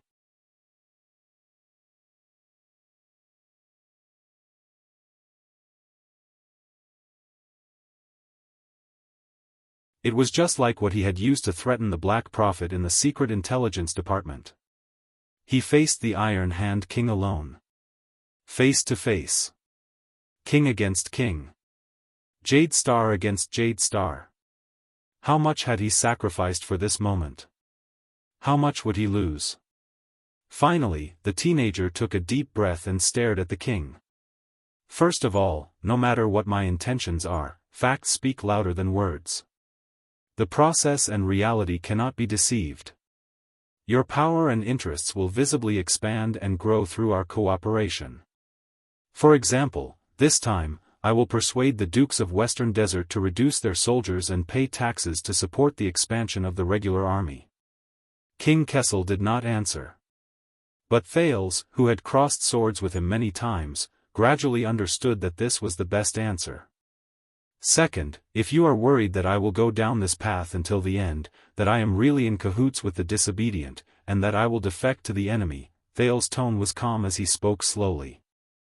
"I believe that you know why I made this proposal and embarked on this path. To fight with you on the battlefield, to fight with blood, to the extent that the kingdom is destroyed and countless sacrifices are contrary to my original intentions. This is the situation I do not want to see the most." King Kessel snorted, his emotions indecipherable. "Third, as you said, there is a price for me to take this step." Thales' gaze did not waver. "If I still want to return to Renaissance Palace, walk into the base camp of the king's partisans who regard me as their enemy, wear the crown and inherit the throne safely, peacefully, gracefully, and without bloodshed, and ensure that my head is on my shoulder, then I will have to count on your endorsement and acknowledgement at the last moment. Only by bowing down with the king can I not be pelted with eggs by the audience below the stage." This time, King Kessel frowned slightly and was silent for a long time. The Iron Hand King's gaze shifted. "But if you do not openly betray us and slaughter the people, instead, imitate your dearest friend in the north, plot in secret and strike a sudden blow?" His friend in the north. Thales frowned when he thought of Lampard's old sword and King Nuvan's head that rolled on the ground. "Someone as experienced as you is also afraid of assassins?" Thales said sarcastically. King Kessel's knife and fork froze in the air. "You know, Yodel is no longer here." The king resumed eating. His voice was as usual, as if he did not care. "Now you want to take my head, there is still time. Yodel is no longer here." Thales' heart sank. Another day. The prince looked at the food in front of him that had long since turned cold. He said flatly, "This spoon doesn't fit me." King Kessel sneered as well. "Even if you are really blinded by lard right now and sincerely want to do so," the king said slowly, "but how can you guarantee that once the situation changes in the future and things change with the passage of time, you will still abide by your promise? Remember the agreement, overcome all obstacles for me, and punish the evil. Overcome all obstacles for me, punish the evil." Thales sneered in his heart. "I don't know." The teenager did not show any weakness and retorted decisively. "I can't guarantee things that haven't happened yet, and I don't want to say some pretty words about not changing my original intentions." King Kessel frowned. Until Thales' tone changed. "But it depends on you." The king's gaze shifted. "What?" "Just like me, there is a price for taking this step." Thales leaned forward and said threateningly, "If you don't want to be detested and betrayed by me one day, if you don't want to be forced to launch a civil war against my unfilial son one day, if you don't want me to do everything I can to mobilize the heroes of the kingdom to fight against you, then you'd better go on stage with me, cooperate with the performance, and take a curtain call together." King Kessel listened quietly. Don't be a stage bully, don't cut corners, don't tamper with the script, and don't even have ulterior motives to frame each other. As long as you don't get out of the car first, I will behave myself and overcome all obstacles for you. Just like how I don't go back on my word halfway, you will abide by the rules and give me the throne at the end. The king's eyebrows twitched. What you want to say is, the essence of politics is the binding of interests. Thales said coldly, I think we both admit that this cooperation is just taking what we need, and it is destined not to be smooth sailing, my dear sincerity. In the next second, Thales' gaze turned cold and his tone was stern, but we understand each other's nature better. No matter who goes back on their word and betrays first, no matter who turns hostile first, the other party can make him pay an unimaginable price. Studying Thales' expression, the corners of the king's mouth slowly curled up. On this chariot, we are tied together. Thales said with certainty, we are each other's guarantors. This time, Ballard Room was quiet for a long time. Just when Thales thought the everlasting lamp was about to be extinguished, the king's deep voice finally rang. Not enough. Thales' eyebrows twitched. Across the long table, the iron-hand king pushed away the plates and cutlery. You want to become the king's enemy? For the first time, Kessel Jade Star, who had always been cold and stern, raised his head and showed the teenager a bright, indifferent, and even somewhat mocking smile that the latter had never seen before. Words alone are no proof. End of this chapter. You're tuning in to the Unparalleled SwordWill YouTube channel. Don't forget to subscribe and join us on this journey to catch the most captivating stories.